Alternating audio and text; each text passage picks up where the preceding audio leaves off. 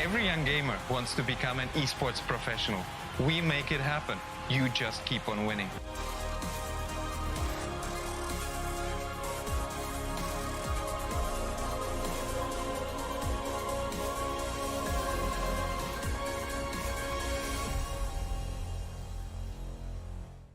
স্বাগতম বাংলাদেশের জন্য ESPL Valorant PowerUp Series ফরম্যাটে আপনাকে জানাই স্বাগতম। এই সিরিজটি রায়ট গেমস দক্ষিণ এশিয়া সমর্থিত একটি উদ্যোগ যা বাংলাদেশের ভেতরে অপেশাদার গেমারদের প্রতিভা বজায় রাখতে এবং বৃদ্ধি করতে সহায়তা করবে। এর সুবিধার্থে PowerUp সিরিজটিতে প্রতি মাসে দুটি প্রাইজ পুল সহ দুটি টুর্নামেন্ট থাকবে। প্রতিটি মাস শুরু হবে একটি বাছাই পর্বের সাথে, যেখানে সবগুলি দল সিঙ্গল এলিমিনেশন ফরম্যাটে প্রতিযোগিতা করবে শীর্ষ 8টি দল পর্যন্ত, এবং এই 8টি দল অ্যামেচার কাপে উত্তীর্ণ হবে। এই 8টি দল ডাবল এলিমিনেশনে লড়াই করবে এবং বিজয়ী শীর্ষস্থানীয় 3টি দল আমন্ত্রিত হবে ইনভিটেশনাল কাপে। ইনভিটেশনাল কাপে প্রতিযোগিতা করবে শীর্ষস্থানীয় 3টি দল এবং আমন্ত্রিত 3টি দল। ইনভিটেশনাল কাপের সময় অপেশাদার কাপ এবং ইনভিটেশনাল কাপের শীর্ষ দুটি দল উচ্চ ব্র্যাকেটে খেলবে এবং তৃতীয় স্থানের দলগুলি একই পর্বের নিম্ন ব্র্যাকেটে খেলবে। প্রথম রাউন্ডের প্রতিটি ম্যাচ হবে সিঙ্গল এলিমিনেশন ফরম্যাটে। উচ্চ ব্র্যাকেটের দুটি বিজয়ী দল তারপর ডাবল এলিমিনেশন পর্যায়ে এগিয়ে যাবে। ডাবল এলিমিনেশন পর্বে হেরে যাওয়া দলটি তখন নিম্ন ব্র্যাকেটের দলের বিপক্ষে প্রতিদ্বন্দ্বিতা করবে। এই পর্যায়ে নিম্ন ব্র্যাকেটের যে দলটি হারবে তাদেরকে তৃতীয় স্থান হিসেবে শিরোনাম দেওয়া। ইনভিটেশনাল কাপে অংশ নেওয়া সমস্ত 6টি দল পরের মাসের অপেশাদার কাপে আবার প্রতিযোগিতা করে বেরিয়ে আসতে হবে, যার উদ্দেশ্য নতুন এবং উন্নত দলগুলিকে অপেশাদার কাপে প্রতিযোগিতার সুযোগ দেওয়া। এর দ্বারা ইনভিটেশনাল কাপে আরও অভিজ্ঞ দলের সাথে তাদের দক্ষতা পরীক্ষার চক্রটি পুনরাবৃত্তি করা হচ্ছে। আমরা অর্থাৎ ESPL কিভাবে বাংলাদেশের দলগুলি পাওয়ার আপ সিরিজে পারফর্ম করে তা দেখার অপেক্ষায় রয়েছি। আপনার স্কোয়াড প্রস্তুত করুন এবং সিরিজটি শুরু হওয়ার জন্য প্রস্তুত থাকুন। Good luck agents.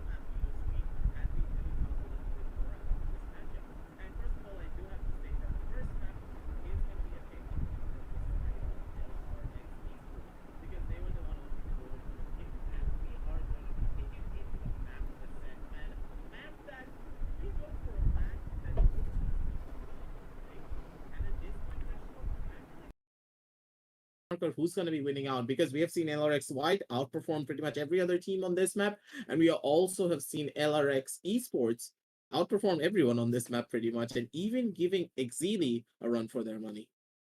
Well, that is gonna be a very hard run if you ask me, because as you mentioned, both of these teams are sister clans, and well, sister teams, if I may say, and as they are wearing the same tags, I'm pretty sure they know each other's strats. So as they know each other's tag, that is gonna be making it more exciting, and I'm really wondering how the matchup is gonna end up, because my oh my, it is gonna be a hell of a match.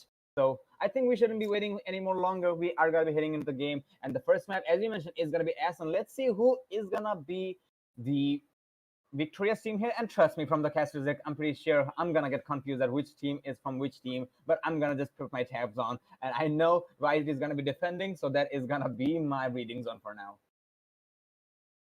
when both of these teams are going to be going up against each other, I do expect a lot of the same strategies coming out from both sides. Not really a lot of changes from here and there, but at the same time, like whenever it comes to teams from the same clan, you and from the same organization, you always know for a fact that these players are constantly like they constantly scrim against one another.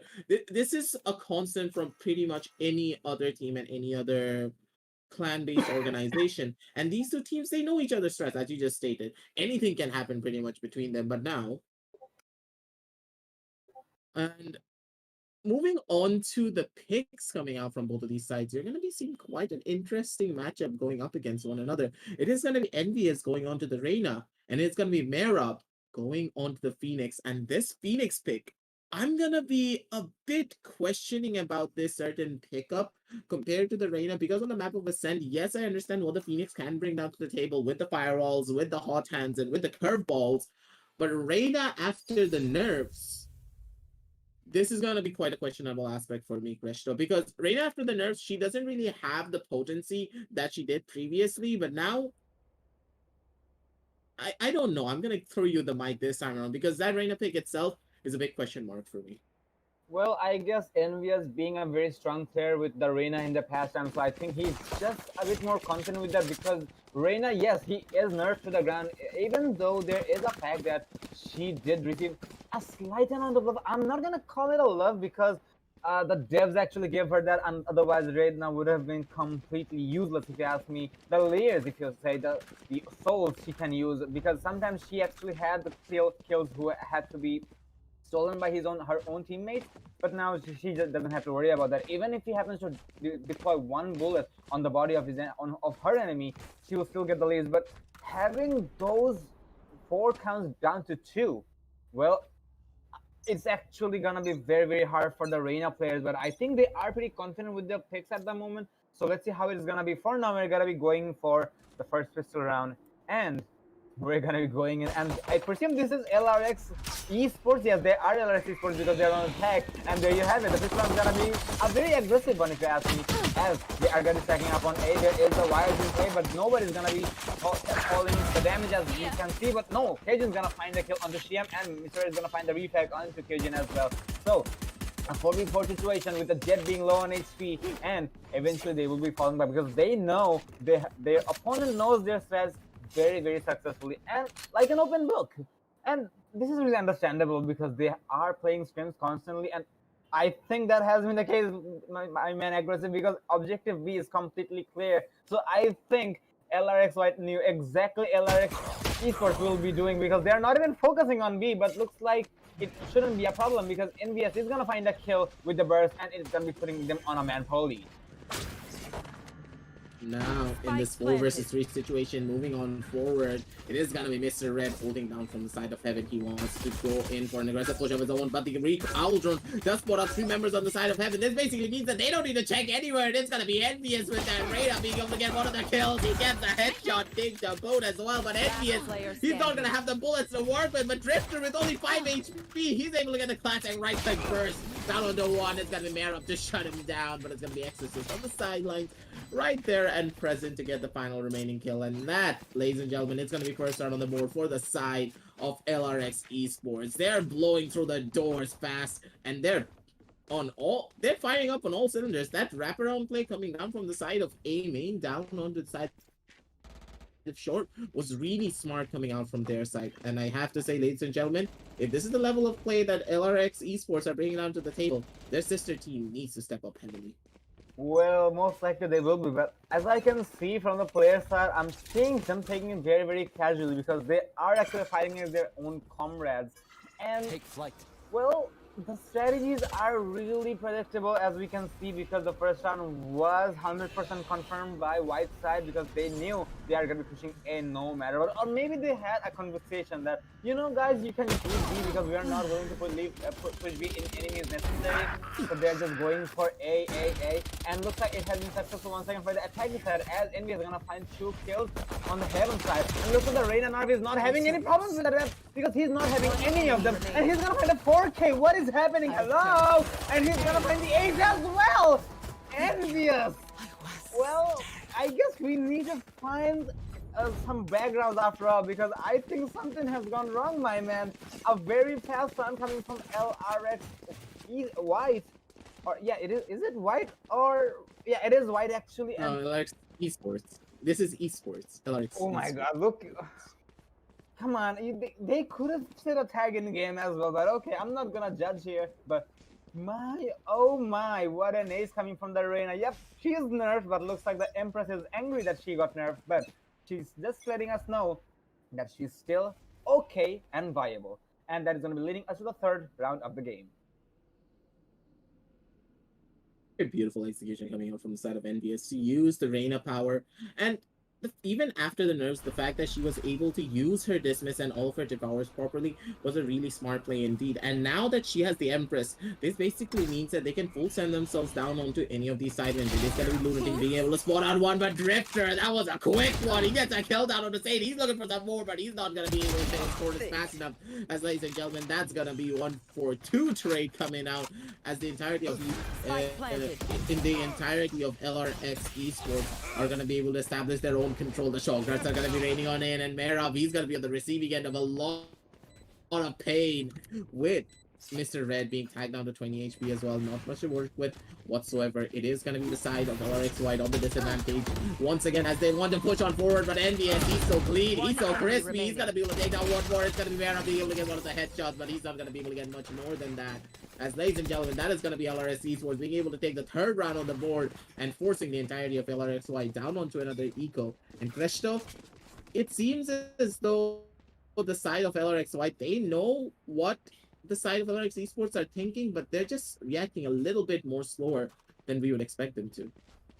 Well, this is taken very casually by the both sides, as we can see, and yeah, the attackers are on the lead and they are putting their opponents to go for a half buy, as we can see. But I really feel the heat from here, but looks like having the casualty, I'm not gonna say this is a very down factor, but I'm seeing the both of the teams enjoying themselves, and looks like they're enjoying themselves way too much, as Hermione is gonna shut Lunatic down, and that is gonna be the spike as well. So they should have watched their back. The casualty is there, but for now they will have to make it work. It's a 4v4 situation with the spike in hand, because it will be recovered eventually, but NVS is concerned about the Cypher's location and looks like he's gonna take the shot, but for now we're gonna be seeing Sane getting the kill on the Drifter, which is gonna deny the spike once again. Looks like LRX White is taking a lot of hit right there because they are not keeping their manpower in their favor in any means necessary. It's a 4v3 and looks like they are not able to recover the spike at the moment because it is in the favor of the defenders because they are pushing so much aggression on the board. Exosis is gonna be going for the catwalk. He's checking every corner and looks like the Empress is gonna be shouting out, and she is angry, she is nerfed, but she will be going for that either way. And looks like that nerf is actually a very big hammer onto the whole board as he will fall, as Red is gonna shut him down with the burst. And that is a 60-round by the side of LRX. So that is a very good round coming from LRX White side because they did lose 3 rounds in a row, but winning the eco round or the 50 round, that is gonna be giving them an economical advantage, which is not going to be applicable for the side of the attackers. Let's see how this matchup is going to be. 2 more rounds to go till we see the equalization, and we'll have to wait and watch till the last second of the matchup. A really smart play coming out from the side of LRX White, and in that situation, LRX Esports, they actually opted to push that spike out from the side of mid without establishing proper control, and the spike was pretty much in no man's land in that situation. But Lunatic, he walks right back into the shock darts of Hermione, and that's going to be tagging him down 27 HP. The recon bolts are going to be lined up slowly but surely, and he's looking to see if he can find something out as of right now, but he's not going to be able to just yet, as it seems to the entirety of LRX White, they're just waiting it out to see what they can find, but now it's gonna be LRX Esports with a fast rush down on it, but it's gonna be Hermione being able to survive in that situation. Gets a kill down onto NBS straight through a wall, but Theoden's gonna be shutting them down instantly. Drifter, he gets a kill down onto Zayden, and Drifter, he's looking for some more, but he needs to be careful. He may just be fighting him a bit more than he can chew if he's not looking at it, and it's gonna be Siam holding down from the side of a main, and he's gonna be able to survive and take down one more. The spike is once again in no man's land, and it's gonna be Drifter with only 88 HP to work with a little bit of armor on his own sidelines. He needs to try and get this kill and he needs to try and clutch out this round. And now in this 1 versus 2 situation, he gets 30 tagged down to seconds 32 HP. Not much to work with. Headshots and a dream, but there's gonna be a double peak on his sidelines. And it's gonna be Siam being able to take him down. And a beautiful defense coming out from the side of LRX White. And Siam, you have to give it to this man. He has absolute nerves of steel, and he read the omen perfectly. Well, looks like we're going to be seeing LRX bringing it back, and yep, we must admit that Shiam actually has balls of steel because he was the only person who was holding on to A, and for some reason, Kyujin didn't check the side, or I think he did check the side, but unfortunately, the Cypher went under the radar, and as he went under the radar, that was the element of success for the Cypher right there. Shiam did play it very, very passively, and he did play it smartly, and thus he got rewarded for that. And now we're going to be 1 round away till we see the equalization coming from LRXY. Lunatic is going to be sending the drone inside, as he will not see anybody inside of it. Well, there's nobody to be found except for the fact that some people being holding inside of the garden area. There is a cloudburst coming in from the jet, but eventually he will take the instance of the objective. And this is an eco run, ladies and gentlemen. So let's see how this one is going to be escalating. There is a Phoenix. Oh no, he's going to miss the burst as he will fall in the hands of Mirab. And there is a 100 Fury coming in, but eventually the Cypher is going to go down, so that is not going to find too much of a success. But there is an Intel coming in onto the Cypher, and there is a running back coming in from the Phoenix as well. Intel's going to find a head onto the same, but there's more redirects coming in from the side of White, as it's all up to Exorcist now, and now he's going to be in a 1v2, but he's not going to find any of them. Mirab's going to shut him down, and that is going to be putting the equalization after all. LRX Fight is proving themselves that they are not to be underestimated against LRX Esports. So we have to pay and put equal amount of respect for both of the teams, because none of the teams are teams that we can underestimate, or should I say they actually have learned from their elders, or I don't even know which one is the elder at the moment. 3-3 is the scoreline, and now this match is gonna go in anybody's favor. We'll have to wait and watch, and let's see who takes the lead on the 7th round. And now I will have to say that round was actually quite successful coming out from the side of LRX Esports. They were able to deny a couple of the guns. They were able to get the spike man down themselves as well, so no harm, no foul whatsoever. But now moving on to their buy round, this is where the pace of the match is going to be dictated, because if LRX Esports are not able to take this one away, this basically means that the eco momentum that the side of LRX White have will be going extremely out of hand, and this is going to be quite detrimental indeed. But now it seems as though LRX Esports, they're playing it slowly, they're playing it a much more towards the side of the tactical approach, taking it slow, taking it steady, trying to gather as much information as possible before they go in for a push. A lot of the information has been found. The Silver Recon Bolts is getting lined up, but the smoke is going to be present to block off any sort of an aggressive push just yet. The shock darts are going to be raining on in, and they need to be careful about it. These shock darts, they are just so dangerous when Hermione lines it up. And he's not going to be able to find a tag just yet, but the entirety of LRX White, they don't know that the impending doom is about to start onto the B side, because Hermione, he did rotate out, and they need to be super careful about this, because the walk-in onto the B side is going to be coming on down real soon, and Hermione, he's making his way down towards the A side. He doesn't know what's up. But now, with the recon ball coming on through, the dash-in is going to be going on down from the side of Drifter. He wants to see if he can find something. It's going to be Saints going in for the spray. He does get one kill down on the Drifter, but it's going to be Mr. Red being able to get one on the NBS. He's going to be dashing left, he's going to be dashing right, goes in for the spray, and he's going to be able to take down Exorcist, but Lunatic from the side is going to be taking him out as well, and now taking us down to a 2 versus 3 situation with the spike going on down. They're going to be making a fast push on down forward, but Kyujin's going to be there to get one kill. Lunatic gets one from the sidelines. It's going to be leaving Siam to collect this one out, and Siam, so clean and so crispy. He's going to be the one to take it all away and take down 2 of the members of the side of LRX Esports, and it's going to be LRX White taking the advantage in their favor. Shiam is undoubtedly the clutch master here, because we are seeing him getting the plays very, very strongly, if I may say, and somehow he is still coming on top, and thanks to LRX White's strategy and to Shiam, he's heavily relying on the information coming from his teammates, and now he is using them successfully, being the neural theft agent. He is living up to the name, and for now, LRX White did seize the lead from the hands of LRX Esports. Now they are actually going to find themselves in somewhat of a pickle, but looks like they're not going to be having too much of a problem. Well, I'm actually questioning this buy coming from LRX White LRX Esports side, because I do see one frenzy coming in. Even I actually would have understood that if the Jets had the Blaze from ready, but no, that's not the case here. But okay, we'll just go with it. Exos is gonna find the entry under Mr. Red, and looks like the Reyna's not taking the corners at all, as Merab's gonna find his kill onto the Reyna right there. Now it's gonna be a 4v4 situation. There is TM who's gonna find himself on a rampage because he's not stopping till the last 4 rounds, as he is getting killed after kills. He's gonna find that kill onto his friend, but on the stage, just the situation, and looks like Hermione is gonna find a lonely get right there. Mehrab will find one more, and lastly, Hermione is gonna clean the last pair off, as Cajun did find one. But looks like LRX White is not stopping anytime soon because they are putting so much effort on the board.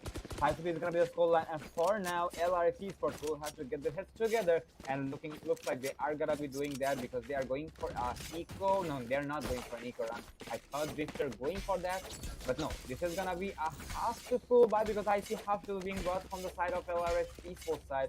Let's see how this run is gonna go. Economically and arsenally, we're gonna be seeing Team LRX White on the top. Let's see how it goes.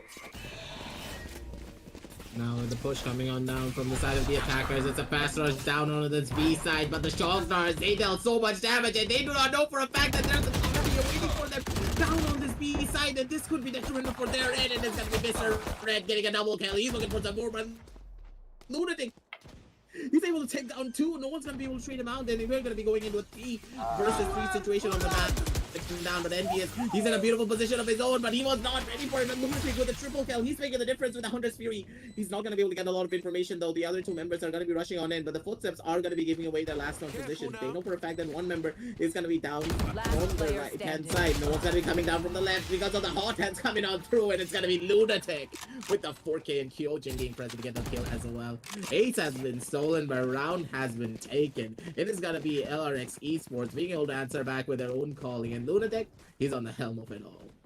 Well, on the last one, we did see the Phoenix deploying some bait right there with the hot hands, but unfortunately it did not come in handy. And yeah, for now, we are not going to see another clutch coming from Shiam's side. Well, we have seen a lot, but our men need some rest. And as they need the rest, they are going to be closing around here. Well, that is a pace, I must admit, from Esports side. They needed to pick up for a very long time, but this is not too late. 5-4, and this is one more round to go for the equalization. I think this is still doable. And as we say that, we're going to be going for a pause time, and I presume this is coming from the side of LRX Esports side. Oh no, yeah, it is coming from LRX Esports side. So I think this is just a technical difficulty instead of a tactical timeout that they need to get their heads together or something. But either way, they can use it, and eventually they should be able to bring it back. And for now, about the analyzation of the previous rounds, well, I didn't see any flaws so far. But for now, this is only 9 rounds of the war. We're going to be hitting the 10th round and anytime now. And this is going to be very interesting to say the least, because the way both of the teams are matching up together, I really understand, and I can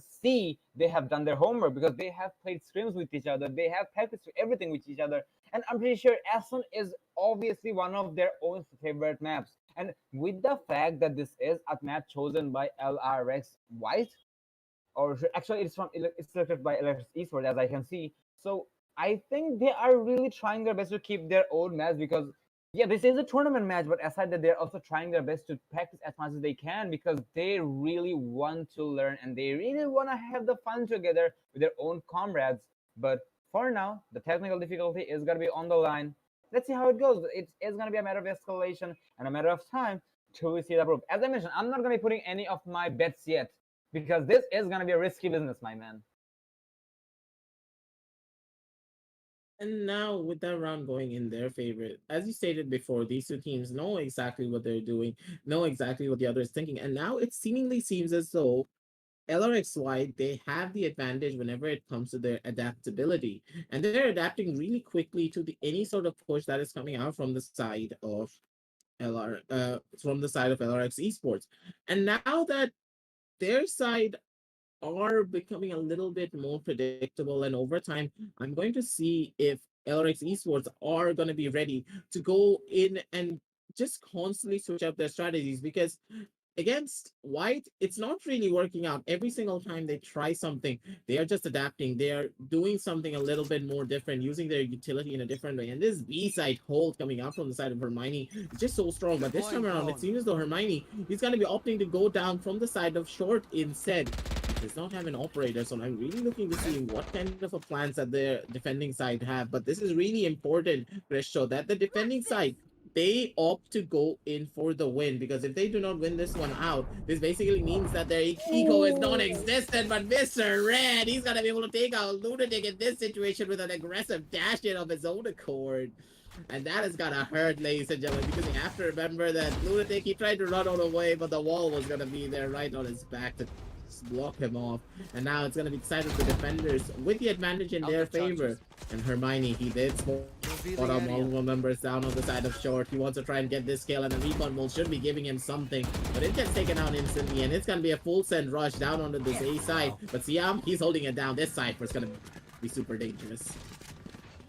Well, he did see the head of the Reyna, but he didn't take a shot because he wants to cover up his location. But looks like it doesn't matter because there's Empress coming in from NBS as he will shut him down. But there's the running back coming from Mira side as well. But eventually he's going to be shut down by the Jet.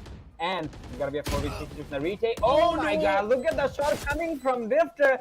I don't think if he's using wall hacks or something, but the prediction was so accurate, so crispy. And it's all of the exhaustion, and eventually he's also going to fall. That round did escalate pretty fast. It was a very fast execution coming from the attacker side, but the defenders were ready. They also did a very fast retake, if you ask me. And looks like LRX White is not looking forward to give away the lead anytime soon. 64-0 scoreline, and they are going to be confirming their reading zone after halftime. What a round coming from LRX White, and LRC Esports did try their best. Even eventually the aggression coming from LRX White will be rewarding them, because the first blow coming from the Jet with the Blade Storm coming from the Omen's Paranoia, it was so effective onto Lunatic, because Lunatic had nothing to do other than just taking the damage, and he did take the damage, which did put LRX Esports on a mandate advantage. But eventually they did happen to go for the plan, but for what cause, because there was the strategy, there was a retake coming from the side of LRX, and looks like it will be rewarding them. For now, we're going to be seeing the Blaze Storm coming from the side of Mr. Red, and looks like if he can find success there, they are going to be putting some pressure. Oh my god! I wonder why Mr. Red survived so long, but eventually there is going to be so much kill coming in the favor of LRX White. So I guess the aggression from LRX Esports is not rewarding them, because the spike is under the control of Kyojin. Well, as my friend says, under the no man's land. And there is a neural tips coming in, but eventually it will, before it's gonna be activated, it's gonna be a kill coming from here. And there is a teabag ceremony coming in. Well, that's how it is. 7-4 is the scoreline, my man. And this is the last round before the swap. Let's see who takes it. 7-4 is the scoreline. 8-4 can be taken, but 7-5 is considered as a very more balanced split, if you ask me. They need to understand one thing, that LRX Esports are opting to go in for these fast rushes, but it really won't work against a team that know a lot of your strategies. Yes, I understand you wanted to take aggressive mid control, but you were not checking down on a lot of your corners, and when you don't check it, even with that flash present, any good player can take down multiple members if they know how to do their spray control properly. And in this situation, it was the side of the attackers feeling that pain. But now moving on forward, ladies and gentlemen, it is going to be LRX Esports wanting to go down onto this A side, clearing out every single angle. It's going to be Lunatic on that Owl drone to see if he can find any bit of information. But LRX Esports, they could just be fighting off a bit more. But it's going to be Envy being able to shut down one. It's going to be Mr. Red going in for the spray. He does get that kill down onto a flying Drifter. Saint from the back end. He's going to be able to find some of his own, but it's going to be Hermione with the 100 Fury being able to deal the damage, and now down into a 3 versus 2 on the map. The spike has just not yet gone down, so we are going to be waiting to see what we can find. The shockers are going to be raining on in, but the entirety of LRX Esports, they're stuck between a rock and a hard place, and here comes the spray from the side of Hermione. He knows exactly what's up, and he's going to be able to take down his twin brother, and now with the spike carrier down onto the side of a hell. It's gonna be envious going down into this 1 versus 3 situation, and Cresto, he's stuck between a rock and a hard place, and a bullet in his skull as well from the side of Hermione.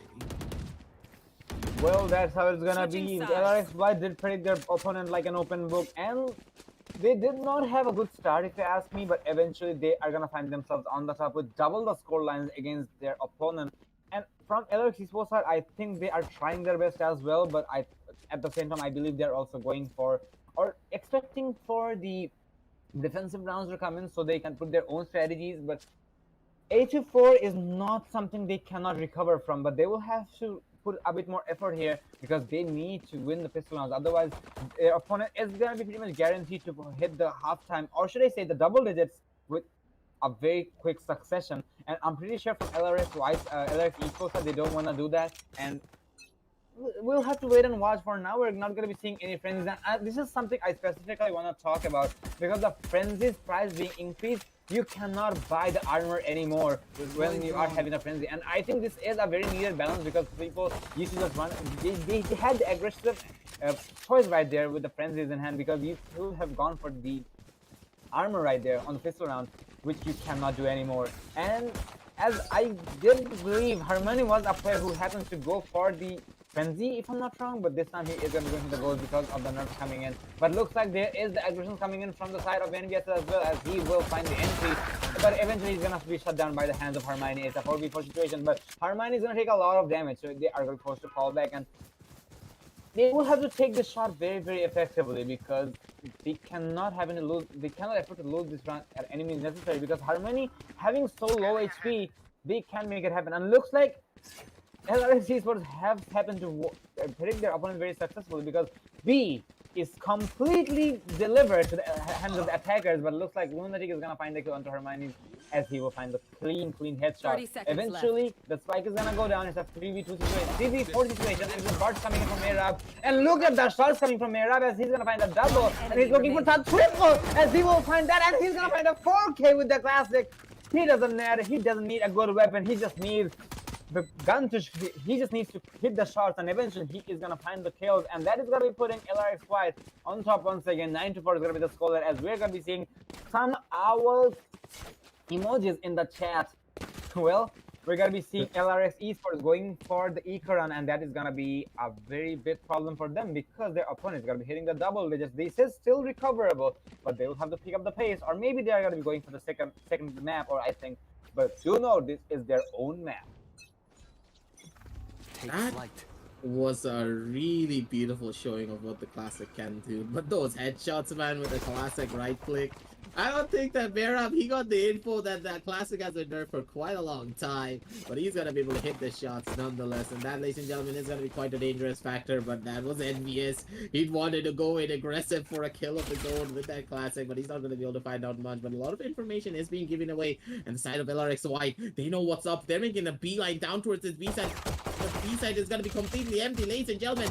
It's gonna be a fast push coming on down from front and center, but Lunatic, he's not gonna be able to hit the shots down with that frenzy. Not really a lot of information being given away. It is gonna be Mr. Red being able to pick out 2. Siam taking out a double for himself. He's looking for some more, and he's gonna be able to find it all away.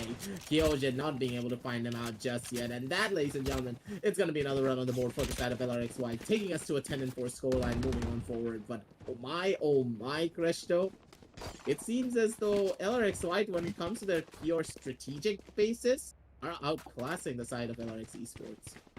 Well, I guess we all have that student in our school or colleges that he always attends the education, or he just never misses the homework.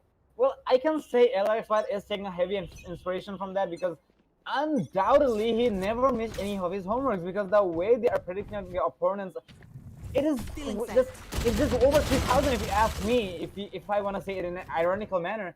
But for now, there is the aggressions coming from the side of the LRC Sports as well, but it's not favoring them in any means necessary. White is just better when it comes to aggression, and looks like they are just gonna keep their names alive on that. But eventually, they are gonna be losing a manpower, as the Omen is gonna fall back after the kill. But this is gonna be allowing the attackers to go for the spike plan after all, as they will be going for that. But they will have to make it worth it. It looks like they are gonna be making it worth it after all. It's out of the lonely Phoenix right there, and now Phoenix is gonna find himself in a pickle, as he was trying to set his collar after the run it back, but eventually he's gonna fall in the hands of Kyojin. But this was a very needed round coming from LRS Esports side. Well, so far we are seeing LRS White dominating so far, but they will have to stop eventually, because come on, the opponent is their own handmates. Eventually they will be giving them some chances or something, I don't know, but I don't think it was a chance. That was a very nice executed round coming from LRS Esports side, and we'll have to wait and watch. This is one round in favor of them after a very long time. I'm gonna put my tabs on them, because we know both of the teams have a good amount of potential coming on their board, but they will have to make it work, because 5 more rounds to go for the equalization. if you take too much rounds now, it is gonna go to a point of no return. Now, there's gonna be fast push coming down from the side of mid to see if Hermione can find out something just yet. He's not gonna be able to. He's gonna be backing on off. The ultimate is gonna be popped down from the side of the Jet. Mr. Red, he does have his knives in hand, and he's gonna be opting to use that as the weapon. But Hermione slowly pushing on down, clearing all of his angles down here from the side of shore to see if he can find just any sort of information, any sort of a pick for his team. He's playing entry Silva this time around, not usually opting to use his owl drone just yet. But NBS, he's in a very beautiful position of his own. But a lot of noise is being made down on the side of A shore. But the entirety of LRX White, they're making their way down on the side of mid instead. Then they're going to be opting to go down onto this B side. But from the back end of B, we do see the Drifter. He's just chilling there. And now, ladies and gentlemen, they are going to be making a full send rush down towards this B side. And Drifter, he's going to be the one to try and hold on strong as the rotations are going to be coming on down. The flashes are going to be going on in. Ladies and gentlemen, it is going to be a push down on this B side. But it's going to be Lunatic being able to find out one. Immediately gets straightened out by one of the members. Drifter, he's gonna be able to find one of his own. And Drifter with a double kill. Exorcist on the sideline chiming in down with his own kill down onto Hermione. Envious, he gets a kill down onto CM and sends the dragon straight through his soul. And that, ladies and gentlemen, that is gonna be another run on the board for the side of the defenders. And finally, they're gonna be able to take a deep breath and say that, hey, we just absolutely disrupted the economy of the side of LRX White. So we can just take a deep breath, move on to this round and be like, we can hold this one out. We can hold strong. And if we win this one out, we further stabilize our economy. And finally, we can get Drifter and Operator to move on forward. And with that Operator buy, the defensive side is just going to get way more potent. Well, we'll have to wait on that. And for now, they are really trying their best to destroy their opponent's economy. As I'm talking about LRT side, that is. But looks like the side of LRT are also concerned about that because they know after if they happen to lose this round, they are not going to be having the hands-on economy in their favor. They're going to try their best to win this round and looks like they're putting the aggression once again, but they're not being greedy. And looks like not being greedy is going to be rewarding them slightly, but Indius is going to be forced to fall back. And I mentioned he's going to show his back to the end of the Silva right there. And there you go. There is a kill coming in the favor of LRX Fed, but eventually there is one kill traded off from the side of Explosives. But that is not a kill. Man for advantage, they were looking for it. Eventually they will find that as Cam is going to find his clone. The 3v3 situation with the plan going down.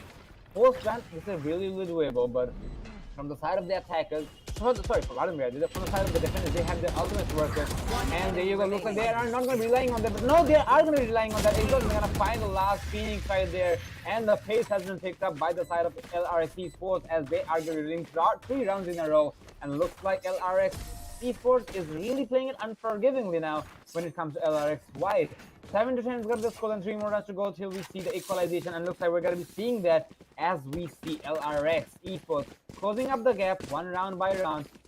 For now, it is going to be a problem for the attackers to go for the Nico run, and yes, they have been successful with that. And they are going to be going for the Sheriff in hand, and this is an Eco round. Let's see if they can happen win it successfully. We're going to be seeing one Marshall from the side of Hermione, and we know Hermione is a monster when it comes to the Marshall. And with the fact that Marshall did receive some love recently, the Marshall is going to be a bit more viable. For now, we'll have to see how much effectiveness can be dragged out from his end. We're going to be seeing Red pushing very aggressively on mid without any covers from his end. So, okay, I perceive he as having the confusion in his nerves. So, okay, he's going to be playing as a smoke criminal right there. Eventually, he's going to be falling back. And there is the push coming from the wine area. Saint is going to be spotted. Yes, he is going to be spotted, but the camera is going to be taken out. Cypher knows exactly what's happening, but it can be a bait as well as the Omen is all by himself. The main pressure is going to be declared on the mid area, and looks like LRS is waiting for a signal, a specific signal, when they are going to be pushing up all together. So they're going to be going all out loud any second now. There is Blue Marshall going very loud, as we can say. 3 or 4 shots are going to be taken, but none of them is going to be connecting so far. This is going to be a very calm round if you ask me from LRX White side, but looks like the Gold Stone is going to be hitting after all. Hermione is going to fall in the hands of Exorcist. The attackers are taking the damage, so the defenders are just planning on the strategy, as we can see, as the Empress is going to be going out all out as well. And they know this is an eco round, so they can put aggression if they want to, and looks like they are putting it because there's 3 bodies which is going to fall eventually, and there's 2 more to find in the side of mid. Looks like the attackers know, the defenders know exactly what's happening. Now that defenders are going to become the attackers, and now that is going to be a turnout.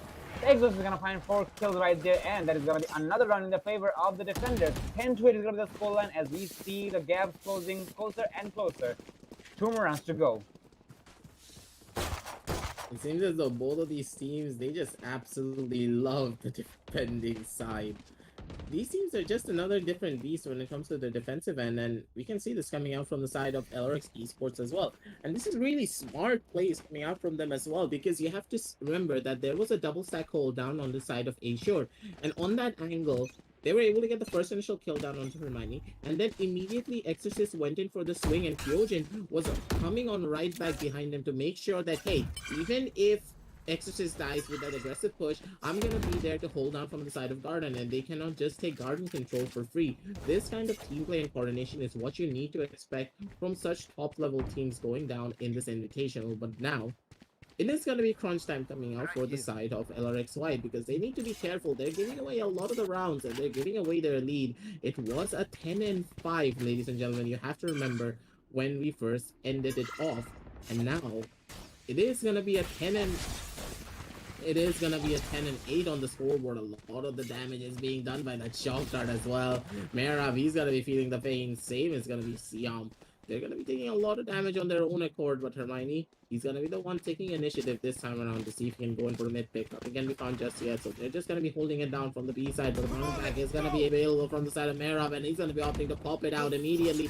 And now will he be checking the back end corner, and he's not going to be at the drifter, and he's going to be the one to take out the running back clone, but taking out the running back clone is not going to be enough, and it's going to be Lunatic being able to take down one on his sidelines. But now Drifter, he's stuck between a rock and a hard place, but the spray is going to be coming down from all of these angles from the back end. It's going to be Kyojin being able to take down one, but he needed to get traded out by Mera, but Exorcist is going to get the reverse trade, and now taking it down to a 2 versus 2 situation on the map. The push is going to be coming on down with the hat coming out from the side of the Cypher. From the attacking side, the trades are going to be coming on in, and it's going to be Mera being able to find ahead of Envious in this situation, and it's going to be Exorcist with only 32 HP, not much to work with, and Mera, he's going to be the Phoenix taking all of the shows, and that's going to be one for the highlight reels for sure, with a beautiful triple kill to boot. It's going to be 11-8 on the scoreboard, and it's finally going to be one run on the board for the side of LRXY. LRXY is really picking the pace once again. They are trying to destroy the motivation coming from their opponent, or should I say LRX Esports. Well, they have hit the 11th round, and now this is going to be a very, very important round or matchup for the side of LRX Esports, because now they cannot afford to lose any more rounds, because after this, LRXY is going to be sitting on match point, and as we all know, you should not expect or allow your opponent to sit for match point. For now, we'll have to wait. Mehrab and the friends are going to be going for A, and there is a very aggressive push coming in. And yes, looks like he's concerned about this. There is the Blade Storm coming in, and there is so many ultimates coming in. There's the Hunter's Fury. There is, oh my god, look at the kill feed. Looks like the attackers are really having a casualty after all, because it's all up to the Lonely Omen right there. This is gonna be a 3K for Drifter, and he was on a rampage. He was the key factor. And looks like they are going to be putting the effort right after all, as we are going to be seeing the Jed going for the operator. I think he went for the operator on the previous round, but he opted to go for the ultimate instead, and that did reward him very, very successfully and heavily, because he knew he needed to take the close quarter fights, as he will find the success right there. This is going to be 11-9 scoreline once again. We are going to be going for yet another half-buy round coming from LRX right side. Yes, this is going to be a half-buy coming in, so this round should be doable for the side of LRX Esports. But the previous round, that was a completely different story. For now, we'll have to wait and watch. And looks like the aggression is gonna be coming in from the side of NBS. Yep, he is gonna be aggressive after all. He's gonna find one, but eventually he's gonna be using the dismiss, and that is the only dismiss he's gonna be able to use. Well, he can use one more, but it looks like Hyojin is gonna be doing some of his own work right there, as he's gonna find a 2K. And suddenly, this is gonna be in the favor of LRXY. LRX Esports, pardon me right there. Merab is gonna find a clean one tap on the head of Kyojin, and it is the Reina or coming in, the Eye coming in. But because there is a kill coming in. And this is gonna be a double is coming from the side of LRX Esports as well. So 11-10, my man. was a really quick round, and I have to give it to the side of LRX Esports to be aggressive this time around on the defensive side. And I really love this coming out from them. They're constantly changing up their strategies on their defensive end. Sometimes they're being aggressive, sometimes they're being defensive. Sometimes they're taking pockets of control on some part of the map and then funneling funneling all the members down into that one pocket where they have control. For example, in a couple of the rounds previously, we did see a B main push coming down from the side of Lunatic, and Lunatic was able to establish control there. And in this situation, instead of LRX White opting to push Lunatic, they opted to go back down on the side of A main, walk into the crossfires of multiple different members from the side of the defenders. And this kind of team play is just so dangerous. And I understand what LRX White are trying to do, but seems as though Hermione, he's the one trying to take initiative in a lot of these fights, and the Sova going in so aggressively, it's going to be quite dangerous. But Envious, he's the one taking a lot of the pressure off the board, and it's going to be Kyojin going in for the flashes, going in for the fake taps on the sidelines to make sure his teammate is going to be safe in this angle.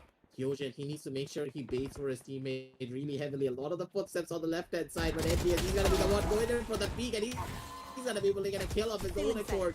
A lot of information is being given away. He needs to go in for the spray, and he does find a second kill before he gets taken down. And ladies and gentlemen, that is gonna be the deciding factor for it all. That was a 1-for-2 trade, and now on that 1-for-2, no one is gonna be happy other than the side of the defenders. And Kyojin, he's gonna be really happy because his teammate just got 2 kills and he's holding down from the side of Market. He should be able to get one more. Goes in for the spray, but that run was too quick, and it's gonna be Mera being able to shut him down. And that, ladies and gentlemen, is gonna be taking us down to a 3 versus 3 situation. Mera, he does have to run it back. He's not opting to use it just yet. The Lunatic's in such a beautiful position. He can go in for a couple of more. He's gonna be going in for the runaround. Drifter, he doesn't know where to go. Not Drifter, sorry, Mr. Red. He doesn't know where to go, but he's going to be able to get the kill down on the Lunatic nonetheless. And now, ladies and gentlemen, it's the Exorcist being aggressive. Exorcist chiming in with his own kill. Drifter from the sideline gets his own as well onto his own twin sister. And that, ladies and gentlemen, is going to be taking us to 11-11 on the scoreboard. Both of these teams are at each other's necks. And they're taking it all away. Cristo, we could just be in for overtime if this keeps up. I'm actually not gonna doubt you right there, my man, because both of the teams knowing exactly what their opponents are gonna do. Every single time we're seeing the matches and the rounds coming so close in both of the teams side, and eventually one of the teams happens to take it back. And 11-11 is the scoreline at the moment, so I was saying that LRX Wire was the student who happens to take the homework very seriously. Now I'm actually taking my words back, and really, I don't know if it's an instant regret or something, but I must admit, LRX Esports is also trying their best to focus on the homework after all, because now this is anybody's match, and I'm pretty sure this is gonna hit overtime because none of the teams are gonna letting it go that easily. And undoubtedly, SM being the strong map for both teams, they're gonna try their best to hold on to that, even though this map is circled by LRX Esports side. And now they're going to be playing it a bit more strategically because now the aggression is not going to be a very key factor. As we can see, there is some pressures coming in from the side of B main, and looks like the Sova is going to be the leader right here, and eventually he will be deploying the recon board for the information. And yes, he will find the information on Exhausted, but they'll have to heavily rely on that. Merab is going to be pushing in with the running back, and I know he is concerned about the push coming from the Phoenix, but eventually it's gonna be shut down because the Drifter did go under the radar, so he did hide inside of his split, and now that is gonna be rewarding him, and now it's all up to the Phoenix now in a 1v4. It is going to be pretty hard if you ask me, and looks like Merab is gonna take a lot of damage because there's a shock that's coming in. Come on, let him go, come on. Give him some pace, and eventually he is gonna be pushed from multiple directions. There is no mercy coming from the side of LRX. Which one is it? Question mark from the defenders. Yeah, this is LRX White, as they are going to find themselves. Well, sorry, it's actually LRX Esports. They're going to find themselves on match point. 11-12. I don't think this is going to be the last round, ladies and gentlemen. Well, it is going to be solely dependent on the players. We're really putting our thumbs on the side of LRX White. Sorry, from LRX Esports. We'll have to wait if it is going to be overtime or is it going to be the victory for LRX Esports or White. LRX White, they're on the back foot of it all. They tried to go in for an aggressive rush down on the side of B main once again, and that was not really working out from them. But NVS, he's biting off a bit more than he can chew. He did not opt to go in for the dismiss in that situation. He does get traded out immediately, but Drifter from the sidelines, he does an aggressive push down from the side of B main because no one was watching him in that angle. Ladies and gentlemen, there were no Cypher tripwires on that side as well. This basically meant that he just walked him down onto the side of B main for free. And now down in this 3 versus 4 situation, the entirety of the defenders, they're gonna be on the back foot. Kyojin, he knows what's up. He does the paranoia, and he's gonna be able to flash out the members. A lot of the information is being given away. Kyojin, he's gonna be able to get his double kill on the sidelines as well. Kyojin so clean and so crispy, but that hat coming down from the side of the Cyphers. LRX Esports, the experience that they have in comparison to the side of LRX White, coming down to full fruition on this matchup, and you could just see that LRX White, they were just flustered. They didn't know what to do in a lot of these situations, and they paid the price for it. And Kresto, this is where experience matters. And in this case, LRX Esports, they just had more of it. Well, undoubtedly. Unfortunately, we're not going to be seeing any overtimes, but yes, now I understand why LRX selected this match specifically, as they are going to be coming on top. 11-13 is a very close scoreline. Well, we did expect to go for a overtime, but eventually we're going to be seeing others bring it back, and a very well played map, if you ask me. There was the Reina pick, which was questioned, but eventually NVS is going to be proving us wrong, as he went for those crispy 25 kills. Well, being the duelist of the team, or should I say the first duelist of the team, he is doing a hard work. Doesn't matter if Reina went for the nerf or not, he did his work very, very successfully, and he is living up to the name. The Empress is not taken out. The Fallen Empress will be back, as we can see, and that is going to be rewarding the side of LRX's side, pardon me, right there. And that's one map of the board, but we're going to be expecting the second map to be a bit more spicy, because the first map itself was extremely spicy. It was extremely close, if you ask me, but eventually we're going to be getting into the second map as well. We'll have to wait and watch. For now, we are going to be going into a break as much as we can, but for now, let's see how it goes. Let's give the players a break, and we're going to be right back after a short break. Stay tuned. We're going to be right back with the second map.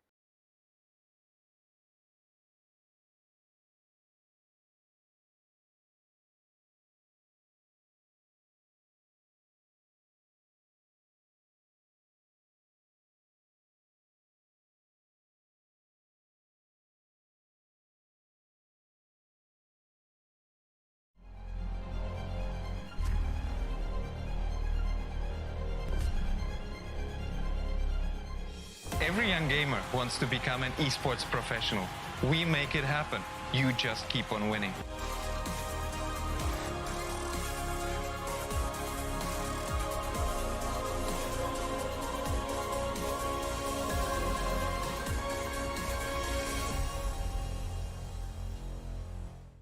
স্বাগতম।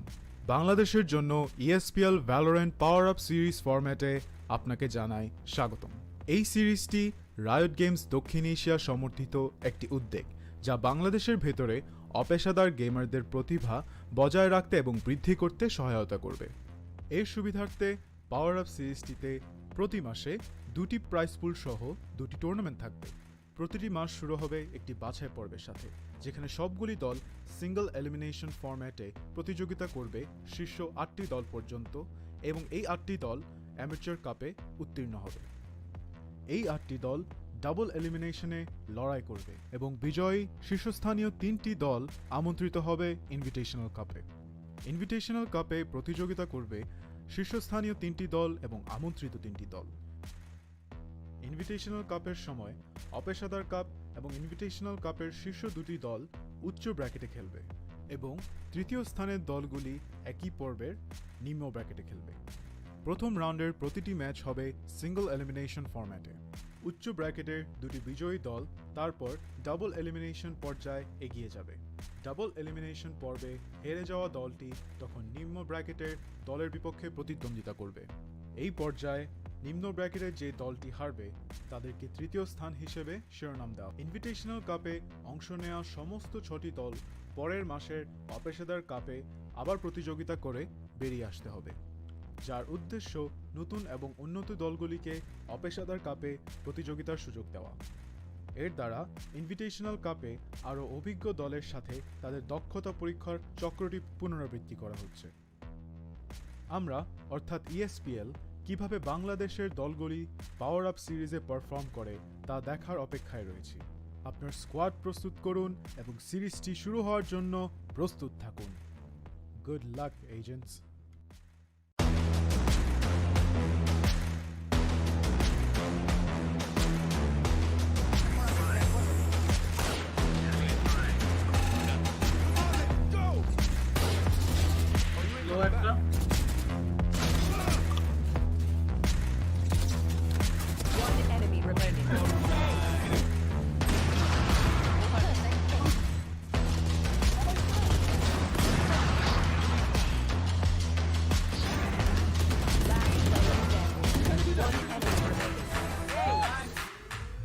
Hello everyone, I am Samuel from Mercenaries. You guys probably know me as Nuke. We are delighted with the invitation to the ESPL Cup and we are looking forward to playing against the top teams in this country. Thank you.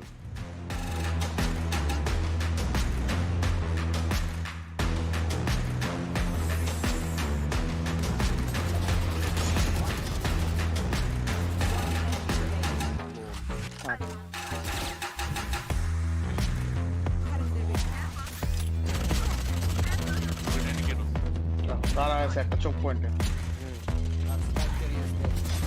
আসতে দিল না, আবার আসছি আমি না, আবার বসছি ওই যে এটার পরে আমি আসছি।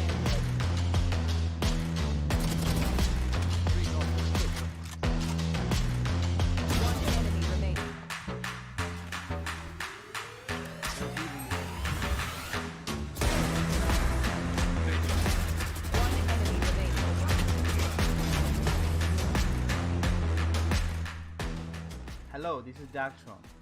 I'm the founder of Instinct Esports. ESPL has brought a new platform for all of us, and we're really excited about it. And we're really looking forward to do our best and win the upcoming event, the Amatuer Series Cup 2. See you all in there. Thank you.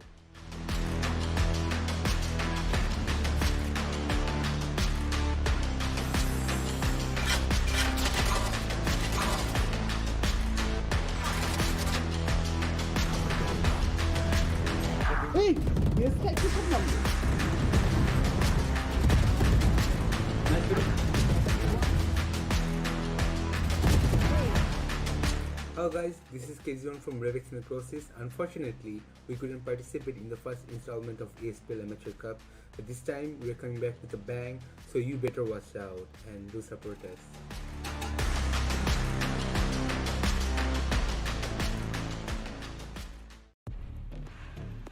I will break the balance. About the utility usage, you did mention that why did he go for the Reyna pick as he knew exactly what the killer was and he will find it, but there's a refresh coming in from sector as the Armenian is gonna fall. So will headshot. Okay, something's up. Victor, okay. Are we gonna see an ace? It's already a phone. Let's go! We're gonna see an ace from Headshot getting a kill on his own, of his own on the sidelines, but Japanese, sorry, he's gonna be the one to make the difference. He's gonna be one to do the damage, and ladies and gentlemen, he's gonna be down to a 2-already with on this operator. And now, once again, we do see an aggressive push coming out from the side of Headshot. Not really having backup, but just as I say, the caster's curse seemingly coming into full fruition, but still, it is gonna be Hermione to bring back that man advantage in their favor state. He's not taking his strong angle properly, and this is probably gonna hurt a Japanese Thor. Chimes in for the triple kill with the nice, very beautiful post-plant positions as well from all the members of Mercenary. They have the momentum in their side. He's gonna be going in for the peak, but it's gonna be Bearov getting the first initial kill down to the lethal. The Leers are still available, but the recon bolt is gonna be the one to spot everyone out. And ladies and gentlemen, the no peaks are gonna be coming on again, but the spike timer is gonna be going on down slowly but surely. It's gonna be Demon Silence getting the first initial kill, but it's gonna be Hermione with his operator being able to get one kill of his own. It's gonna be Headshot getting another one down to a 2 versus 2. Hermione spreads through the smoke, gets another one kill on the sideline. It's gonna be Rush to make the difference there. Rush to clutch it all out. The lineup happening. Gets one frag, Sanity gets one more frag. And the attackers are still going off. LRX, Harmoin takes one kill. Harmoin gets killed. Harmoin, what are you doing? Oh my lord, Harmoin! Oh my god, can he make it happen? No! Harmoin! Oh my god! Gonna be able to take aggressive control, but the ultimate has been tossed. The Hunter's Fury trying to do the damage. be able to find the first initial kill down on the specs, and the defenders, they have the advantage in their favor when it comes to the man.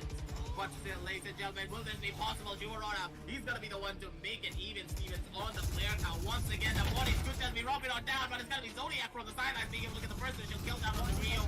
And it's gonna be Ado with that. Odin getting another one, Zodiac with his second. For some weird reason, I must admit, Project Card's economy management is pretty questionable. And I think they're gonna be working on that in the future. And speaking of which, there is a smart play coming from. So finally, the break is gonna come to an end, ladies and gentlemen, and we're gonna be hitting the second map of the day between LRX White and LRX Esports.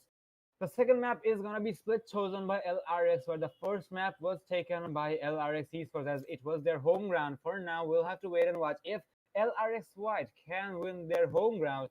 Even though it was a very close match, and undoubtedly Ascent being the first map, it was a very strong map for both of the teams. And I presume Split is gonna be pretty much of a same story, ladies and gentlemen. So let's see how it's gonna be. So what is gonna be your prediction, my friend Aggressive? Pretty much at this point, anything can happen. And both of these teams, when it comes to the pure strategic aspects, they opt to go for some very spicy picks, to say the very least. But once again, we do see something coming out from the side of LRX Esports. They're opting to go in for that breach pickup onto Kyojin and not opting to go in for this jet. And I said this before in other tournaments as well, that breach normally needs a jet to go in for a lot of fast execution plays that the breach and jet combination can do. And Drifter, he's going to have a pretty rough time trying to do so with that raise in hand. But once again, we do see that there is no jet coming out from the side of LRX White as well. They're opting to go in for the Phoenix and Race combination. So they're playing much more strategically. They're playing it a lot more of the slower pace style that you would see without that jet in tow. But it's going to be a big question mark from me personally, Presto, because I'm an advocate for the jet onto the map of Split whenever you have that breach on your favor. But now, let's see what these teams are going to be up to, that's for sure. Well, we are surely going to be missing the aggressions coming from the jet mains, but I guess they have something on their own, and I think they have made the strategies, and I presume leaving the spike on the base was also a part of the strategies from the attacker side because it was the only first round, but eventually they're going to be recovering it. But yeah, back to where I was. The aggression being eliminated from this map, and especially this is Split, the aggression can really reward the players. So I guess they just want the explosives on the board, and I don't know. It is gonna be solely dependent on the player side. Yes, we are we were really expecting a jet presence, especially with the breach in hand. But okay, we'll have to wait and watch. And as we are saying that there is a push coming onto the mid side, as everything is gonna be slow. There is a grenades coming in as Drifter is gonna claim the life of Spain. That is gonna be the first casualty of the game, as the attackers are gonna be having a hard time here. And eventually Harman is gonna force Drifter for the. That was a hard hand coming in, but it was a very successful utilization coming from the attacker side, as a refrag is going to be coming in their favor. The 4v4 situation, there is the flashes coming in from Kyojin's side. He's just preparing it, but unfortunately, as we mentioned, there is no jet to cover him up. So that is not going to be that effective to its core. So he'll have to wait. Eventually, there is a flash coming, which will burn sometime from the attacker side, but that is going to be all he's going to find. There is the concussion coming in on the attacker as well, but for now, as there's no jet, every single time we're seeing the breach using every single victory coming in, we're really missing the jet. We're missing the win girl. Oh but no! Now we're gonna be seeing a good amount of aggression coming from the attacker side, as they're gonna be finding Kyojin back to it. Oh no! What a potato fest! But eventually Kyojin's gonna find his shot. Spike planted. It's gonna be a 3v1 situation for Kyojin. Kyojin, he's stuck between a rock and a hard place at this point, because every single one of the members of the side of the defenders, they're gonna be chilling down on the back end of the side, and it seems that Kyojin is gonna be opting to go in for the exit track this time around, but that wall placement is gonna be quite a crispy sight if they're not careful. He does one on the gun barrel. He knows for a fact that one member is gonna be on the top side, and it's gonna be CRP, the one to bite the bullet. Kyojin, and now comes the spray, but that turret's gonna be the sixth man for the side of LRX White, and they're gonna be able to take it away. A little bit of the friendly teabags once again coming out from the side of Hermione. And that, ladies and gentlemen, is going to be taking the first round for the side of LRX White. And once again, it seems as though on their home map, they have a lot of strategies to work with, and even with the man down, they're able to come on back strong and take it all away and take the first point on the board. Well, a very decent start coming in favor of the attackers, which happens to be LRX White, but now they will have to hold on to that. Previously, we did see LRX having a very good start. Eventually, they did lose the lead for a very long time, and they did have to bring it back. Unless this is going to be happening once again, I don't know how it is going to be escalating. For now, we're going to be seeing the grenades coming from the raid side. He does have authority to work with it. Is the Cypher who's going to be in for an aggressive swing? And oh, no Drifter! No, don't stand there, my man! And it's all up to the Reyna now in a 1v5. Envious will have to do a lot with the classic in hand. This is gonna be pretty much gone for him, but he's gonna find one with the burst in the face of Stain. But looks like he's gonna be hunted down. And now there is a cat coming in to knife him, but eventually he is gonna be taken out by Red with the stinger in hand. So 0-2 is gonna be the scoreline, and this is really predictable from the side of LRX White because the opponent was on an eco round, so they can work with it. But I'm gonna admit that LRX Esports will have to pick the pace up now because they have LRX Fire will have to hold on to that because they did not win their first map. Well, this is their map now, so they will have a good amount of reading zone if you ask me. They will have to work on it, and as we speak about that, there is the barriers gonna be lifted, and which is gonna be escalating to the third round of the game. Drifter, he pulls out the aggressive grenade to see if he can get a little bit of chip damage out on the side of the attackers, but nothing can be found just yet, but gets a lot of information that multiple members are going to be down on the side of mid. A lot of noise is being made on the side of sewers to fake out a rotation play, but it seems as though they're all just festering down onto the side of mid, not really going in aggressive just yet because they do have the disadvantageous buys, because if they want to go in for a push, they need to go in aggressively. No one is going to be present down onto the side of mid aggressively. They're all playing it defensively. They're all playing for the long range fights because they have the long range guns. The spray is going to be coming on down from the side of Drifter. He's going to be able to get one kill. Drifter with a second. And he's taking them all home. The nade's gonna be top, trying to deal a little bit of damage on Merov. He goes in aggressively, but Kyojin, he goes what's up, and he's gonna be able to get the headshot to clean him up. Exorcist from the sideline gets another. CM's gonna be able to hit the headshot, but the headshot's not gonna help whenever you have that Spectre in hand versus a Phantom. And it's gonna be Kyojin to clean him up. And that, ladies and gentlemen, is gonna be the first run on the board for the side of the defenders. And it seems as though the entirety of LRX Esports, they're a completely different beast when it comes to their defensive rounds, when it comes to their guns. Well, undoubtedly that has been the case, and I really wonder why the Rays was admiring the walls back there, because he did show the back to his opponents very, very happily, and I really think that was actually a miscommunication. Like, he was trying to check on the elevator area, but eventually he just went for a very swift push, and that was actually the winning blow for the opponent for their side. But for now, we're going to be seeing all of the attackers tagging up on the ramp area, so this is going to be a heavily A push if you ask me. There is the third which will be covering up the flanks as well, but looks like the defenders have been predicting that there's a grenades come in, but eventually those no casualties are going to be coming in. They have a stage to work with, so if there is any heavy casualties, they can or at least work with it. So looks like they are relying on that as well. Victor is going to be forced to fall back with the hot hand coming in, but there is the killer who is going to be inside of the vents. And there is the Brimstone who is going to be taking a lot of damage. Exhaust is going to be going for the elbow area, well, the seed side, and now he's going to be staying to the smoke, being the smoke criminal, but eventually he's going to be falling back. The attackers are solely depending on A after all. Looks like they are going to be doing such anyways because they're going to be finding 2 kills, and they are on a rampage. It's going to be a 2v4 situation with the finish from GoNXT, but he is going to be able to recover the HP as well, and yes, he's doing that. Drifter is going to find one to Hermione. It's a 3v2 situation.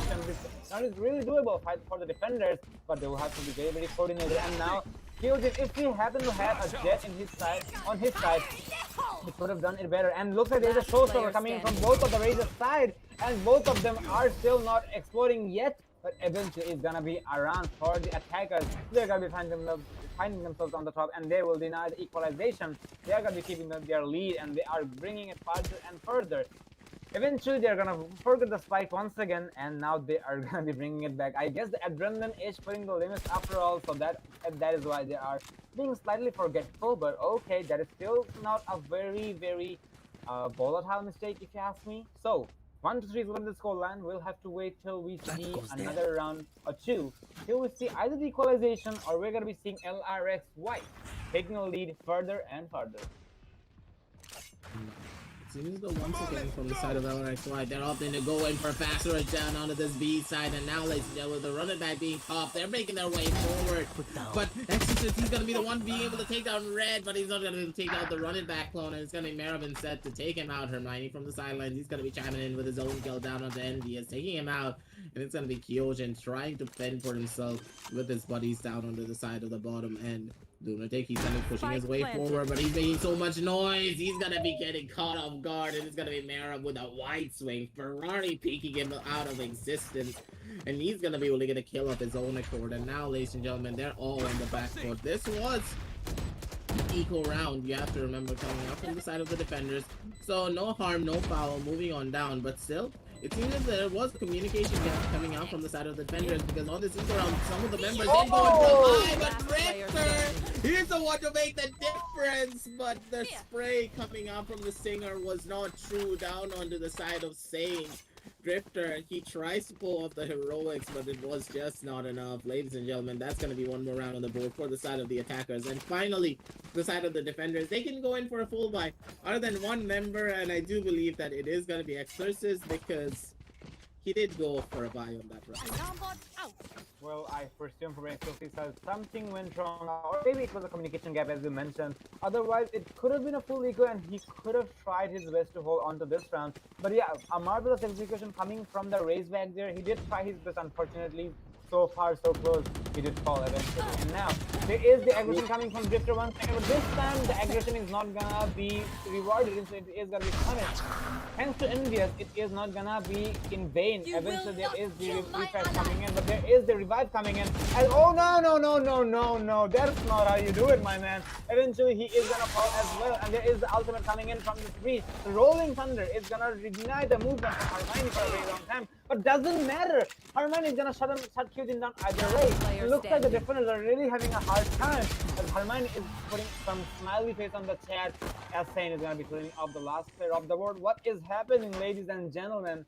The attackers are looking so confident, and undoubtedly this is their own map, and now they're really putting such a show here.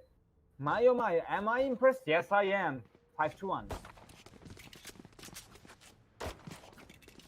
It's gonna be a very interesting fact, to say the very least, as well. Both of these teams are just being able to answer each other, but from the side of LRX Esports, they're just being a little too aggressive. After they get the man advantage, it seems as though they're wanting to push their advantage even further, and that is what is costing them quite heavily. But Mr. Red's gonna be there to shut down Lunatic, who wants to go in for an aggressive swing.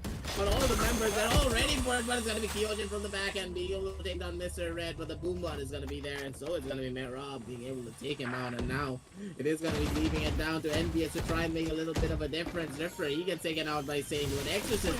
He's just gonna kill down on the Sage, and he's gonna be able to take his hat off and say good day to you, sir, as he's gonna be able to upgrade himself down to that Phantom and Hand push. He's gonna be coming on down from the back end, and he goes in for that swing straight to the hot hands. He's not gonna be able to take his time, line up his crosshair, because all of the members from the side of the attackers are gonna be ready and present to try and take him out. And that's gonna be 1-6 on the scoreboard, Thresh. And slowly but surely, it seems as though the entirety of LRX White, they're just completely dominating the entirety of LRX Esports, and they don't really have an answer for this. And yes, you could say that the breach is one of the primary causes of this, because the breach is much more favored on the attacking side, but I would disagree to that, because the breach is just so good to stop out on a lot of these aggressive pushes, and in a lot of these situations, Kyojin needs to be playing a lot more safe himself. He's playing it so aggressively, and he's not going to be able to use his utility properly to support his team. Well, I cannot agree more than that, but there is a matter of fact that for some reason the defenders, instead of using the utility, especially the breach that you mentioned, they're not using the utility to deny the push. Instead, they're using the bodies. On the previous round, you have noticed that the Brimstone was actually more than happy to walk in the crossfire of his enemies inside of garage area, and it really made me question that why would you do that again? Because I know you can deploy the smoke, but you could have deployed your mollies right there, my man, but you did not do anything like that. Instead, you just body blocked your enemies, which did give away a free kill for your opponent. But okay, that is how the strategies are gonna be, I think. And for LRS's side, I know they can take this damage because they won the first map, and I think they're also trying to go for the third map as well, but This is really confusing for me as well, because the way LRX have been playing so far, this is really going in favor of LRX. And I don't know if this is a strategy to make your opponent overconfident when in the upper rounds you're going to be going for you're going to take the advantage of the overconfidence from your opponent or not. But I guess we'll have to wait a while, and looks like it has been the case, because now we're going to be seeing a very big casualty coming from the side of the attackers, because GM is going to be the only one who's going to be surviving here. And now there is the orbital strike coming in, and eventually he's going to find one kill. A very good read coming from Lunatic, but he's going to fall eventually in the hands of Fusion. The reflex is going to be there, and that is going to be destroying the streak coming from the attacker's side. 6-2 is going to be the scoreline, but yeah, that is how it is. Fusion is trying his best, but it could have been better. It could have been better. That is one round, and I presume this is going to be going in favor of them. And I really understand the both of the teams are really taking it casually, because as we saw in the first map, this is actually a clan versus clan. This is their own sister clan. And as we also go to the chat between both of the teams, they're also having a good time. They're also having some fun. So 6-2, this is going to be allowing Team White, LRX White, to have a good amount of breeding zone, but looks like LRX Esports has something else to say about that. Ladies and gentlemen, it's going to be a push on down from the side of Kyojin.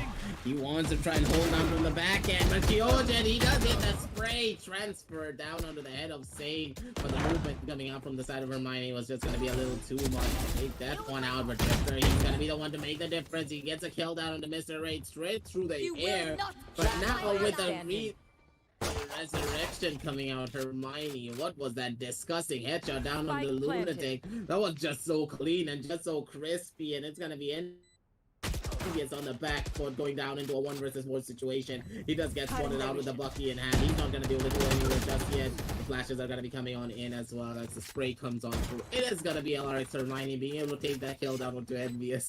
Envious, he's stuck between a rock and a hard place. He had nowhere to go with that Bucky in hand. He cannot even contest that unity he needed to. Well, he did regret the shotgun buy right there, and he was like, okay, so what is my purpose right here? I mean, I can try to recover the weapon on my right side, which happens to be belonging to an undead enemy, but he just couldn't do so, unfortunately. And even if he wanted to do so, he should have deployed an amount of utility. Well, he did deploy the eye right there, or the layer, but it did not go the way it was planned.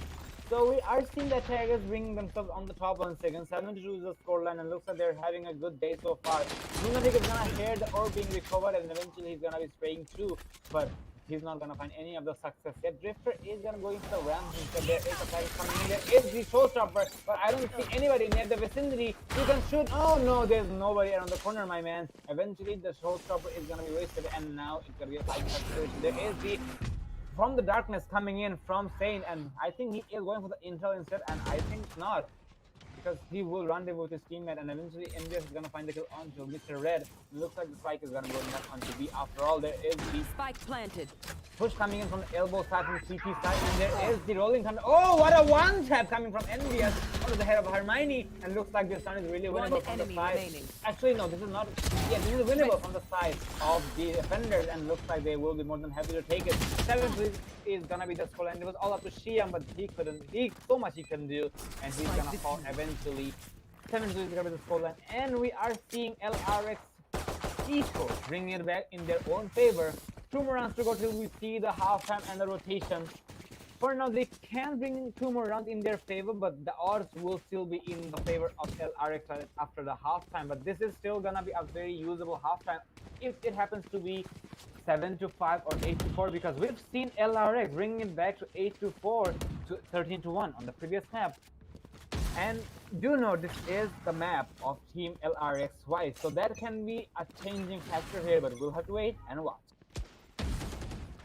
See what they do. Envious, his head really gets taken off in that situation, but he's able to survive to live the tale, to tell the tale in another day. But now, ladies and gentlemen, it seems as though the push is going to be coming on down, and yes, he wants to go in for a spam to see if he can get a little bit of damage on his own, of course. But with this ultimate getting popped already, and Mr. Red going in for a fast push of his own, he wants to see if he can find something, but that rocket launcher is going to be forcing everyone down onto the back foot. But now it's gonna be Merab trying to go in for his own play, but NPS is gonna be the one to shut him down, and he's gonna be able to recycle his Empress once again. Lunatic taking a little bit of damage on his own accord. Down onto the side of mid, but the push is gonna be coming on down from the back end. Kyojin with the double kill, and Merab and Vermeijer to be the one to trade themselves. More kills are gonna be found, and now down to a 2 versus 2. Make it a 2 versus 1 situation. It's gonna be NPS getting caught out from the alarm bot. He's gonna be taking double damage for a little while, but now he needs to go in for his push. He needs to try and find this defuse, but now with the fast push coming out down from the back end, it is gonna be NPS getting a beautiful headshot on his own accord for the wall. It does go down immediately, and he knows for a fact that he could be coming down from the left-hand side, but oh my god, NPS, what are these flicks, man? Oh my god, NPS, this guy is just on fire when he plays Reyna. Oh my. Last round. Well, we know. Reyna has been nerfed. But looks like Envy is not having any of them. He's gonna find a 1v3 or a 1v2 from the face of his opponent. And I'm pretty sure this is one of the highlights of the tournament. And if the Reyna happens to be a content creator, this is surely gonna end up in his content on YouTube or something. And my oh my, what was those flicks, my man? I wanna know, Reyna, do you have your hand okay? I mean, is your hand functional? Is your arm functional? I really care about you, my man. Because after those flicks, I don't think your arm is surviving. Your bones need to be checked by a bone surgeon. But okay, this is gonna be a 4v4 on Silence as the scoreline as we speak. And my oh my, I'm just gonna let it be for now. For now, we're gonna be getting it. Okay, I think NVS is on a rampage after all. He's gonna find one more onto Merab. And now this is gonna be a key factor for the attackers to be worried about because Merab is not stopping. But looks like eventually he's gonna be shut down by the hands of Saint. It's gonna be a 4v4, and now they are gonna be having a very middle ground, if I say. And looks like Team LRX is going to be focusing on their advantage. After all, Harmony is going to find a kill on the Kyojin. And look, where are you looking at, Stain? Look at your behind. You got to watch your back, my man. This is going to find the kill, and eventually it's going to be the spike as well. Now this round is going to be very, very winnable from the side of LRX Esports. Now they can potentially hold onto the spike, which is going to burn a lot of time. The attackers will have to recover the spike. They will have to get the kills, obviously, and now they will also have to go for the spike if they can. Unless they have... Yeah.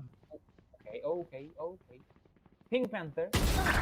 Okay, I was about to sing the thing about the team, but eventually it doesn't matter. It's gonna be a 1v2. It looks like LRX White have made their decisions very fast and swiftly as they will go for the push very successfully. Lunatic is gonna be going for the Spike elbow, planted. and he's expecting somebody to be on heaven, but eventually his information is very wrong here. He is gonna be going for his elbow. There is gonna be some sounds given away by the Sage's gadgets. He needs to find the kill onto the Raze first. He can potentially make it happen, and I think he's gonna target the Sage first, but no, he's not gonna find that, and it is gonna be a deja vu after all, my man. 8-4 is gonna be the scoreline once again in favor of the side of LRX White. Unless miracle happens, unless we see history repeating itself, we're gonna be seeing this map going in favor of the side of LRX White. But we have seen LRX Esports being in the same situation on the previous map as well. So okay, I'm just gonna wait and watch. This is still possible, very possible for LRX White to come on top because they need to make it happen because this is their own map. That's number 1. They have lost one map, that's number 2, and they want to push it to the map number 3. That's gonna be Ice Block, most likely. So we'll have to wait and watch, but I guess the players are gonna be keeping us waiting a bit more longer because they are going for a pause timer. This is a very interesting play coming out on that last round because you could see that a lot of the pressure went onto the side of Siam. Because if Siam in that situation did not opt to go wraparound flank down from the side of mid, it could have been all but over for the defenders. And all but over for the side of the attackers because there was no way that the side of the attackers would have been able to push down on the side of Heaven with all of the angles being covered. When Lunatic in that situation, he was not watching the back down properly. That is where it hurt him quite a lot. But now, moving on to the next half, anything is pretty much possible because both of these teams, they're just absolute beasts at what they do. But it seems as though the side of LRX Esports, they're opting to make some noise down on the side of mid, but make a fast rotation play down on this A side instead. Merab holding down from long range with that classic and maybe looking to get a headshot. He's not going to be able to spot out much, but he does spot out the shoulder of one of the members, but his head gets digged instantly when he was going in for the push. Envious, he knows what's up. He gets a headshot onto Mr. Red. Goes in for the jumping classic down on the Merab as well. The spray to boot. He's going to be able to push it down with his team. But Drifter, he's going aggressively from the side of screens. Maybe he's going to be able to get that kill, but it's going to be Hermione instead to take the head of the race clean off. And now it's going to be Envious to try and make the difference of his own accord. But the heal does come on through at the very last second, being able to heal him up back to full once again. The classic right place a little bit too strong. Two classic right plays are going to be the thing to take him down. And now, ladies and gentlemen, it is going to be a 2 versus 2 situation on the map. Both of the members down from the side of the attackers and the defenders are going to be low. But Hermione, even with 8 HP, is just a little bit too dangerous with the classic right place of his own accord. But Kyojin's going to be able to hit the right click of his own sideline. And now going from the left, going from the right. Who's going to be able to come out on top? He hears the footstep halfway defuse. It's going to be going on through. The stun's going to be coming on out. He needs to go in for that defuse. Will he have enough time? It's a real question. Even with the halfway, it's not going to be enough. Ladies and gentlemen, that's going to be a clutch coming out from the side of Kyojin. He played that clock down beautifully. An amazing round from the side of the defenders. What an execution of the attackers, and especially the breach, using his utility to burn the time of the stage. He knew he's not gonna make it, and he knew if he can burn the time, he can potentially put the spike on a point of no return, and he solely relied on that, and that is how the pistol round is gonna be escalating, going in favor of LRX. That's only the pistol round, ladies and gentlemen. That's the second pistol round, yes, but the way the heat was coming in favor of LRX, and everybody died. We have no survivors, and unfortunately, we're not going to be seeing any policies that no child left behind. It still came up on the side of the attackers, and wow, just impressive if I may say. But for now, the attackers are going for the half buy. Well, this is putting the defenders on a eco, and they can take it because they have a lot of rounds to work with, and eventually the spike is going to be going on a very fast execution if you ask me. And now this is a 5v5 retake. Hermione is going to find a kill on the Lunatic with the frenzy in hand, and I presume he has the armor to work with as well. No, he does not. It was a full eco, and there is Rifter with the reflex back and forth, and it's a 3v3 situation. Fred is going to be going for the shot, but eventually his weapon is not very decent when it comes to compared with the Spectre from the Cypher. It's also Mehrab now. He was looking for a good weapon, but eventually he's going to fall in the hands of Exosis. Exosis is going to find a 4K right there, and that is going to be closing up the gap coming from LRX White, LRX Esports side. So 6-8 is going to be the score, and now we're going to be going for the buy round coming from LRX White side. This is going to be a Byron coming from LRX Esports side as well, as they're going to be abandoning all of their expensive weapons. They know they have the economy to work with, so they're not going to be taking any risks. But for the defensive side, they're going to be going all out loud. The assault rifles are going to be in their hands, and let's see how the round is going to be. We are going to be seeing a full-on stack onto a main on that action. Now the push coming on down, aggressive from all angles. It is going to be Mr. Red trying to hold them off with the grenades, but they do not give a damn about any of these days. This is going to be the twin sister being able to take down one, but the trades are going to be coming on in. It's going to be Envious being able to take a kill of his own, taking us down to a 2 versus 3 situation with Hermione chiming in with his own kill down on the Kyojin, but the flash is going to be pressed, and Exit says he does get his kill down on the CF, and Envious is going to be there to back up his teammate. Hermione on this Killjoy is trying to do so much for his team, but that's just not gonna be enough. And it seems as though Envious, he's gonna be the one to just pop on in, just pop heads left, right, and center. He's doing it all, ladies and gentlemen, on his Reyna pick. And this is the level of play that we expect coming out from him, taking us down to a 7-8 from an 8-4 is gonna be the entirety of LRX Esports. And as you stated before, Crestro, it's just history repeating itself at this point. And the side of LRX White, they need to be careful about this because they're giving away a lot of the rounds, and now down on their eco, they need to be super careful about all of this. Well, looks like they will have to do their best for the carefulness, because I see the cautiousness coming from the defensive side, because they're not putting any unwanted aggression, because now they know they are not having the round advantage, because one more round of the board is gonna be equal, but they can risk it. And okay, I don't think that has been the case, but there is the Omen who's going to be pushing so much aggressive, and he will be running and gunning. Eventually, he's going to find that he wants to envious, but he's going to be traded off by Drifter. Well, LRX Esports is really having a good round so far, but looks like White is also having something else to say about that. I know exactly going for the ultimate right there. The neural set is going to be giving away all the locations of the defenders.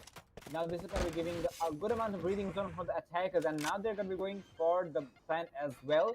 And this is going to be making the round harder for them to win. Well, this is an equal round, so they can take a risk if they want. But after this, they will have to pick the pace up, and looks like Victor's going to be on the rank. So Meda's going to find one more. He's going for some more kills here, and he will find the Shiam. And eventually, they are going to be pushing all of the defenders. This is going to be an 8-8 full line after all.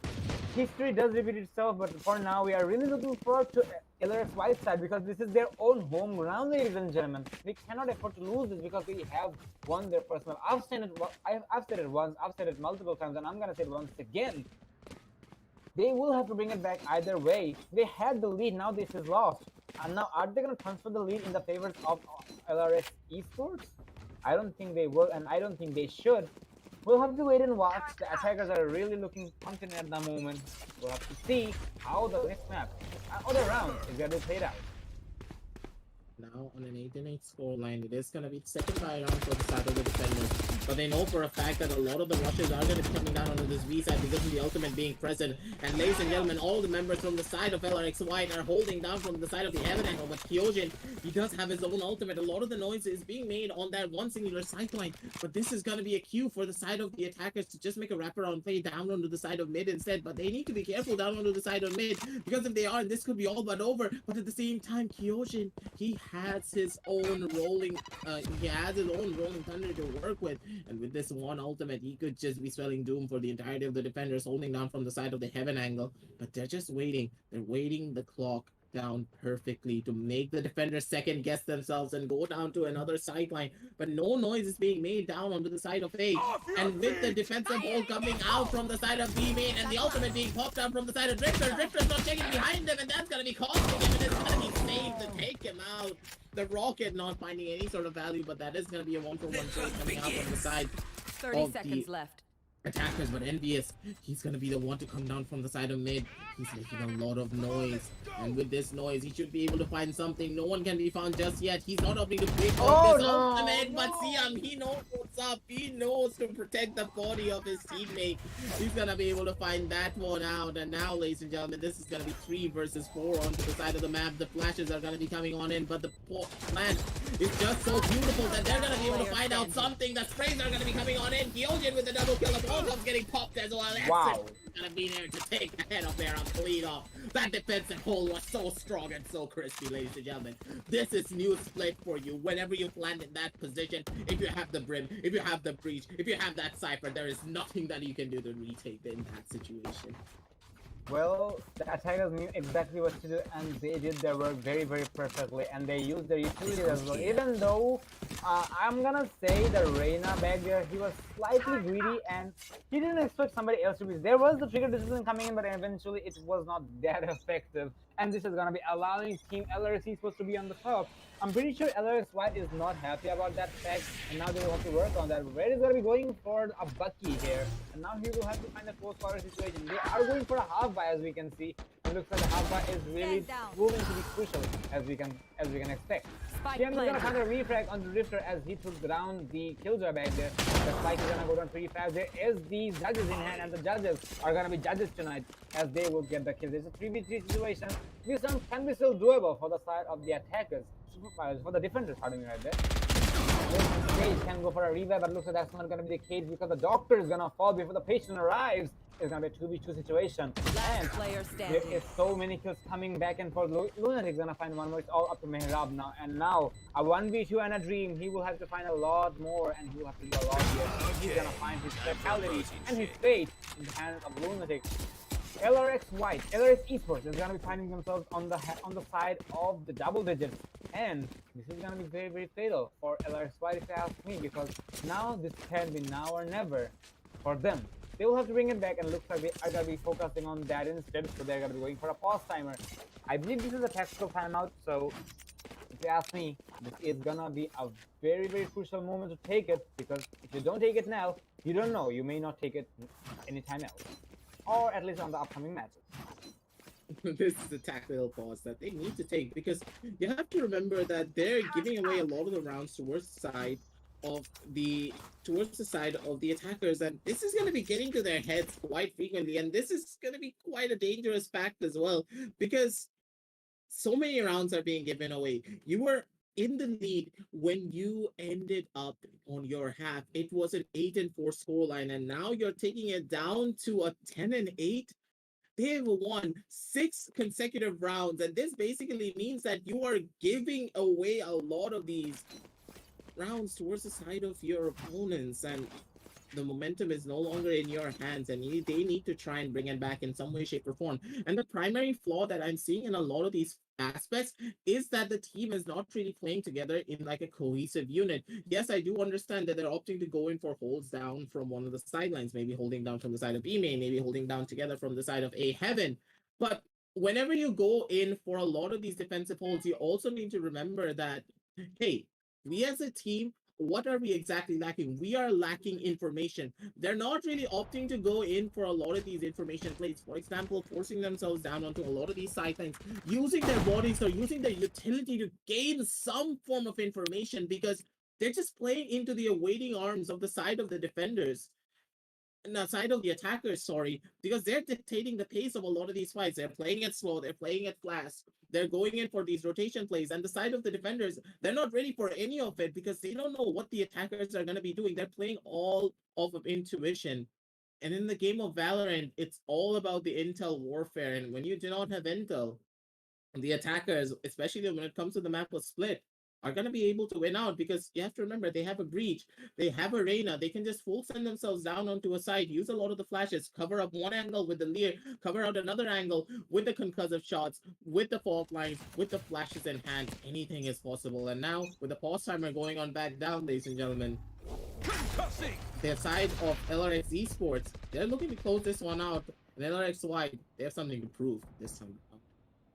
Well, this time around, they will have to try their best. LRX White is actually having a good round in their favor as well, but they cannot allow their opponent to go for match one. Yet they are very close to each other. Now this is actually a very good time to wake up if they are sleeping. For now, they are really lacking the information, as you mentioned, because their agents are really promising. But when it comes to intel, I'm gonna give the credit to the side of the attackers, because look at the information they're bringing, information agents they're bringing onto the board. For now, we're gonna be seeing Sen taking the entry inside of the object. Oh, actually, he's the defender. Never mind. So the attackers will be going for a rotation because they know this is gonna be very hard for them to put onto B. But the defenders will have to hold on as long as they can, because they will have to equalize it at every means necessary. Because if you can hit the double digits now, this is gonna be somewhat applicable and possible for you to go for a comeback in the upcoming round. But and looks like Mr. S is concerned about that, as he's gonna find a double, and he's also gonna find a triple with the showstopper right there. Now he's gonna be going for the grenades right there. He's gonna see so many bodies falling. It's all up to Lunatic. I think he got swatted by Sen, but for some reason Sen didn't pull the trigger.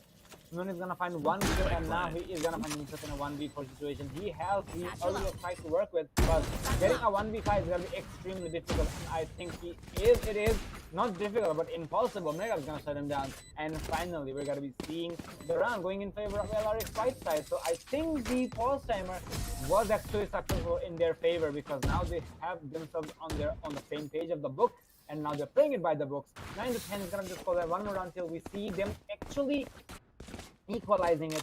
I'm really expecting them to equalize it, because this is their own map. I'm saying it multiple times. And come on, guys, we all want an overtime between LRX versus LRX, because from the first map we have been confused, but after the first map we have actually gone through our own homeworks. Eventually we're not confused anymore, but this is really interesting to say the least. And with that being said, we're going to be getting into the 20th round of the game. Let's see how and which team is taking it home.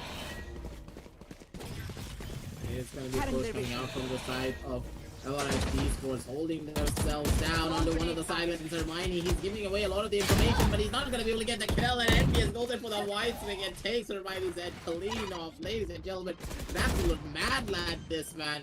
He's going to be able to survive. And now from the back end of the entire side is in the favor of the side of the attackers. And you have to remember that Kyojin, he does have his holding thunder as well in his hands, and this breach ultimate is going to be quite important from the back end. It is going to be Saints trying to push his way forward, but it's going to be an ultimate coming down from that side. A lunatic, an absolute madland it seems, but it's going to be Mera being able to get one kill down on the LPS. The run at the back has been used, but it is going to be Kyojin being killed down on the Saints, and Mera with the spray, he's going to be able to take it all down. He's going to be able to take the advantage in their favor with that triple kill, but with this triple kill, they need to get a couple of more kills from the back end, and Victor, he's going to be able to take it down to a 1 versus 1 situation, but Mera, will he have enough time is the real question. The spike, he's going to be going boom, he does not have enough. Ladies and gentlemen, the clock has been once again played beautifully by the side of LRX Esports.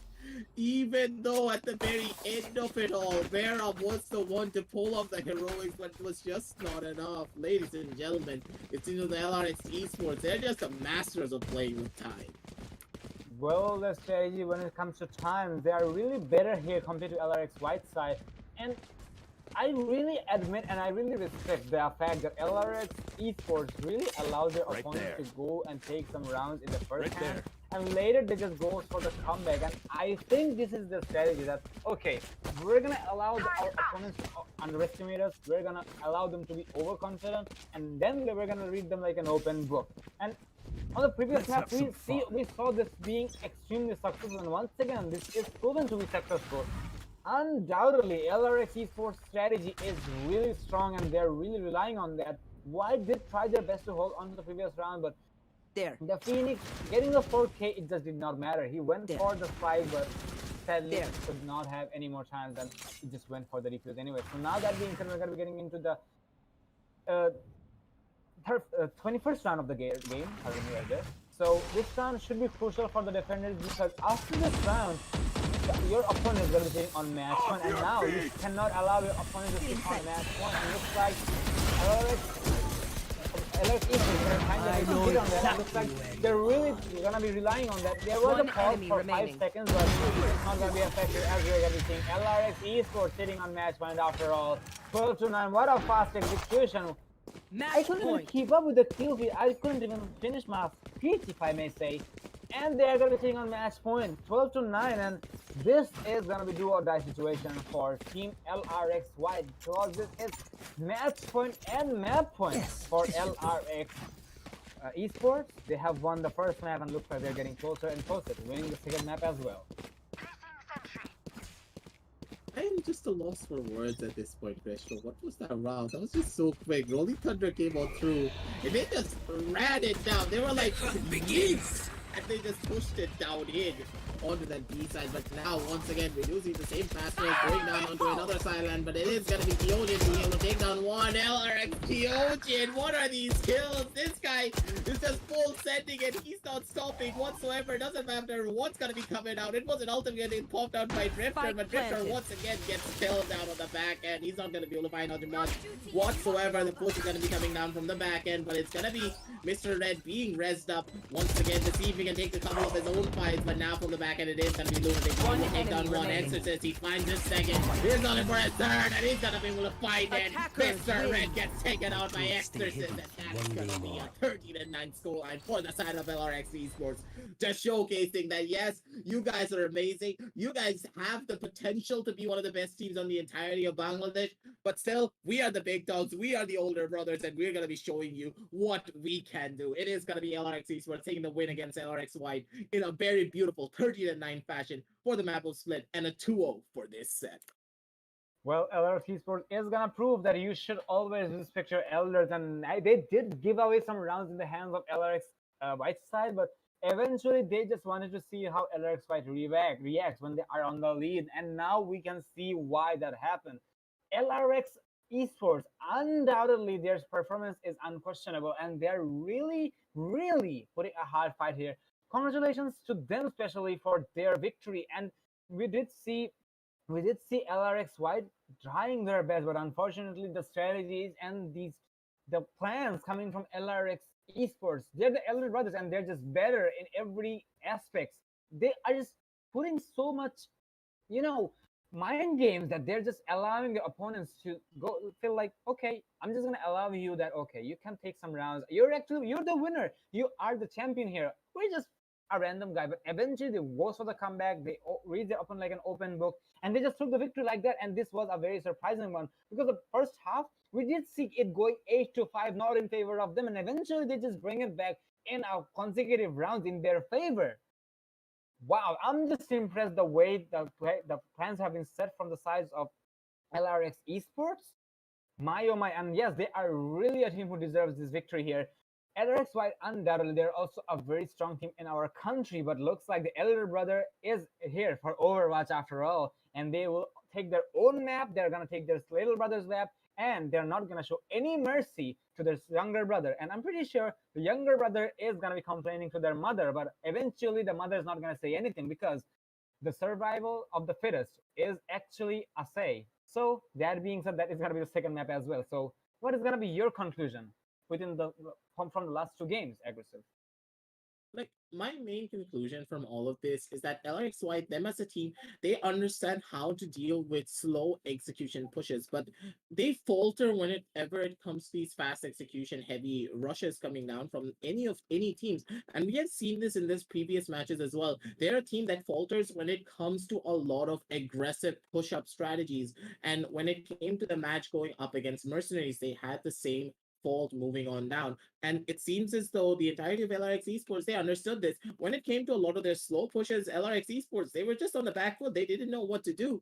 But when it came to their fast rushes, they just full sent it. They took the gunfights, and and from the side of the defenders, they were not ready for it. They were not expecting such a full rush. And it took such a long time for them to adapt that at that point it was all but over. LRX Esports, they were riding high. They had the momentum in their favor. They were just able to take a lot of these rounds away off the board without without the side of LRX White even knowing what was happening on when it came to the sides of the map. And in time, I do say that LRX White, they will be able to get a lot more better and take the fight even more seriously moving on forward. But ladies and gentlemen, that is going to be it for now, because these two teams are just absolute beasts when it comes to what they do. But we are going to be back once again really shortly at 10 p.m. with the next couple of sets. And I think that you should be setting your dates and your timers, because the next set is going to be a spicy one for sure. Undoubtedly. And the match is going to be between Exceeli and I forgot the team's name again. Well, that's how I'm being me.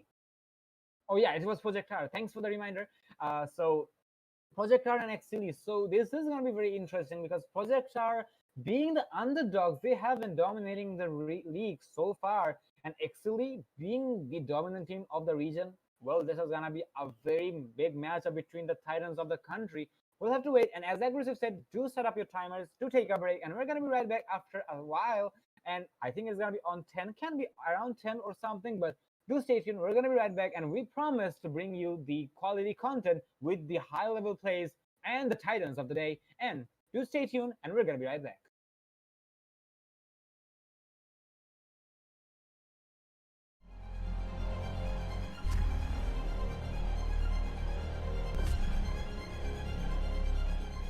Every young gamer wants to become an esports professional. We make it happen. You just keep on winning.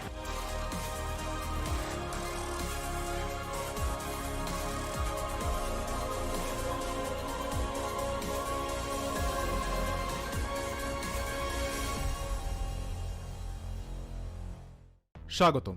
বাংলাদেশের জন্য ESPL Valorant PowerUp Series ফরম্যাটে আপনাকে জানাই স্বাগতম। এই সিরিজটি riot games দক্ষিণ Asia সমর্থিত একটি উদ্যোগ, যা বাংলাদেশের ভেতরে অপেশাদার গেমারদের প্রতিভা বজায় রাখতে এবং বৃদ্ধি করতে সহায়তা করবে। এর সুবিধার্থে পাওয়ার আপ সিরিজটিতে প্রতি মাসে 2টি প্রাইজ পুল সহ 2টি টুর্নামেন্ট থাকবে। প্রতিটি মাস শুরু হবে একটি বাছাই পর্বের সাথে, যেখানে সবগুলি দল সিঙ্গল এলিমিনেশন ফরম্যাটে প্রতিযোগিতা করবে শীর্ষ 8টি দল পর্যন্ত, এবং এই 8টি দল অ্যামেচার কাপে উত্তীর্ণ হবে। এই 8টি দল ডাবল এলিমিনেশনে লড়াই করবে এবং বিজয়ী শীর্ষস্থানীয় 3টি দল আমন্ত্রিত হবে ইনভিটেশনাল কাপে। ইনভিটেশনাল কাপে প্রতিযোগিতা করবে শীর্ষস্থানীয় 3টি দল এবং আমন্ত্রিত 3টি দল। ইনভিটেশনাল কাপের সময় অপেশাদার কাপ এবং ইনভিটেশনাল কাপের শীর্ষ 2টি দল উচ্চ ব্র্যাকেটে খেলবে এবং তৃতীয় স্থানের দলগুলি একই পর্বের নিম্ন ব্র্যাকেটে খেলবে। প্রথম রাউন্ডের প্রতিটি ম্যাচ হবে সিঙ্গল এলিমিনেশন ফরম্যাটে। উচ্চ ব্র্যাকেটের 2টি বিজয়ী দল তারপর ডাবল এলিমিনেশন পর্যায়ে এগিয়ে যাবে। ডাবল এলিমিনেশন পর্বে হেরে যাওয়া দলটি তখন নিম্ন ব্র্যাকেটের দলের বিপক্ষে প্রতিদ্বন্দ্বিতা করবে। এই পর্যায়ে নিম্ন ব্র্যাকেটের যে দলটি হারবে তাদেরকে তৃতীয় স্থান হিসেবে শিরোনাম দেওয়া। ইনভিটেশনাল কাপে অংশ নেওয়া সমস্ত 6টি দল পরের মাসের অপেশাদার কাপে আবার প্রতিযোগিতা করে বেরিয়ে আসতে হবে, যার উদ্দেশ্য নতুন এবং উন্নত দলগুলিকে অপেশাদার কাপে প্রতিযোগিতার সুযোগ দেওয়া। এর দ্বারা ইনভিটেশনাল কাপে আরও অভিজ্ঞ দলের সাথে তাদের দক্ষতা পরীক্ষার চক্রটি পুনরাবৃত্তি করা হচ্ছে। আমরা অর্থাৎ ESPL কিভাবে বাংলাদেশের দলগুলি পাওয়ার আপ সিরিজে পারফর্ম করে তা দেখার অপেক্ষায় রয়েছি। আপনার স্কোয়াড প্রস্তুত করুন এবং সিরিজটি শুরু হওয়ার জন্য প্রস্তুত থাকুন। Good luck agents.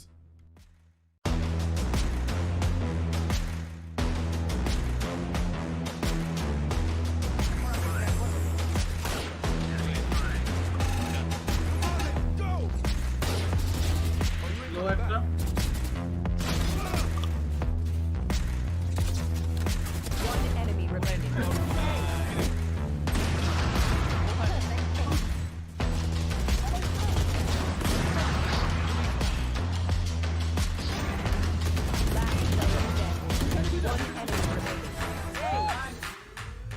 Hello everyone, I am Samuel from Mercenaries. You guys probably know me as Nuke. We are delighted with the invitation to the ESPL Cup and we are looking forward to playing against the top teams in this country. Thank you.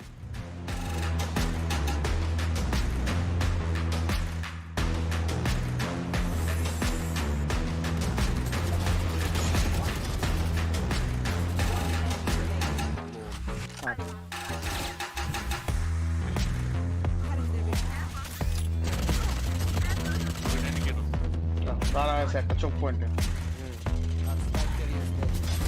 আসতে দিল না, আবার আসছি আমি না, আবার মুক্তি ওই যে এটার পরে আমি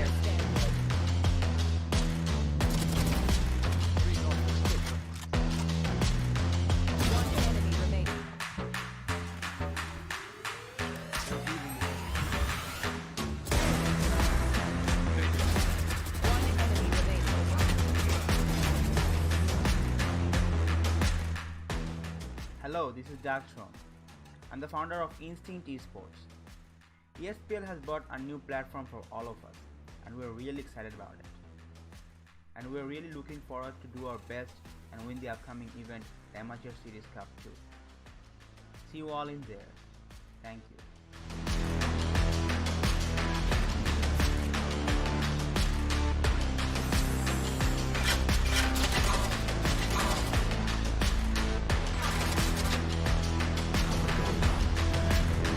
Hey, this guy keeps on number.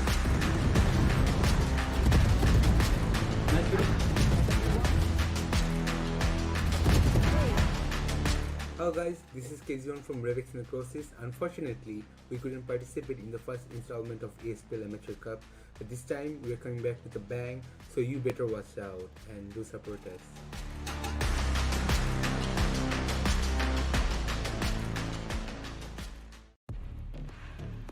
I will break the balance. About the utility usage, you did mention that why did he go for the Reyna pick, as he knew exactly what the killer was, and he will find the refresh coming in from Spectre as he Armin is gonna fall. So will headshot. Okay, something's up. Spectre, okay. Are we gonna see an ace? It's already a Poké. Let's go. We're gonna see an ace from Of his own on the sidelines, but Japanese sorry, he's gonna be the one to make the difference. He's gonna be the one to do the damage, and ladies and gentlemen, he's gonna be down to a 2 already with on this operator.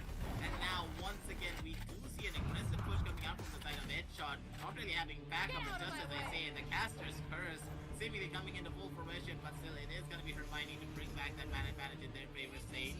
He's rushing his from angle properly, and this is probably gonna hurt. And Japanese Thor chimes in with a triple kill with the nice, very beautiful full-time positions as well from all the members of Mercy. Mercenary. They have the momentum in their side. He's going to be going in for the peak, but it's going to be Bear getting the first initial kill down with the lethals. The Leers are still available, but the recon bolt is going to be the one to spawn everyone out. And ladies and gentlemen, the no peaks are going to be coming on again, but the spike timer is going to be going on down slowly but surely. It's going to be Nico Silent getting the first initial kill, but it's going to be Hermione with his operator being able to get one kill of his own. It's going to be Headshot getting another one down to a 2 versus 2. Hermione spread through the smoke, gets another one kill on the side. It's going to be Rush to make the difference there. Rush to clutch it all out. The lineup happening. Gets one frag, Sanity gets one more frag. And the attackers are still going off. LRX, Armoin takes one kill. Armoin gets killed. Armoin, what are you doing? Oh my lord, Armoin! Oh my god, can he make it happen? No! Armoin! Oh my god! Gonna be able to take aggressive control, but the ultimate has been popped. The Hunter's Fury trying to do the damage. But he's gonna be able to find the first initial kill down on the specs, and the defenders, they have the advantage in their favor when it comes to the man. But still, ladies and gentlemen, will this be possible? Juarona, he's gonna be the one to make it even. Stevens on the player count. Once again, the body's good to be robbing on down, but it's gonna be Zodiac from the sidelines being able to get the first initial kill down on the Rio. And it's gonna be Ado with that Odin getting another one Zodiac with his second. For some weird reason, I must admit, Project Card's economy management is pretty questionable. And I think they're gonna be working on that in the future. And speaking of which, there is a smart play coming from Saint as he, oh my god, look at the, and come on buddy, you still have your ultimate ready. I think you can hear me loud and clear, but I don't think he actually does. Saint's gonna find a 4K. His teammates might be kind enough to... It ends for now.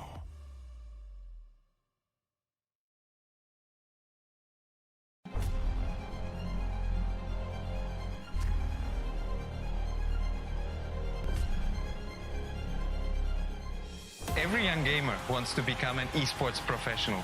We make it happen. You just keep on winning.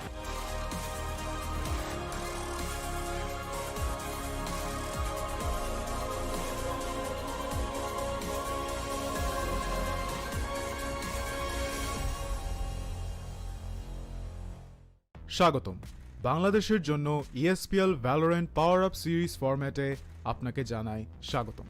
এই সিরিজটি riot games দক্ষিণ Asia সমর্থিত একটি উদ্যোগ যা বাংলাদেশের ভেতরে অপেশাদার গেমারদের প্রতিভা বজায় রাখতে এবং বৃদ্ধি করতে সহায়তা করবে। এর সুবিধার্থে পাওয়ার আপ সিরিজটিতে প্রতি মাসে 2টি প্রাইজ পুল সহ 2টি টুর্নামেন্ট থাকবে। প্রতিটি মাস শুরু হবে একটি বাছাই পর্বের সাথে, যেখানে সবগুলি দল সিঙ্গল এলিমিনেশন ফরম্যাটে প্রতিযোগিতা করবে শীর্ষ 8টি দল পর্যন্ত, এবং এই 8টি দল অ্যামেচার কাপে উত্তীর্ণ হবে। এই 8টি দল ডাবল এলিমিনেশনে লড়াই করবে এবং বিজয়ী শীর্ষস্থানীয় 3টি দল আমন্ত্রিত হবে ইনভিটেশনাল কাপে। ইনভিটেশনাল কাপে প্রতিযোগিতা করবে শীর্ষস্থানীয় 3টি দল এবং আমন্ত্রিত 3টি দল। ইনভিটেশনাল কাপের সময় অপেশাদার কাপ এবং ইনভিটেশনাল কাপের শীর্ষ 2টি দল উচ্চ ব্র্যাকেটে খেলবে এবং তৃতীয় স্থানের দলগুলি একই পর্বের নিম্ন ব্র্যাকেটে খেলবে। প্রথম রাউন্ডের প্রতিটি ম্যাচ হবে সিঙ্গল এলিমিনেশন ফরম্যাটে। উচ্চ ব্র্যাকেটের 2টি বিজয়ী দল তারপর ডাবল এলিমিনেশন পর্যায়ে এগিয়ে যাবে। ডাবল এলিমিনেশন পর্বে হেরে যাওয়া দলটি তখন নিম্ন ব্র্যাকেটের দলের বিপক্ষে প্রতিদ্বন্দ্বিতা করবে। এই পর্যায়ে নিম্ন ব্র্যাকেটের যে দলটি হারবে তাদেরকে তৃতীয় স্থান হিসেবে শিরোনাম দেওয়া। ইনভিটেশনাল কাপে অংশ নেওয়া সমস্ত 6টি দল পরের মাসের অপেশাদার কাপে আবার প্রতিযোগিতা করে বেরিয়ে আসতে হবে, যার উদ্দেশ্য নতুন এবং উন্নত দলগুলিকে অপেশাদার কাপে প্রতিযোগিতার সুযোগ দেওয়া। এর দ্বারা ইনভিটেশনাল কাপে আরও অভিজ্ঞ দলের সাথে তাদের দক্ষতা পরীক্ষার চক্রটি পুনরাবৃত্তি করা হচ্ছে। আমরা অর্থাৎ ESPL কিভাবে বাংলাদেশের দলগুলি পাওয়ার আপ সিরিজে পারফর্ম করে তা দেখার অপেক্ষায় রয়েছি। আপনার স্কোয়াড প্রস্তুত করুন এবং সিরিজটি শুরু হওয়ার জন্য প্রস্তুত থাকুন। Good luck agents.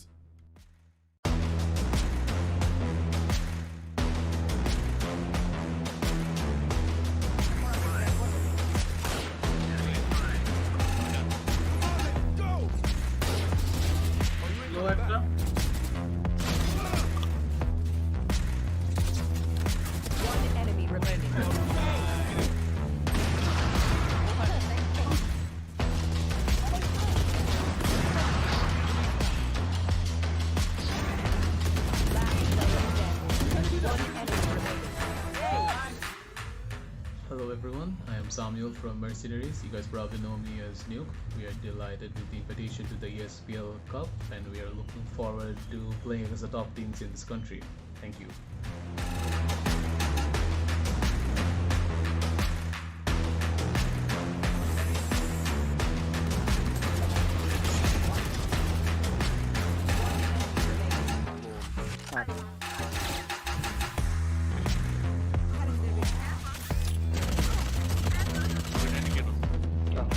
একটা চোখ পয়েন্টে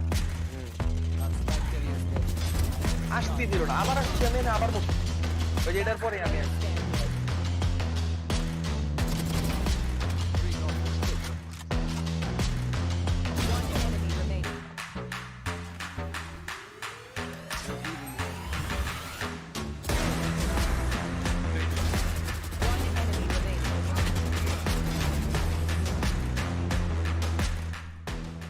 Hello, this is Darktron. I'm the founder of Instinct Esports. ESPL has brought a new platform for all of us, and we're really excited about it. And we're really looking forward to do our best and win the upcoming event, the Amatuer Series Cup 2. See you all in there. Thank you.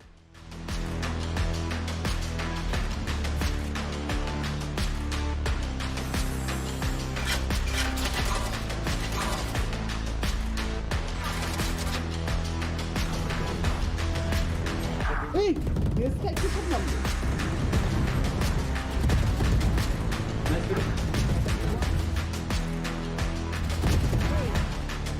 Hello guys, this is KZ1 from Revex Necrosis. Unfortunately, we couldn't participate in the first installment of ESPL Amateur Cup, but this time we are coming back with a bang, so you better watch out and do support us.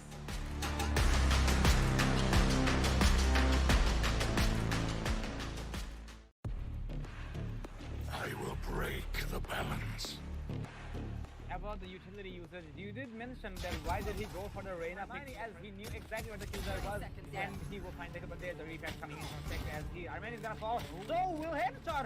Okay, something's up. Spectre, okay. Are we gonna see an ace? It's already a poke. Let's go! We're gonna see an ace from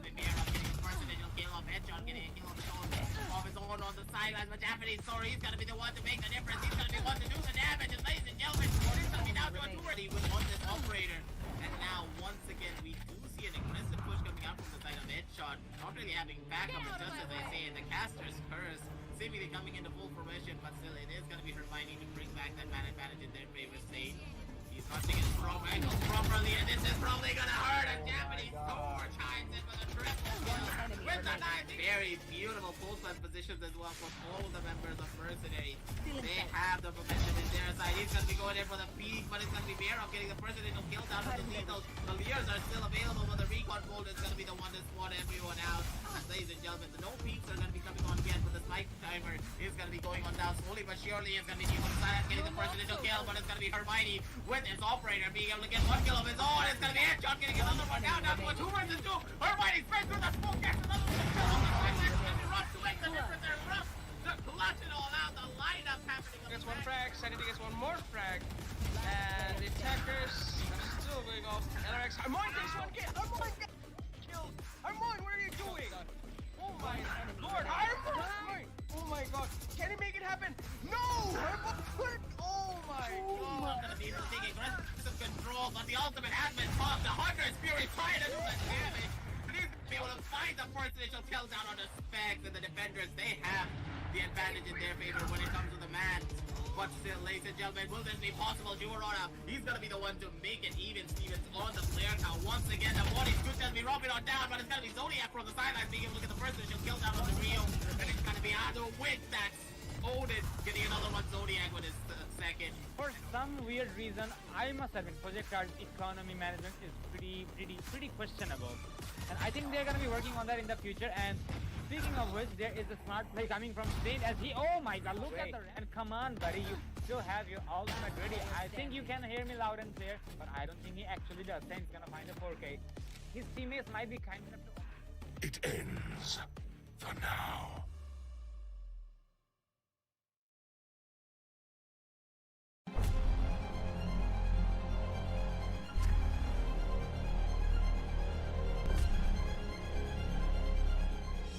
Every young gamer wants to become an esports professional. We make it happen. You just keep on winning.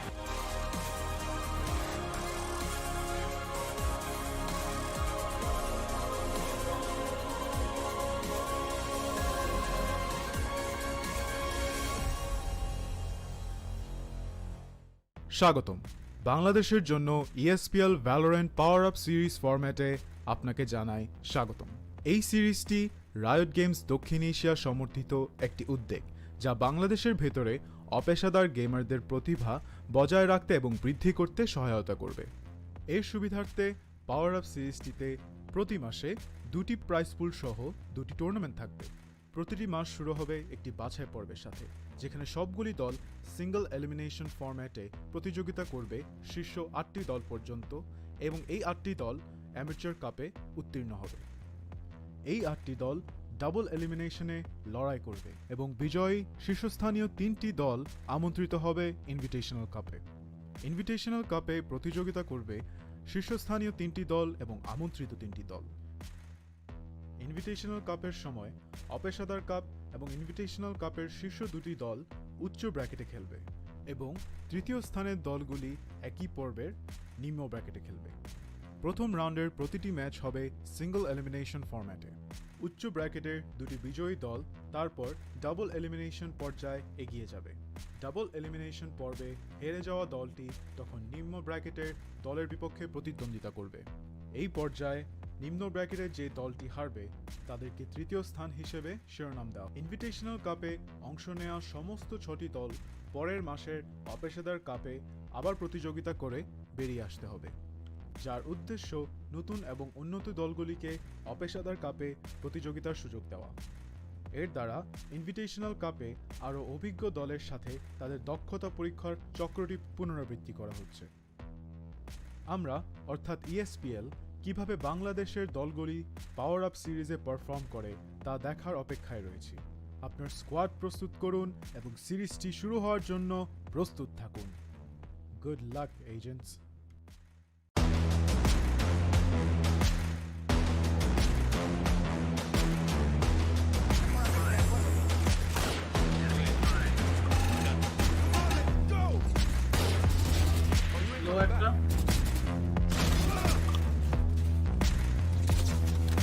One enemy remaining.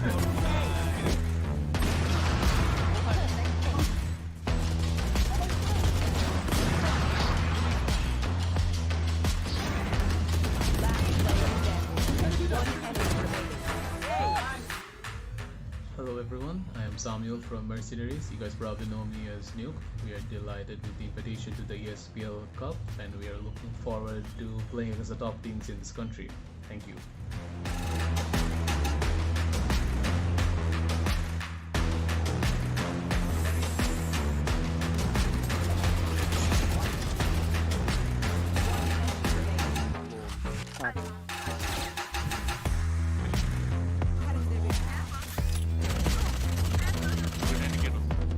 দাঁড়া আছে একটা চোখ পয়েন্টে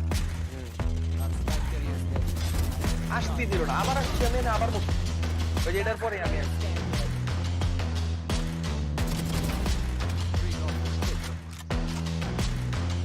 One enemy remaining.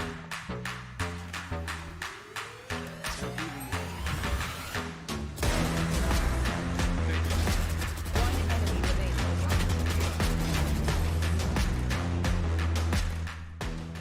Hello, this is Jackson.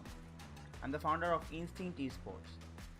ESPL has brought a new platform for all of us, and we're really excited about it. And we're really looking forward to do our best and win the upcoming event, the Amatuer Series Cup 2. See you all in there. Thank you.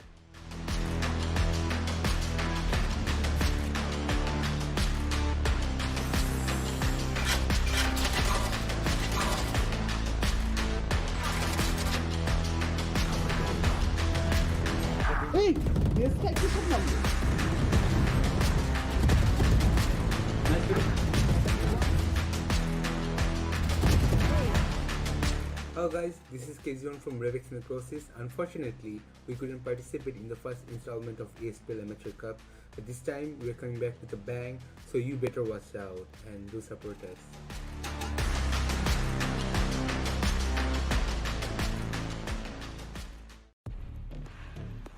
I will break the balance. About the utility usage, you did mention that why did he go for the Reyna pick as he knew exactly what the killer was and he will find the but there's a refresh coming in from Six as he Armin is gonna fall. So will headshot. Okay, something's up. Victor, okay. Are we gonna see an ace? It's already a poke. Let's go! We're gonna see an ace from Headshot getting a kill of his own on the sidelines, but Japanese sorry, he's gonna be the one to make the difference. He's gonna be one to do the damage, and ladies and gentlemen, he's gonna be down to a 2 with on this operator. And now, once again, we do see an aggressive push coming out from the side of Headshot. Not really having backup, but just as I say, the caster's curse seemingly coming into full fruition, but still, it is gonna be Hermione to bring back that man advantage in their favor state. He's not taking his strong angle properly, and this is probably gonna hurt a Japanese Torch hides in for the triple kill with the nice, very beautiful post-line positions as well from all the members of Mercenary. They have the momentum in their side. He's gonna be going in for the peak, but it's gonna be Bear getting the presidential kill down to the lethals. The Leers are still available, but the recon bolt is gonna be the one to spot everyone out. And ladies and gentlemen, the no peaks are gonna be coming on again, but the spike timer is gonna be going on down slowly but surely. It's gonna be Nico Silence getting the presidential kill, but it's gonna be Hermione with his operator being able to get one kill of his own. It's gonna be Headshot getting another one down to a 2 versus 2. Hermione spreads through the smoke, gets another one kill on the sideline. Rush to make the difference there. Rush to clutch it all out. The lineup happening. Gets one frag, Sanity gets one more frag. And the attackers are still going off. LRX, Harmoin takes one kill. Harmoin gets killed. Harmoin, what are you doing? Oh my lord, Harmoin! Oh my god, can he make it happen? No! Harmoin! Oh my god! Gonna be able to take aggressive control, but the ultimate has been popped. The Hunter's Fury trying to do the damage. But he's gonna be able to find the first initial kill down on the specs, and the defenders, they have the advantage in their favor when it comes to the man. But still, ladies and gentlemen, will this be possible? Juarona, he's gonna be the one to make it even Stevens on the player count. Once again, the body's good to be rubbing on down, but it's gonna be Zodiac from the sidelines being able to get the first initial kill down on the Rio. And it's gonna be Ado with that Odin getting another one, Zodiac with his second. For some weird reason, I must admit, Project Card's economy management is pretty questionable. And I think they're gonna be working on that in the future. And speaking of which, there is a smart play coming from Saint as he, oh my god, look at the, and come on buddy, you still have your ultimate ready. I think you can hear me loud and clear, but I don't think he actually does. Saint's gonna find a 4K. His teammates might be kind enough to... It ends for now.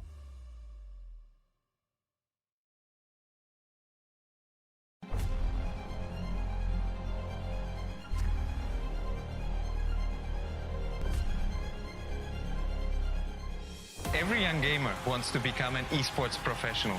We make it happen. You just keep on winning.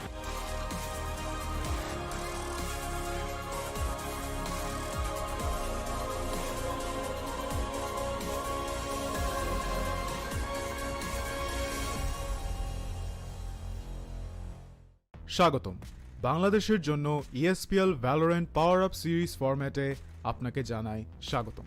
এই সিরিজটি riot games দক্ষিণ Asia সমর্থিত একটি উদ্যোগ যা বাংলাদেশের ভেতরে অপেশাদার গেমারদের প্রতিভা বজায় রাখতে এবং বৃদ্ধি করতে সহায়তা করবে।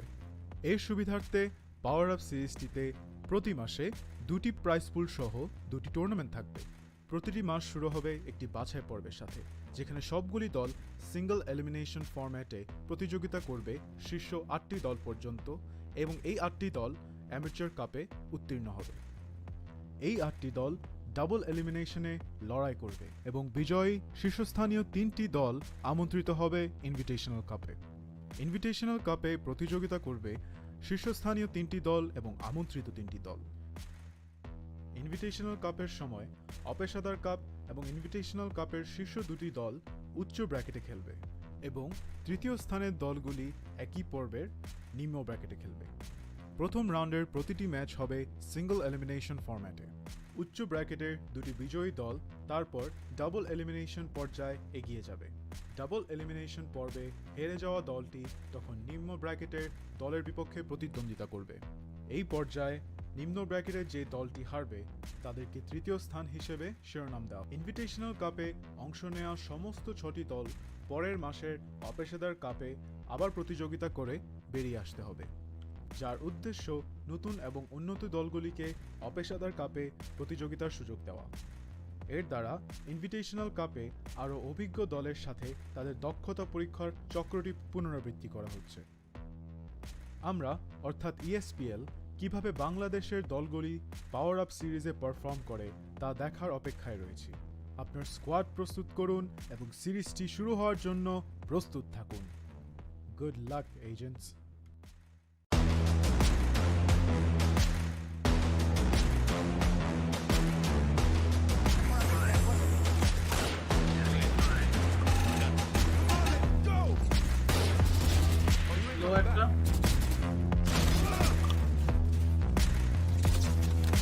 One enemy remaining.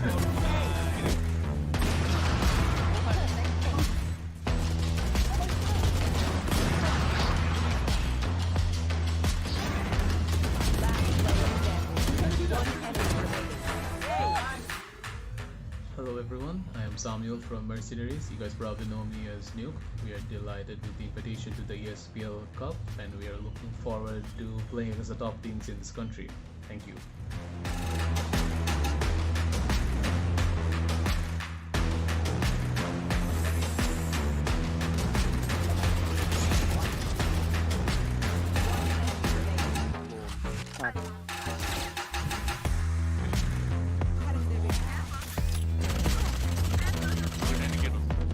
দাঁড়ায় একটা চোখ পয়েন্টে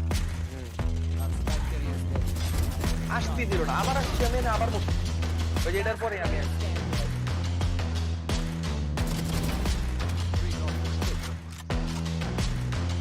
One enemy remaining.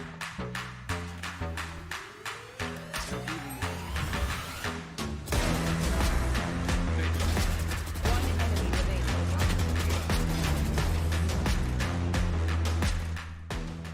Hello, this is Darktron. I'm the founder of Instinct Esports. ESPL has brought a new platform for all of us, and we're really excited about it. And we're really looking forward to do our best and win the upcoming event, the Amatuer Series Cup 2. See you all in there. Thank you.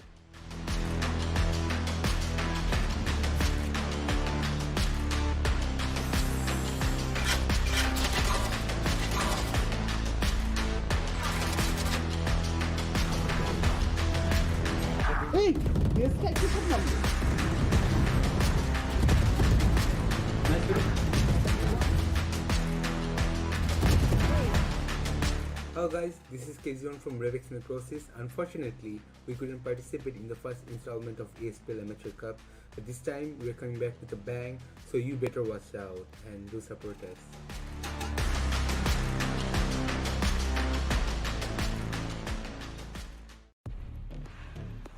I will break the balance. About the utility usage, you did mention that why did he go for the Reyna pick as he knew exactly what the kill there was and he will find but there's the refresh coming in from Sek as he Arman is gonna fall. So will headshot. Okay, something's up. Victor, okay. Are we gonna see an ace? It's already a phone. Let's go! We're gonna see an ace from Headshot getting a kill of his own on the sidelines, but Japanese, sorry, he's gonna be the one to make the difference. He's gonna be the one to do the damage, and ladies and gentlemen, he's gonna be down to a 2 with on this operator. And now, once again, we do see an aggressive push coming out from the side of Headshot. Not really having backup, but just as I say, the caster's curse seemingly coming into full fruition, but still, it is gonna be Hermione to bring back that man advantage in their favor state. He's not taking his strong angle properly, and this is probably gonna hurt a Japanese sword. Chimes in with a triple kill with the knife. Very beautiful post-line positions as well from all the members of Mercenaries. They have the momentum in their side. He's gonna be going in for the peak, but it's gonna be Bear of getting the first initial kill down to the lethals. The Leers are still available, but the recon bolt is gonna be the one to spot everyone out. And ladies and gentlemen, the no peaks are gonna be coming on again, but the spike timer is gonna be going on down slowly but surely. It's gonna be Demon Silence getting the first initial kill, but it's gonna be Hermione with his operator being able to get one kill of his own. It's gonna be Headshot getting another one down to a 2 versus 2. Hermione spreads through the smoke, gets another one kill on the side. It's gonna be Rush to make the difference there. Rush to clutch it all out. The lineup happening. Gets one frag, Sanity gets one more frag. And the attackers are still going off. LRX, Armoin takes one kill. Armoin gets killed. Armoin, what are you doing? Oh my lord, Armoin! Oh my god, can he make it happen? No! Armoin! Oh my god! Gonna be able to take aggressive control, but the ultimate has been popped. The Hunter's Fury trying to do the damage. And he's be able to find the first initial kills out on the specs, and the defenders, they have the advantage in their favor when it comes to the man. But still, ladies and gentlemen, will this be possible? Juarona, he's gonna be the one to make it even Stevens on the player count. Once again, the body is gonna be robbing on down, but it's gonna be Zodiac from the sidelines being able to get the first initial kills out on the Rio. And it's gonna be Ado with that Odin getting another one, Zodiac with his second. For some weird reason, I must admit, Project Card's economy management is pretty questionable. And I think they're gonna be working on that in the future. And speaking of which, there is a smart play coming from Saint as he, oh my god, look at the, and come on buddy, you still have your ultimate ready. I think you can hear me loud and clear, but I don't think he actually does. Saint's gonna find a 4K. His teammates might be kind enough to... It ends for now.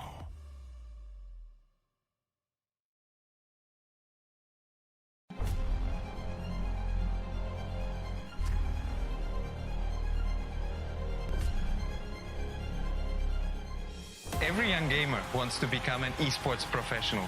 We make it happen. You just keep on winning.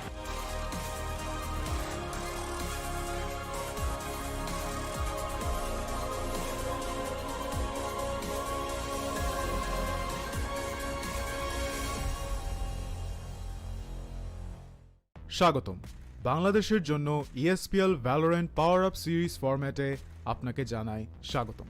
এই সিরিজটি riot games দক্ষিণ Asia সমর্থিত একটি উদ্যোগ যা বাংলাদেশের ভেতরে অপেশাদার গেমারদের প্রতিভা বজায় রাখতে এবং বৃদ্ধি করতে সহায়তা করবে। এর সুবিধার্থে পাওয়ার আপ সিরিজটিতে প্রতি মাসে 2টি প্রাইজ পুল সহ 2টি টুর্নামেন্ট থাকবে। প্রতিটি মাস শুরু হবে একটি বাছাই পর্বের সাথে, যেখানে সবগুলি দল সিঙ্গল এলিমিনেশন ফরম্যাটে প্রতিযোগিতা করবে শীর্ষ 8টি দল পর্যন্ত, এবং এই 8টি দল অ্যামেচার কাপে উত্তীর্ণ হবে। এই 8টি দল ডাবল এলিমিনেশনে লড়াই করবে এবং বিজয়ী শীর্ষস্থানীয় 3টি দল আমন্ত্রিত হবে ইনভিটেশনাল কাপে। ইনভিটেশনাল কাপে প্রতিযোগিতা করবে শীর্ষস্থানীয় 3টি দল এবং আমন্ত্রিত 3টি দল। ইনভিটেশনাল কাপের সময় অপেশাদার কাপ এবং ইনভিটেশনাল কাপের শীর্ষ 2টি দল উচ্চ ব্র্যাকেটে খেলবে এবং তৃতীয় স্থানের দলগুলি একই পর্বের নিম্ন ব্র্যাকেটে খেলবে। প্রথম রাউন্ডের প্রতিটি ম্যাচ হবে সিঙ্গল এলিমিনেশন ফরম্যাটে। উচ্চ ব্র্যাকেটের 2টি বিজয়ী দল তারপর ডাবল এলিমিনেশন পর্যায়ে এগিয়ে যাবে। ডাবল এলিমিনেশন পর্বে হেরে যাওয়া দলটি তখন নিম্ন ব্র্যাকেটের দলের বিপক্ষে প্রতিদ্বন্দ্বিতা করবে। এই পর্যায়ে নিম্ন ব্র্যাকেটের যে দলটি হারবে তাদেরকে তৃতীয় স্থান হিসেবে শিরোনাম দেওয়া। ইনভিটেশনাল কাপে অংশ নেওয়া সমস্ত 6টি দল পরের মাসের অপেশাদার কাপে আবার প্রতিযোগিতা করে বেরিয়ে আসতে হবে, যার উদ্দেশ্য নতুন এবং উন্নত দলগুলিকে অপেশাদার কাপে প্রতিযোগিতার সুযোগ দেওয়া। এর দ্বারা ইনভিটেশনাল কাপে আরও অভিজ্ঞ দলের সাথে তাদের দক্ষতা পরীক্ষার চক্রটি পুনরাবৃত্তি করা হচ্ছে। আমরা অর্থাৎ ESPL কিভাবে বাংলাদেশের দলগুলি পাওয়ার আপ সিরিজে পারফর্ম করে তা দেখার অপেক্ষায় রয়েছি। আপনার স্কোয়াড প্রস্তুত করুন এবং সিরিজটি শুরু হওয়ার জন্য প্রস্তুত থাকুন। Good luck agents.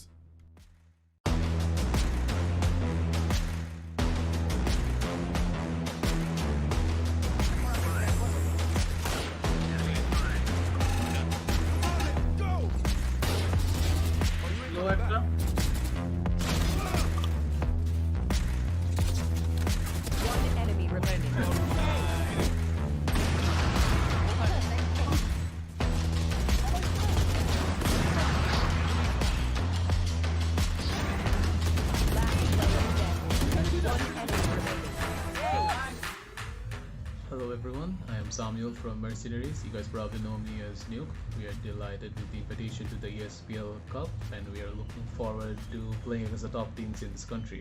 Thank you.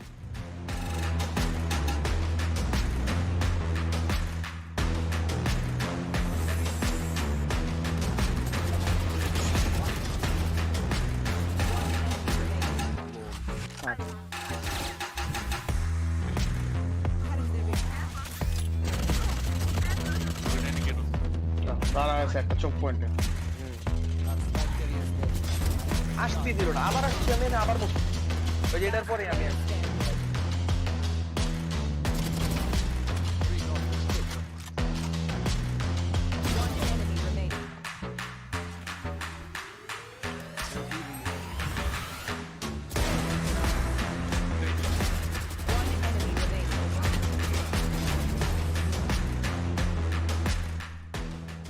Hello, this is Daxron. I'm the founder of Instinct Esports. ESPL has brought a new platform for all of us, and we're really excited about it. And we're really looking forward to do our best and win the upcoming event, the Amatuer Cup Series. See you all in there. Thank you.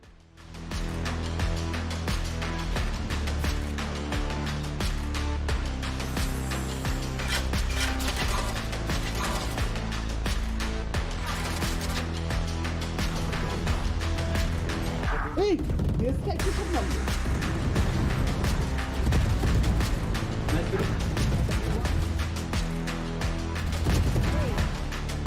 Hello guys, this is KZ1 from Revex Necrosis. Unfortunately, we couldn't participate in the first installment of ESPL Amateur Cup, but this time we are coming back with a bang, so you better watch out and do support us.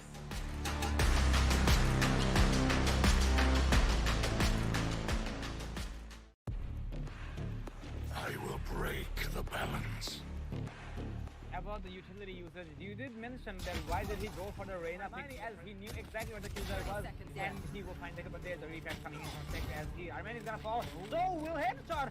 Okay, something's up. Victor, okay. Are we gonna see an ace? It's already a 4K. Let's go. We're gonna see an ace from Headshot getting a kill of his own on the sidelines, but Japanese sorry, he's gonna be the one to make the difference. He's gonna be one to do the damage, and ladies and gentlemen, he's gonna be down to a 2 with on this operator. And now, once again, we do see an aggressive push coming out from the side of Headshot. Not really having backup, but just as I say, the caster's curse seemingly coming into full fruition, but still, it is going to be Hermione to bring back that man advantage in their favor state.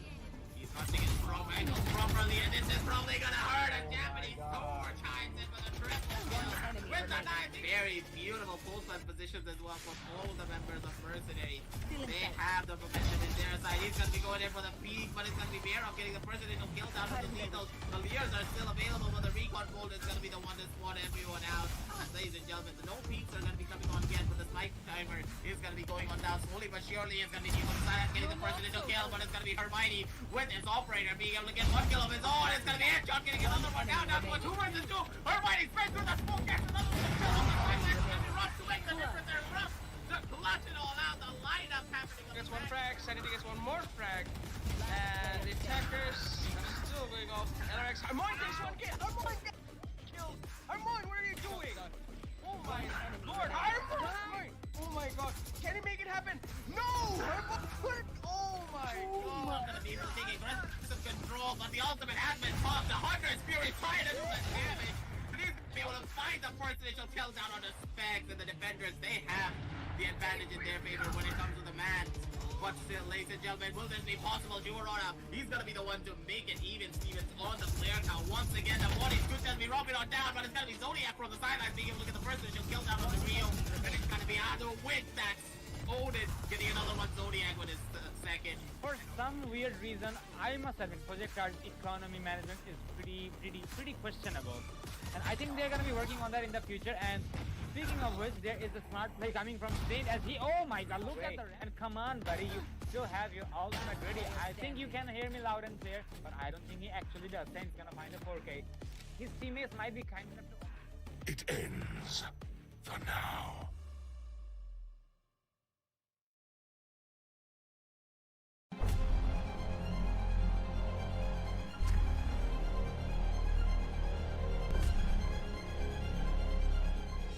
Every young gamer wants to become an esports professional. We make it happen. You just keep on winning.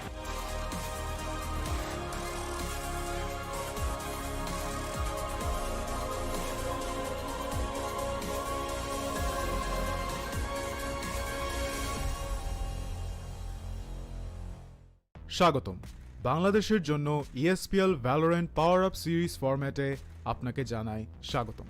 এই সিরিজটি riot games দক্ষিণ Asia সমর্থিত একটি উদ্যোগ যা বাংলাদেশের ভেতরে অপেশাদার গেমারদের প্রতিভা বজায় রাখতে এবং বৃদ্ধি করতে সহায়তা করবে। এর সুবিধার্থে পাওয়ার আপ সিরিজটিতে প্রতি মাসে 2টি প্রাইজ পুল সহ 2টি টুর্নামেন্ট থাকবে। প্রতিটি মাস শুরু হবে একটি বাছাই পর্বের সাথে, যেখানে সবগুলি দল সিঙ্গল এলিমিনেশন ফরম্যাটে প্রতিযোগিতা করবে শীর্ষ 8টি দল পর্যন্ত, এবং এই 8টি দল অ্যামেচার কাপে উত্তীর্ণ হবে। এই 8টি দল ডাবল এলিমিনেশনে লড়াই করবে এবং বিজয়ী শীর্ষস্থানীয় 3টি দল আমন্ত্রিত হবে ইনভিটেশনাল কাপে। ইনভিটেশনাল কাপে প্রতিযোগিতা করবে শীর্ষস্থানীয় 3টি দল এবং আমন্ত্রিত 3টি দল। ইনভিটেশনাল কাপের সময় অপেশাদার কাপ এবং ইনভিটেশনাল কাপের শীর্ষ 2টি দল উচ্চ ব্র্যাকেটে খেলবে এবং তৃতীয় স্থানের দলগুলি একই পর্বের নিম্ন ব্র্যাকেটে খেলবে। প্রথম রাউন্ডের প্রতিটি ম্যাচ হবে সিঙ্গল এলিমিনেশন ফরম্যাটে। উচ্চ ব্র্যাকেটের 2টি বিজয়ী দল তারপর ডাবল এলিমিনেশন পর্যায়ে এগিয়ে যাবে। ডাবল এলিমিনেশন পর্বে হেরে যাওয়া দলটি তখন নিম্ন ব্র্যাকেটের দলের বিপক্ষে প্রতিদ্বন্দ্বিতা করবে। এই পর্যায়ে নিম্ন ব্র্যাকেটের যে দলটি হারবে তাদেরকে তৃতীয় স্থান হিসেবে শিরোনাম দেওয়া। ইনভিটেশনাল কাপে অংশ নেওয়া সমস্ত 6টি দল পরের মাসের অপেশাদার কাপে আবার প্রতিযোগিতা করে বেরিয়ে আসতে হবে, যার উদ্দেশ্য নতুন এবং উন্নত দলগুলিকে অপেশাদার কাপে প্রতিযোগিতার সুযোগ দেওয়া।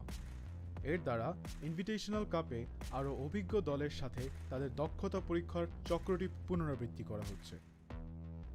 আমরা অর্থাৎ ESPL কিভাবে বাংলাদেশের দলগুলি পাওয়ার আপ সিরিজে পারফর্ম করে তা দেখার অপেক্ষায় রয়েছি। আপনার স্কোয়াড প্রস্তুত করুন এবং সিরিজটি শুরু হওয়ার জন্য প্রস্তুত থাকুন। Good luck agents.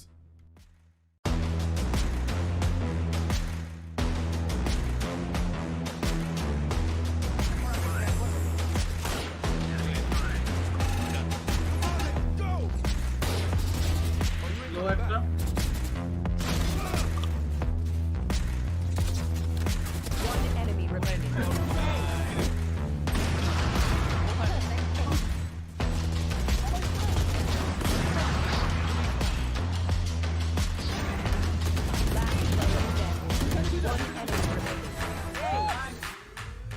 Hello everyone, I am Samuel from Mercenaries. You guys probably know me as Nuke. We are delighted with the invitation to the ESPL Cup and we are looking forward to playing against the top teams in this country.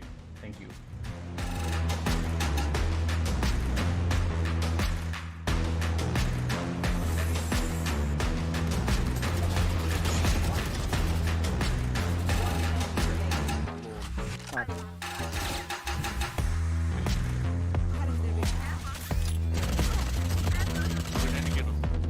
দাঁড়া আছে একটা চোখ পয়েন্টে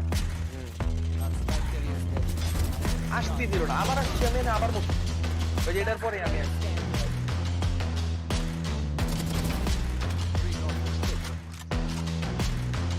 One enemy remaining.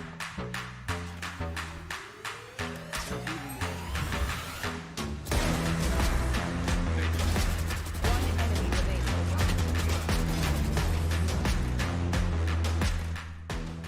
Hello, this is Darktron. I'm the founder of Instinct Esports. ESPL has brought a new platform for all of us, and we're really excited about it. And we're really looking forward to do our best and win the upcoming event, the Amatuer Series Cup 2. See you all in there. Thank you.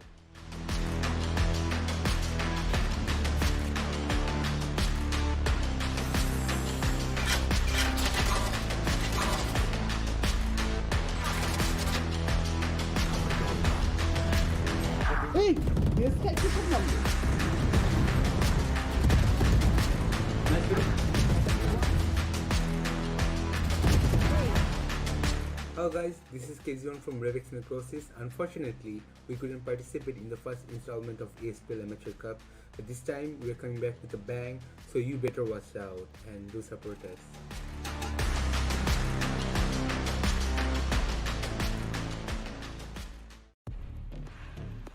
I will break the balance. About the utility usage, you did mention that why did he go for the Reyna pick, as he knew exactly where the killer was and he will find it, but there's a refresh coming in from sector as he Arman is gonna fall. So will headshot. Okay, something's up. Sector, okay. Are we gonna see an ace? It's already a 4K. Let's go! We're gonna see an ace from Of his own on the sidelines, but Japanese sorry, he's gonna be the one to make the difference. He's gonna be one to do the damage, and ladies and gentlemen, he's gonna be down to a 2 with on this operator. And now, once again, we do see an aggressive push coming out from the side of Headshot. Not really having backup, but just as I say, the caster's curse seemingly coming into full fruition, but still, it is gonna be Hermione to bring back that man advantage in their favor state. He's punching his strong angles properly, and this is probably gonna hurt a Japanese torch. Hides in for the triple kill with the beautiful pole plant positions as well from all the members of Mercenary. They have the momentum in their side. He's going to be going in for the peak, but it's going to be Bearov getting the first initial kill down with the lethals. The Leers are still available, but the recon bolt is going to be the one to spawn everyone out. Ladies and gentlemen, the no peaks are going to be coming on yet, but the spike timer is going to be going on down slowly but surely. It's going to be Nico Silent getting the first initial kill, but it's going to be Hermione with his operator being able to get one kill of his own. It's going to be Headshot getting another one down to a 2 versus 2. Hermione spreads through the smoke, gets another one kill on the side. It's going to be Rush to make the difference there. Rush to clutch it all out. The lineup happening. Gets one frag, Sanity gets one more frag. And the attackers are still going off. LRX, Armoin takes one kill. Armoin gets killed. Armoin, what are you doing? Oh my lord, Armoin! Oh my god, can he make it happen? No! Armoin! Oh my god! Gonna be able to take aggressive control, but the ultimate has been popped. The Hunter's Fury trying to do the damage. But he's gonna be able to find the first initial kills out on the specs, and the defenders, they have the advantage in their favor when it comes to the man. But still, ladies and gentlemen, will this be possible? Juarona, he's gonna be the one to make it even. Stevens on the player count once again. The body's good to be robbing on down, but it's gonna be Zodiac from the sidelines being able to get the first initial kill down on the Rio. And it's gonna be Ado with that Odin getting another one. Zodiac with his second. For some weird reason, I must admit, Project Card's economy management is pretty questionable. And I think they're gonna be working on that in the future. And speaking of which, there is a smart play coming from Saint as he, oh my god, look at the, and come on buddy, you still have your ultimate ready. I think you can hear me loud and clear, but I don't think he actually does. Saint's gonna find a 4K. His teammates might be kind enough to... It ends for now.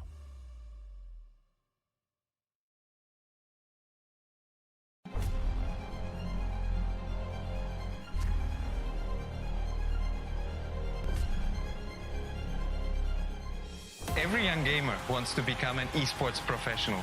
We make it happen. You just keep on winning.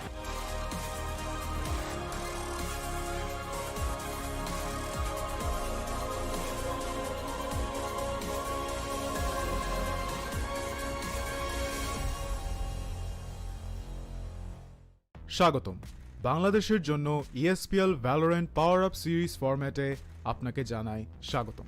এই সিরিজটি riot games দক্ষিণ Asia সমর্থিত একটি উদ্যোগ যা বাংলাদেশের ভেতরে অপেশাদার গেমারদের প্রতিভা বজায় রাখতে এবং বৃদ্ধি করতে সহায়তা করবে। এর সুবিধার্থে পাওয়ার আপ সিরিজটিতে প্রতি মাসে 2টি প্রাইজ পুল সহ 2টি টুর্নামেন্ট থাকবে। প্রতিটি মাস শুরু হবে একটি বাছাই পর্বের সাথে, যেখানে সবগুলি দল সিঙ্গল এলিমিনেশন ফরম্যাটে প্রতিযোগিতা করবে শীর্ষ 8টি দল পর্যন্ত, এবং এই 8টি দল অ্যামেচার কাপে উত্তীর্ণ হবে। এই 8টি দল ডাবল এলিমিনেশনে লড়াই করবে এবং বিজয়ী শীর্ষস্থানীয় 3টি দল আমন্ত্রিত হবে ইনভিটেশনাল কাপে। ইনভিটেশনাল কাপে প্রতিযোগিতা করবে শীর্ষস্থানীয় 3টি দল এবং আমন্ত্রিত 3টি দল। ইনভিটেশনাল কাপের সময় অপেশাদার কাপ এবং ইনভিটেশনাল কাপের শীর্ষ 2টি দল উচ্চ ব্র্যাকেটে খেলবে এবং তৃতীয় স্থানের দলগুলি একই পর্বের নিম্ন ব্র্যাকেটে খেলবে। প্রথম রাউন্ডের প্রতিটি ম্যাচ হবে সিঙ্গল এলিমিনেশন ফরম্যাটে। উচ্চ ব্র্যাকেটের 2টি বিজয়ী দল তারপর ডাবল এলিমিনেশন পর্যায়ে এগিয়ে যাবে। ডাবল এলিমিনেশন পর্বে হেরে যাওয়া দলটি তখন নিম্ন ব্র্যাকেটের দলের বিপক্ষে প্রতিদ্বন্দ্বিতা করবে। এই পর্যায়ে নিম্ন ব্র্যাকেটের যে দলটি হারবে তাদেরকে তৃতীয় স্থান হিসেবে শিরোনাম দেওয়া। ইনভিটেশনাল কাপে অংশ নেওয়া সমস্ত 6টি দল পরের মাসের অপেশাদার কাপে আবার প্রতিযোগিতা করে বেরিয়ে আসতে হবে, যার উদ্দেশ্য নতুন এবং উন্নত দলগুলিকে অপেশাদার কাপে প্রতিযোগিতার সুযোগ দেওয়া। এর দ্বারা ইনভিটেশনাল কাপে আরও অভিজ্ঞ দলের সাথে তাদের দক্ষতা পরীক্ষার চক্রটি পুনরাবৃত্তি করা হচ্ছে। আমরা অর্থাৎ ESPL কিভাবে বাংলাদেশের দলগুলি পাওয়ার আপ সিরিজে পারফর্ম করে তা দেখার অপেক্ষায় রয়েছি। আপনার স্কোয়াড প্রস্তুত করুন এবং সিরিজটি শুরু হওয়ার জন্য প্রস্তুত থাকুন। Good luck agents.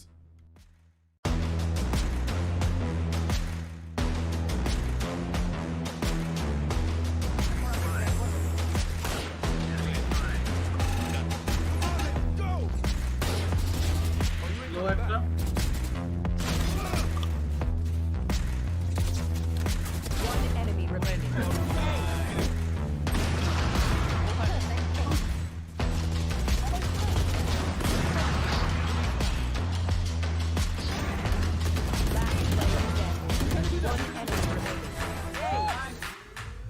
Hello everyone, Samuel from Mercenaries. You guys probably know me as Nuke.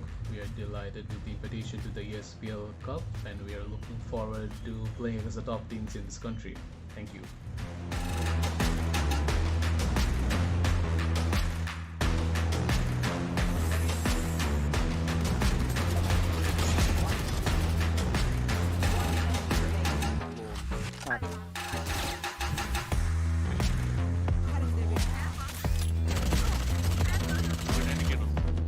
দাঁড়ায় একটা চোখ পয়েন্টে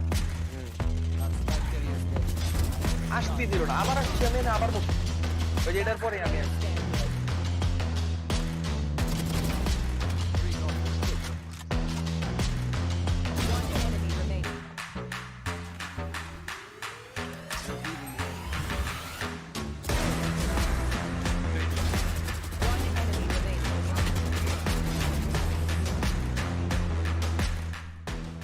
Hello, this is Darktron.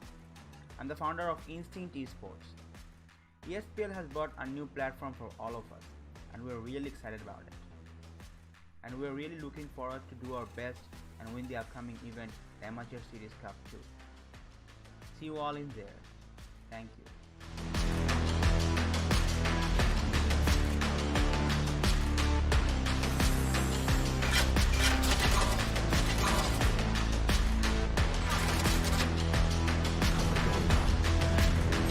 Hey, this guy keeps on number.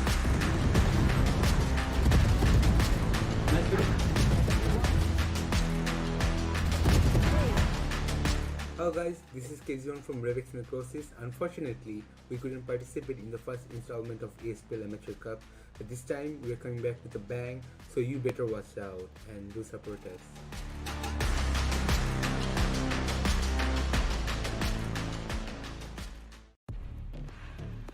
I will break the balance. About the utility usage, you did mention that why did he go for the Reyna pick, as he knew exactly what the killer was, and he will find the, but there's a refresh coming in from Spectre as he Arman is gonna fall. So will headshot.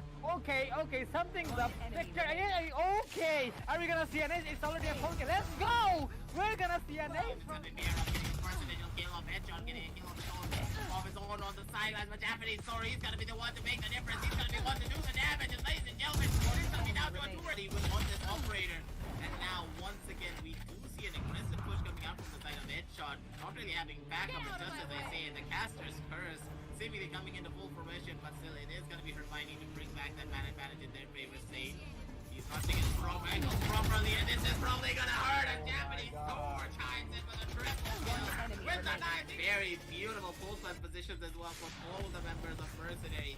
They have the momentum in their side. He's gonna be going in for the peak, but it's gonna be Bearov getting the first initial kill down with the lethals. The Leers are still available, but the recon bolt is gonna be the one to swat everyone out. And ladies and gentlemen, the no peaks are gonna be coming on again, but the spike timer is gonna be going on down slowly but surely. It's gonna be Evo getting the first initial kill, but it's gonna be Hermione with his operator being able to get 1 kill of his own. It's gonna be Headshot getting another one down to a 2 versus 2. Hermione spread through the smoke, gets another one. It's gonna be Russ to make the difference there. Russ to clutch it all out. The lineup happening. Gets one frag, Sanity gets one more frag. And the attackers are still going off. LRX, Armoin takes 1 kill. Armoin gets killed. Armoin, what are you doing? Oh my lord, Armoin! Oh my god, can he make it happen? No! Armoin! Oh my god! Gonna be able to take aggressive control, but the ultimate has been popped. The Hunter's Fury trying to do the damage. But he's gonna be able to find the first initial kill down on the specs, and the defenders, they have the advantage in their favor when it comes to the man. But still, ladies and gentlemen, will this be possible? Juvarona, he's gonna be the one to make it even. Stevens on the player count once again. The body's good to be robbing on down, but it's gonna be Zodiac from the sidelines being able to get the first initial kill down on the Rio. And it's gonna be Ado with that Odin getting another one. Zodiac with his second. For some weird reason, I must admit, Project Card's economy management is pretty questionable. And I think they're gonna be working on that in the future. And speaking of which, there is a smart play coming from Saint as he, oh my god, look at the, and come on buddy, you still have your ultimate ready. I think you can hear me loud and clear, but I don't think he actually does. Saint's gonna find a 4K. His teammates might be kind enough to... It ends for now.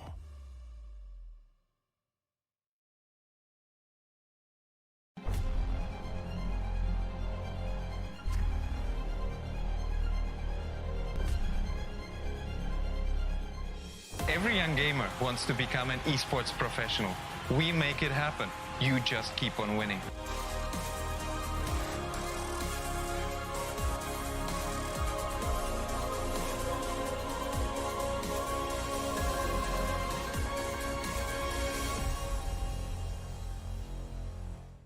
স্বাগতম বাংলাদেশের জন্য ESPL Valorant PowerUp Series ফরম্যাটে আপনাকে জানাই স্বাগতম। এই সিরিজটি riot games দক্ষিণ এশিয়া সমর্থিত একটি উদ্যোগ যা বাংলাদেশের ভেতরে অপেশাদার গেমারদের প্রতিভা বজায় রাখতে এবং বৃদ্ধি করতে সহায়তা করবে। এর সুবিধার্থে পাওয়ার আপ সিরিজটিতে প্রতি মাসে 2টি প্রাইজ পুল সহ 2টি টুর্নামেন্ট থাকবে। প্রতিটি মাস শুরু হবে একটি বাছাই পর্বের সাথে, যেখানে সবগুলি দল সিঙ্গল এলিমিনেশন ফরম্যাটে প্রতিযোগিতা করবে শীর্ষ 8টি দল পর্যন্ত, এবং এই 8টি দল অ্যামেচার কাপে উত্তীর্ণ হবে। এই 8টি দল ডাবল এলিমিনেশনে লড়াই করবে এবং বিজয়ী শীর্ষস্থানীয় 3টি দল আমন্ত্রিত হবে ইনভিটেশনাল কাপে।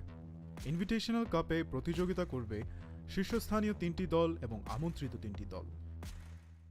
ইনভিটেশনাল কাপের সময় অপেশাদার কাপ এবং ইনভিটেশনাল কাপের শীর্ষ 2টি দল উচ্চ ব্র্যাকেটে খেলবে এবং তৃতীয় স্থানের দলগুলি একই পর্বের নিম্ন ব্র্যাকেটে খেলবে। প্রথম রাউন্ডের প্রতিটি ম্যাচ হবে সিঙ্গল এলিমিনেশন ফরম্যাটে। উচ্চ ব্র্যাকেটের 2টি বিজয়ী দল তারপর ডাবল এলিমিনেশন পর্যায়ে এগিয়ে যাবে। ডাবল এলিমিনেশন পর্বে হেরে যাওয়া দলটি তখন নিম্ন ব্র্যাকেটের দলের বিপক্ষে প্রতিদ্বন্দ্বিতা করবে। এই পর্যায়ে নিম্ন ব্র্যাকেটের যে দলটি হারবে তাদেরকে তৃতীয় স্থান হিসেবে শিরোনাম দেওয়া। ইনভিটেশনাল কাপে অংশ নেওয়া সমস্ত 6টি দল পরের মাসের অপেশাদার কাপে আবার প্রতিযোগিতা করে বেরিয়ে আসতে হবে, যার উদ্দেশ্য নতুন এবং উন্নত দলগুলিকে অপেশাদার কাপে প্রতিযোগিতার সুযোগ দেওয়া। এর দ্বারা ইনভিটেশনাল কাপে আরও অভিজ্ঞ দলের সাথে তাদের দক্ষতা পরীক্ষার চক্রটি পুনরাবৃত্তি করা হচ্ছে। আমরা অর্থাৎ ESPL কিভাবে বাংলাদেশের দলগুলি পাওয়ার আপ সিরিজে পারফর্ম করে তা দেখার অপেক্ষায় রয়েছি। আপনার স্কোয়াড প্রস্তুত করুন এবং সিরিজটি শুরু হওয়ার জন্য প্রস্তুত থাকুন। Good luck agents.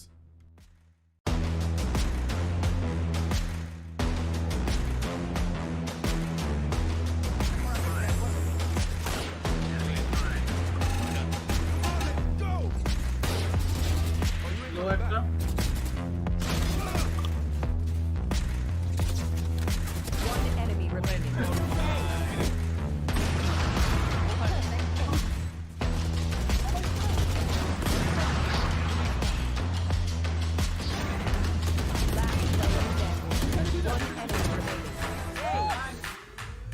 Hello everyone, I am Samuel from Mercenaries. You guys probably know me as Nuke. We are delighted with the invitation to the ESPL Cup and we are looking forward to playing against the top teams in this country. Thank you.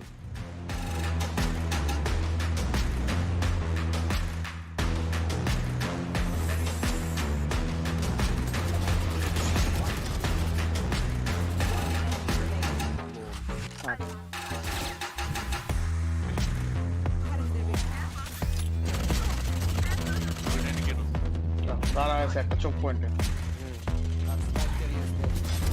আসতে দিল না, আবার আসছি আমি না, আবার বসছি ওই যে এটার পরে আমি আসছি।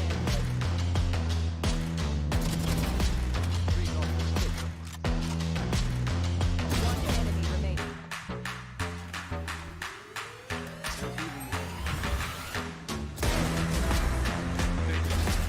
One enemy remaining.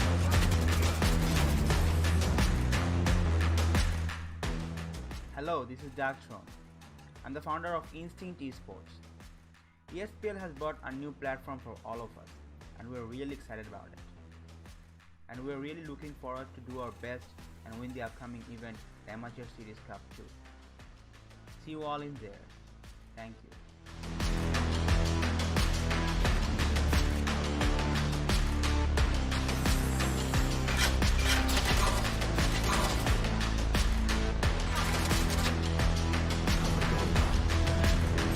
Hey, this guy keeps on coming.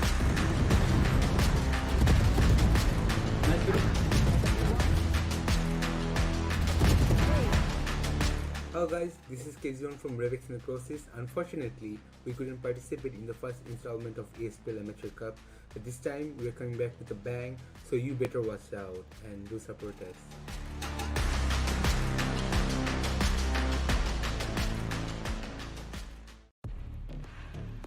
I will break the balance.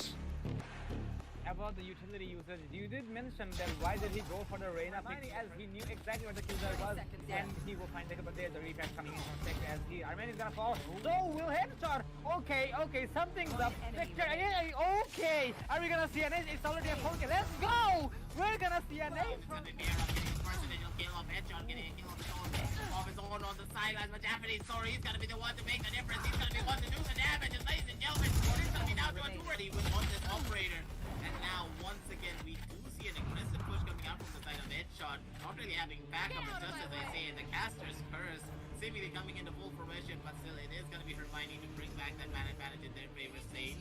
He's hunting his strong angles properly, and this is probably gonna hurt a Japanese sword. Chimes in for the triple kill with the nice, very beautiful full class positions as well for all the members of Mercenaries. They have the momentum in their side. He's gonna be going in for the peak, but it's gonna be Bear getting the personal kill down on the lethal. The Leers are still available, but the recon bolt is gonna be the one to swat everyone out. And ladies and gentlemen, the no peaks are gonna be coming on again, but the spike timer is gonna be going on down slowly but surely. It's gonna be Nico Silent getting the first initial kill, but it's gonna be Hermione with his operator being able to get 1 kill of his own. It's gonna be Headshot getting another one down to a 2 versus 2. Hermione spread through the smoke, gets another one kill on the side. It's gonna be Rush to make the difference there. Rush to clutch it all out. The lineup happening. Gets one frag, Sanity gets one more frag. And the attackers are still going off. LRX, Armoin takes 1 kill. Armoin gets killed. Armoin, what are you doing? Oh my lord, Armoin! Oh my god, can he make it happen? No! Armoin! Oh my god! Gonna be able to take aggressive control, but the ultimate has been popped. The Hunter's Fury trying to do the damage. But he's gonna be able to find the first initial kill down on the specs, and the defenders, they have the advantage in their favor when it comes to the man. But still, ladies and gentlemen, will this be possible? Juarona, he's gonna be the one to make it even. Stevens on the player count. Once again, the body's good gonna be rubbing on down, but it's gonna be Zodiac from the sidelines being able to get the first initial kill down on the Rio. And it's gonna be Ado with that. Odin getting another one. Zodiac with his second. For some weird reason, I must admit, Project Card's economy management is pretty questionable. And I think they're gonna be working on that in the future. And speaking of which, there is a smart play coming from Saint as he, oh my god, look at the, and come on buddy, you still have your ultimate ready. I think you can hear me loud and clear, but I don't think he actually does. Saint's gonna find a 4K. His teammates might be kind enough to... It ends for now.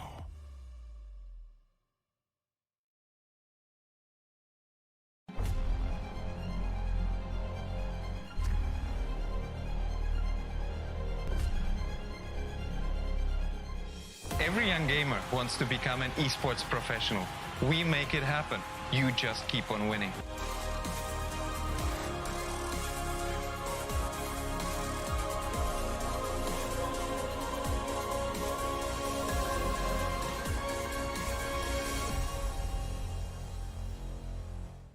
স্বাগতম বাংলাদেশের জন্য ESPL Valorant PowerUp Series ফরম্যাটে আপনাকে জানাই স্বাগতম। এই সিরিজটি riot games দক্ষিণ এশিয়া সমর্থিত একটি উদ্যোগ যা বাংলাদেশের ভেতরে অপেশাদার গেমারদের প্রতিভা বজায় রাখতে এবং বৃদ্ধি করতে সহায়তা করবে।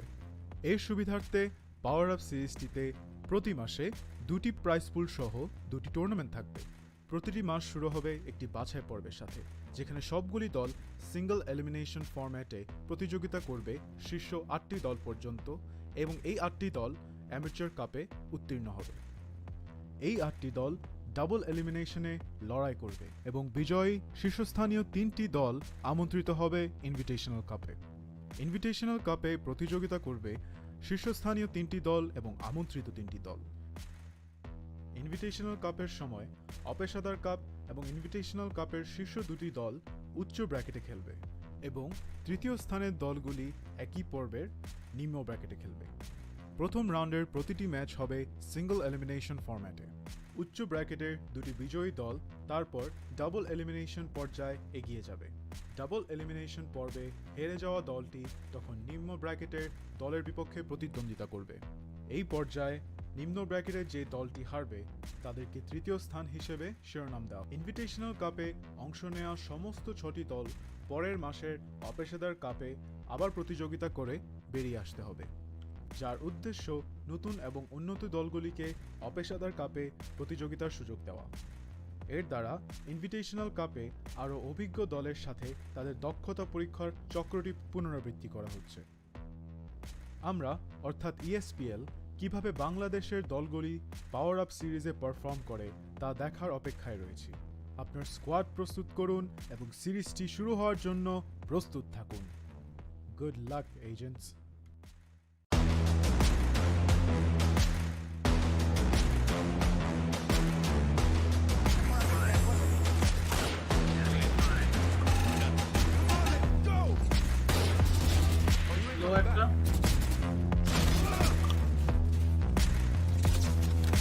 One enemy remaining.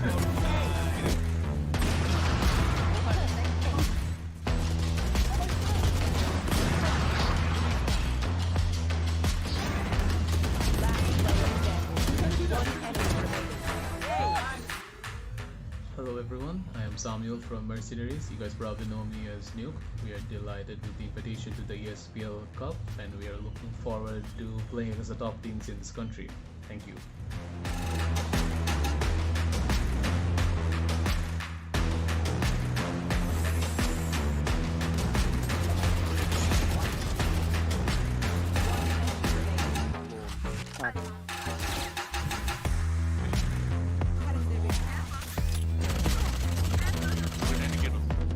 দাঁড়ায় একটা চোখ পয়েন্টে আসতে দিল না, আবার আসছি আমি না, আবার মুখ ওই যে এটার পরে আমি আসছি।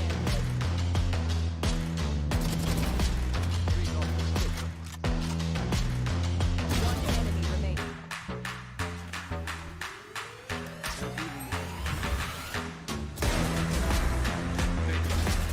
One enemy remaining.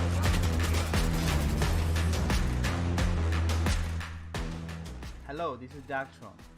I'm the founder of Instinct Esports.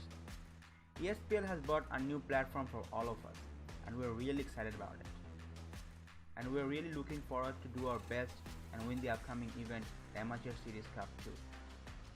See you all in there. Thank you.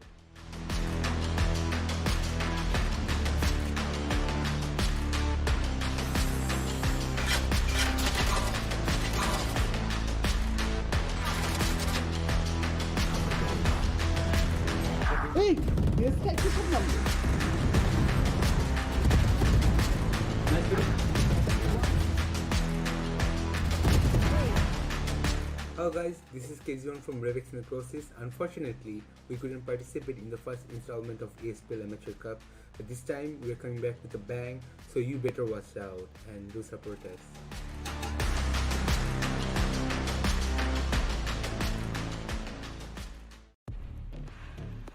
I will break the balance. About the utility usage, you did mention that why did he go for the Reyna pick as he knew exactly what the killer was and he will find but there's a refresh coming in from Sector as he Armin is gonna fall. So will headshot. Okay, something's up. Sector, okay. Are we gonna see an ace? It's already a poke. Let's go! We're gonna see an ace from Headshot getting a kill of his own on the sidelines, but Japanese story, he's gonna be the one to make the difference. He's gonna be the one to do the damage, and ladies and gentlemen, he's gonna be down to a 2 with on this operator. And now, once again, we do see an aggressive push coming out from the side of Headshot. Not really having backup, but just as I say, the caster's curse seemingly coming into full fruition, but still, it is gonna be Hermione to bring back that man advantage in their favor state. He's punching his strong ankles properly, and this is probably gonna hurt a Japanese sword. Chimes in for the triple kill with the nice, very beautiful full-time positions as well from all the members of Mercenary.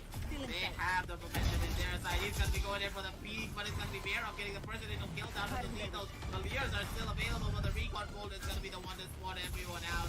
And ladies and gentlemen, the no peaks are gonna be coming on again, but the spike timer is gonna be going on down slowly but surely. It's gonna be Demon Silence getting the first initial kill, but it's gonna be Hermione with his operator being able to get one kill of his own. It's gonna be Headshot getting another one down to a 2 versus 2. Hermione spreads through the smoke, gets another one kill on the side. It's gonna be Rush to make the difference there. Rush to clutch it all out. The lineup happening. Gets one frag, Sanity gets one more frag. And the attackers are still going off. LRX, Harmoin takes one kill. Harmoin gets killed. Harmoin, what are you doing? Oh my lord, Harmoin! Oh my god, can he make it happen? No! Harmoin! Oh my god! Gonna be able to take aggressive control, but the ultimate has been popped. The Hunter's Fury trying to do the damage. be able to find the first initial kill down on the specs, and the defenders, they have the advantage in their favor when it comes to the man. But still, ladies and gentlemen, will this be possible? Juarona, he's gonna be the one to make it even. Stevens on the player now. Once again, the body could just be rubbing on down, but it's gonna be Zodiac from the sideline being able to get the first initial kill down on the Rio. And it's gonna be Ado with that. Odin getting another one, Zodiac with his second. For some weird reason, I must admit, Project Card's economy management is pretty questionable. And I think they're gonna be working on that in the future. And speaking of which, there is a smart play coming from Saint as he, oh my god, look at the, and come on buddy, you still have your ultimate ready. I think you can hear me loud and clear, but I don't think he actually does. Saint's gonna find a 4K. His teammates might be kind enough to... It ends for now.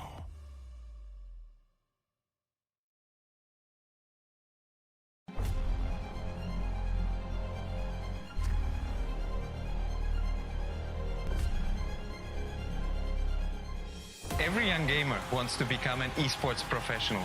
We make it happen. You just keep on winning.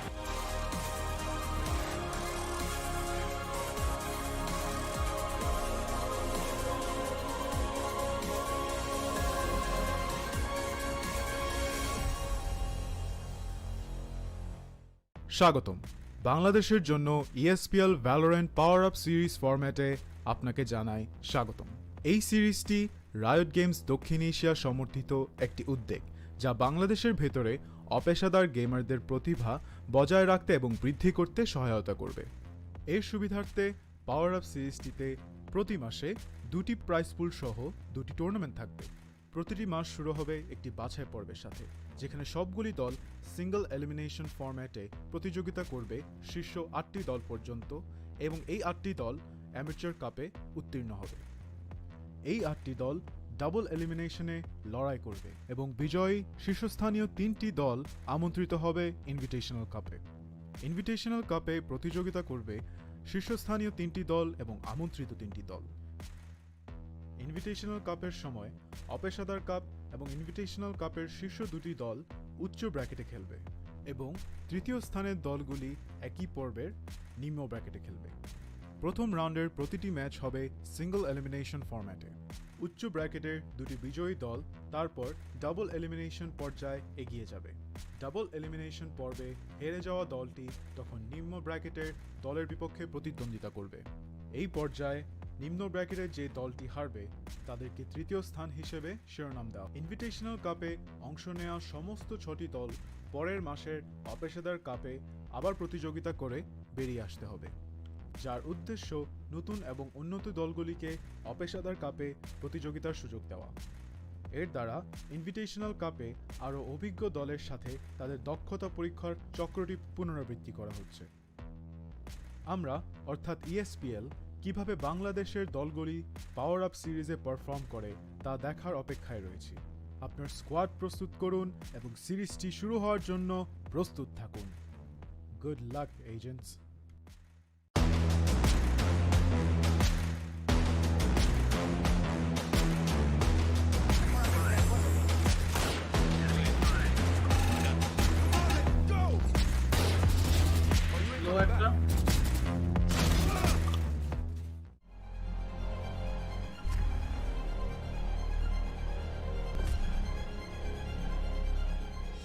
Every young gamer wants to become an esports professional.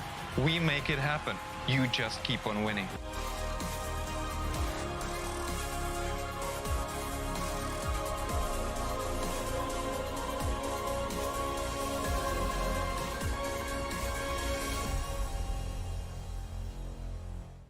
স্বাগতম বাংলাদেশের জন্য ESPL Valorant PowerUp Series ফরম্যাটে আপনাকে জানাই স্বাগতম।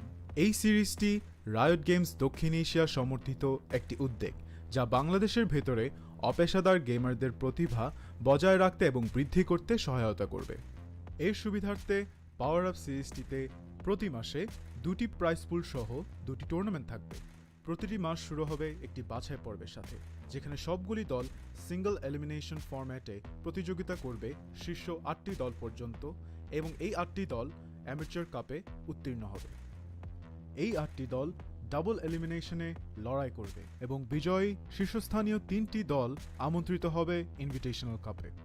Invitational কাপে প্রতিযোগিতা করবে শীর্ষস্থানীয় 3টি দল এবং আমন্ত্রিত 3টি দল। ইনভিটেশনাল কাপের সময় অপেশাদার কাপ এবং ইনভিটেশনাল কাপের শীর্ষ 2টি দল উচ্চ ব্র্যাকেটে খেলবে এবং তৃতীয় স্থানের দলগুলি একই পর্বের নিম্ন ব্র্যাকেটে খেলবে। প্রথম রাউন্ডের প্রতিটি ম্যাচ হবে সিঙ্গল এলিমিনেশন ফরম্যাটে। উচ্চ ব্র্যাকেটের 2টি বিজয়ী দল তারপর ডাবল এলিমিনেশন পর্যায়ে এগিয়ে যাবে। ডাবল এলিমিনেশন পর্বে হেরে যাওয়া দলটি তখন নিম্ন ব্র্যাকেটের দলের বিপক্ষে প্রতিদ্বন্দ্বিতা করবে।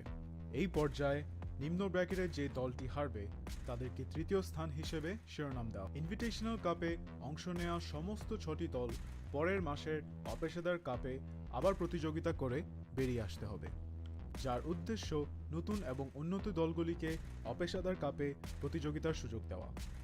এর দ্বারা ইনভিটেশনাল কাপে আরও অভিজ্ঞ দলের সাথে তাদের দক্ষতা পরীক্ষার চক্রটি পুনরাবৃত্তি করা হচ্ছে। আমরা অর্থাৎ ESPL কিভাবে বাংলাদেশের দলগুলি পাওয়ার আপ সিরিজে পারফর্ম করে তা দেখার অপেক্ষায় রয়েছি। আপনার স্কোয়াড প্রস্তুত করুন এবং সিরিজটি শুরু হওয়ার জন্য প্রস্তুত থাকুন। Good luck agents.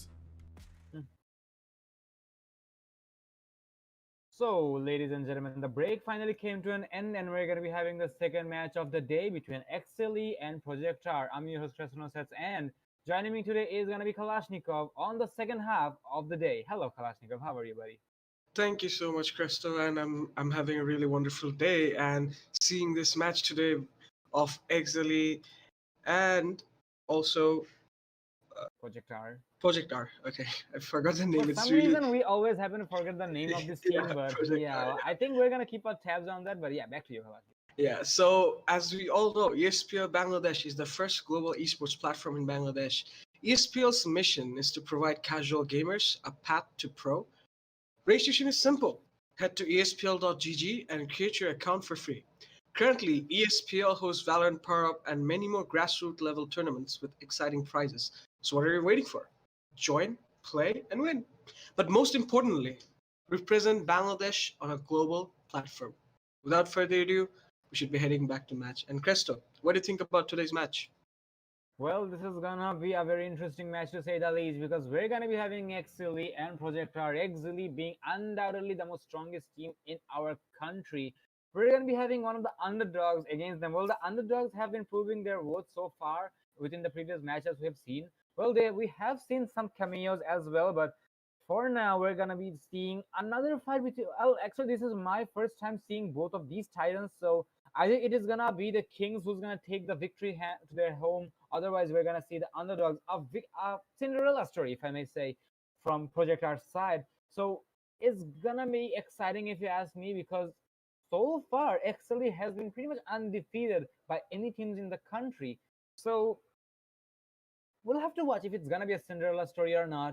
We'll have to know how this matchup is gonna be played out. And speaking of the matchups, we're gonna be heading into the map pools. And yes, speaking of map pool, on every specific map, we're gonna be seeing Exceeli attacking. So this is really Exceeli's signature move, if we say, because they prefer attacking on pretty much every possible map, because attacking is always their strongest point. Their aggression really rewards them very strongly, and they are really confident as well when it comes to pushing with the aggression. So the maps we're going to be seeing is going to be Ascent, Bind, and Heaven. And as we mentioned previously, it is going to be completely attacked, full of attacks from Exceeli side and defensive rounds from Projectar side on the early rounds. So that being said, we're going to be starting into the first map, which is going to be Ascent, selected by Exceeli, and Projectar chose to defend. Let's see how the matchup is going to be, as Ascent is going to be shaken up with a lot of noises and casualty and a lot of mayhem, if I may say. And we're going to be getting in the game as the agent selections are going to be on the way. We're going to be seeing Shufri flocking onto the Jet hit crew with the Sova, Zolo Crazy onto Omen, Fancy with the Cypher. Misa's not going to be locking on anything yet, but I think it's going to be a duelist, because usually we do see the double duelist composition. So I'm not going to be surprised here. On the other side of the hand, we're going to be seeing Device going for Killjoy, Falcon with the Jet. We're going to be having Sova, obviously, for the intel. Zodiac is going to be the smoker for the side of Projectar. Spectre is going to be going for the second duelist. Missile, I presume he's AFK or something, but he should be selecting his agent any second now, as we're going to be seeing Device locking onto the Killjoy, which is going to be confirmed.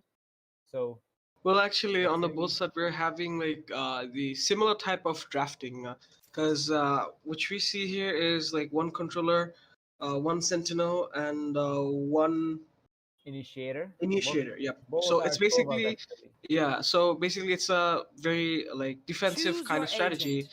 But I'm like really like hopeful about Exili, because Exili always takes these kinds of like operators which are very much fast in their approach and very much aggressive. So expecting that on hand, I really think that maybe they're gonna have a similar type of push this time. Is the match cancelled for some reason?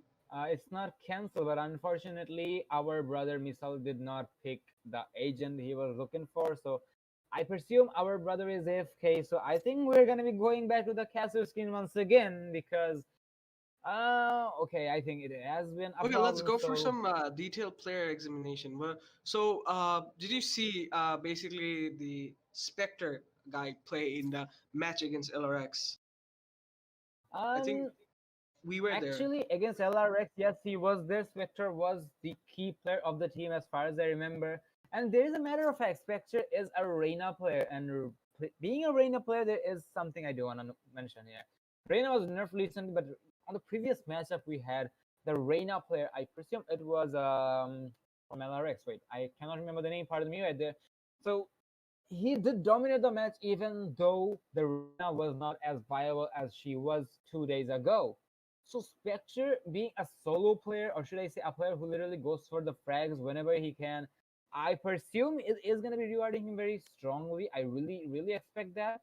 But playing Reyna at the moment is really not that rewarding, which what it used to be in the early days. So that is there. So I wonder And how I also the remember Project R using the, what do you call it, the that machine gun, Odin. I remember. yeah, Is Adu this actually Adu uses the Odin a automatic? lot. Yeah, Yes. that guy uses Odin to basically fight off. Like he was kind of successful, but I think at the last moment they just lost their patience and they just went for they just went for tried to like give up and stuff. But I think today we'll be seeing like relatable improvements and which we'll be seeing like today against the best team in Bangladesh right now. It's Exceeli Esports. And looking back to the players in Exili, I think there's nothing to say about Exili because every one of their player is really, I mean, really straightforward. Like they just get into a site, they just take the kills and win the rounds. Like it's simple as that. Because their gunfight mechanism, synchronization, everything is so much at the, top notch. Like there's nothing to complain.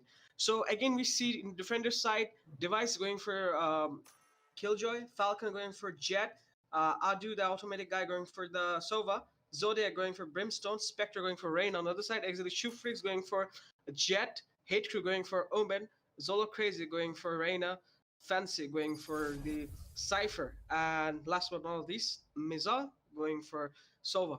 So similar kind of picks over here we see, and promising it's gonna be because it's Ascent, which is basically very balanced, almost balanced map. So since it's attacking on the Exili side, so we should be seeing some fireworks when the match starts. Well, there is one thing I do want to mention, Kalashnikov, in case you have missed that. That is, Zolo Crazy did lock on Omen on the first operator selection. So I think as Missile was not there, so they actually wanted to switch up some of the compositions of the team because I remember Heat Crew was not on the Omen as Zolo Crazy was that. I think he was on the Sova instead.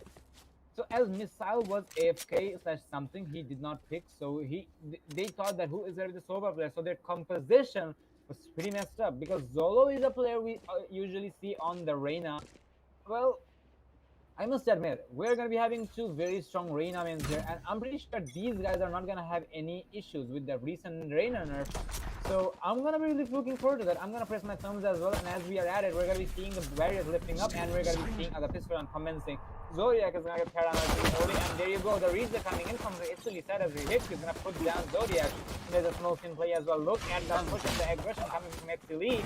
Oh, Adu, my guy, didn't see the push coming from behind as he's gonna fall in the hands of Exceeli. It's one refresh coming in from Device's side, but it is in a favor of Exceeli. So Exceeli is gonna bring it extremely aggressively as we had predicted, and they are getting the rewards as well. But look at Spectre is gonna find one, and we know Spectre is pretty strong when it comes to the pistol round. He's gonna get one. Yes, he will. It's all up to Shoefreaks now. Suddenly the tides are gonna be turned, and it's all on the only Jet, and he's gonna find one. And now he can obviously win because the remaining player is extremely low on HP. Both of them can make it happen, but now Shoefreaks has the upper hand. And now where are you looking at, Falcon? You knew exactly where your twin sister is. What are you looking at? Oh my god, that was unfortunate. Shoefreaks is gonna be able to flush that run out very easily. Unfortunate, yes, Kalashnikov, and a very decent start coming from Exceeli Esports. Well, actually, on the last round, it was really promising. Like the Exceeli, how they got in, took kills, and just like literally pushed into the side.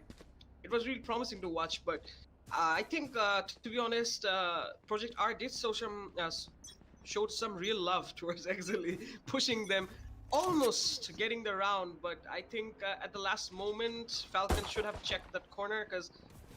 As they always say during the tutorial too, check your corners. So we are seeing here a push, linear push against A. They have already taken A. Plant is gonna go off soon enough, maybe. Everyone knows the position, so everyone is spamming, trying to know the situation. How is there gonna be? I think they're gonna try to make take at least one frag, maybe out of there, because this is a force buy on the side of Exceeli. If Exceeli loses this round, I don't think they're gonna get it back. So anyways, there goes one frag off, but Adu the Automatic guy gets one frag off to fix, trying to get some frag. Here, they finishes off Fancy. Fancy finishes off third kill and gets the round off the board.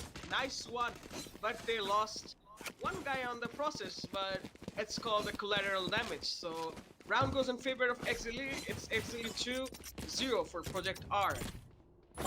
Well, it was a very decent start for Exceeli, and I really love the fact that Zolo Crazy went for the Vandal very, very early in the round, and I really understand why he did that because I knew that he had the confidence to get the kills anyways. But going for that on the second round, okay, I see a lot of the confidences are gonna be in the air, so. It's good, but better not be overconfident in any manner or necessary. But we're gonna be seeing the aggression come from Negative. What is that cage from the air coming from Tenzin? And I'm pretty sure he did his geometry class very, very seriously, and he will land it very successfully. And as we speak, we're gonna be seeing the attackers taking control of the GPA very, very successfully without any damages caused or casualties. As it will be a post-land 5v5 situation, Zodiac is gonna find one onto Zolo, so the Vandal is gonna be rested. But there's some more to find. Flip is gonna find one onto Fancy, and there's sprays coming in from the guns of Exceeli side. But look at, they are not able to do much because they're only gonna find one body. And only for an SMG, it's all up to H2 and a 1v4. He's gonna walk up to the smoke and he's gonna find his fate inside of the smoke by the Zodiac. He is gonna be shut down, and we're gonna be seeing one round going in favor of the side of Project R. And 1-2 is not a bad scoreline, ladies and gentlemen. That's a good start from the buy round coming from Project R. Well, actually, this is looking really promising because that day in Project R against LRX was like, I thought Project R lost everything, but today, the way they just like capitalized on their mistakes and they just took back the round, took back one round, which is really good because 2-1 is nothing actually, it's nothing. They just took back one round through full buy, which is really promising to watch and really happy to see some team taking a good fight against a team like Exceeli. Really good to say. And speaking into the match we're seeing here, they're going for rotation push, holding off, trying to know the situation of the team, where everyone is hiding, everyone getting through. Expector gets a kill on Shoefreaks. Shoefreaks misses the shots and that really punished him a lot. It's one man already loose on the side of Exceeli Esports. It's 4 versus 5 situation. Defenders are still on 5, which is really bad for Exceeli right now. Exceeli has to make some amends right now. If they don't, they're not getting this round. It's 1 minute of the clock, waiting for the enemies to push right now. Thinking about maybe this time, it's gonna be different. Position's getting out. Adu is compromised. Situation is known. Everything is known. Everyone knows the position. Understanding. Spectre gets one frag off on. What is Spectre up to, by the way? I wanna know. Can we I get don't know. I don't know. Exceeli Mizal gets one refrag of 4 versus 2 situation, and this is really doable for. Okay, Fancy? Did you see him? Fancy, did you see him? Of course you did. 30 seconds left. Okay,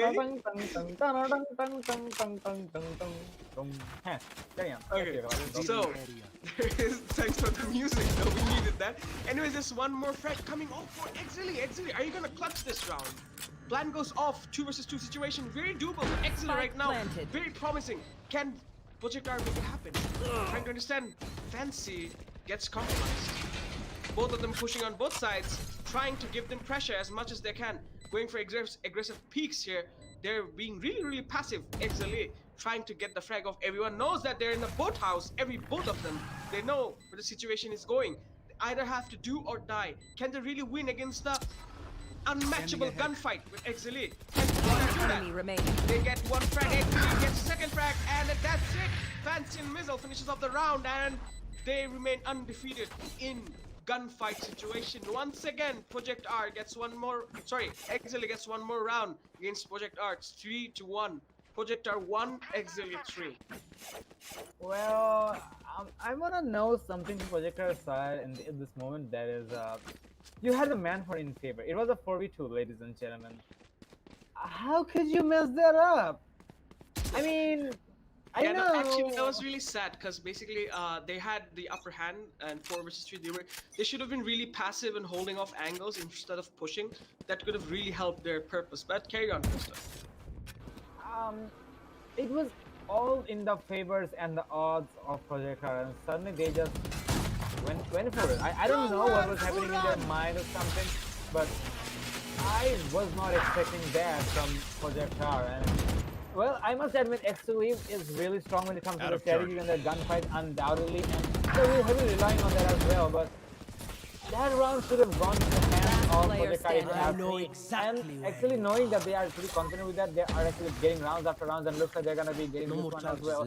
They're just getting everything out of the bag, and they're not even having any problems with that. The spike is gonna be going down. It's gonna be a 1v2 situation for the win, girls.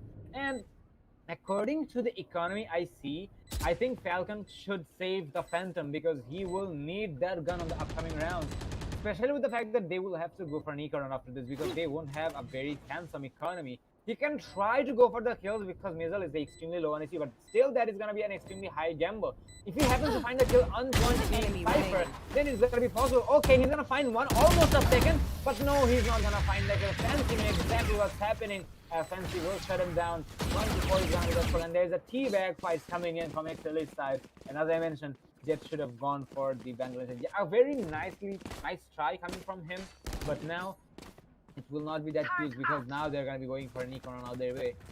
The Phantom could have been handy in this specific round, but so much we can do. 1 towards that scoreline, and we'll have to wait if in the future we have a Project R being in back or not. And for the time being, we did see a little glimpse of Exceeli forging the spike in the base.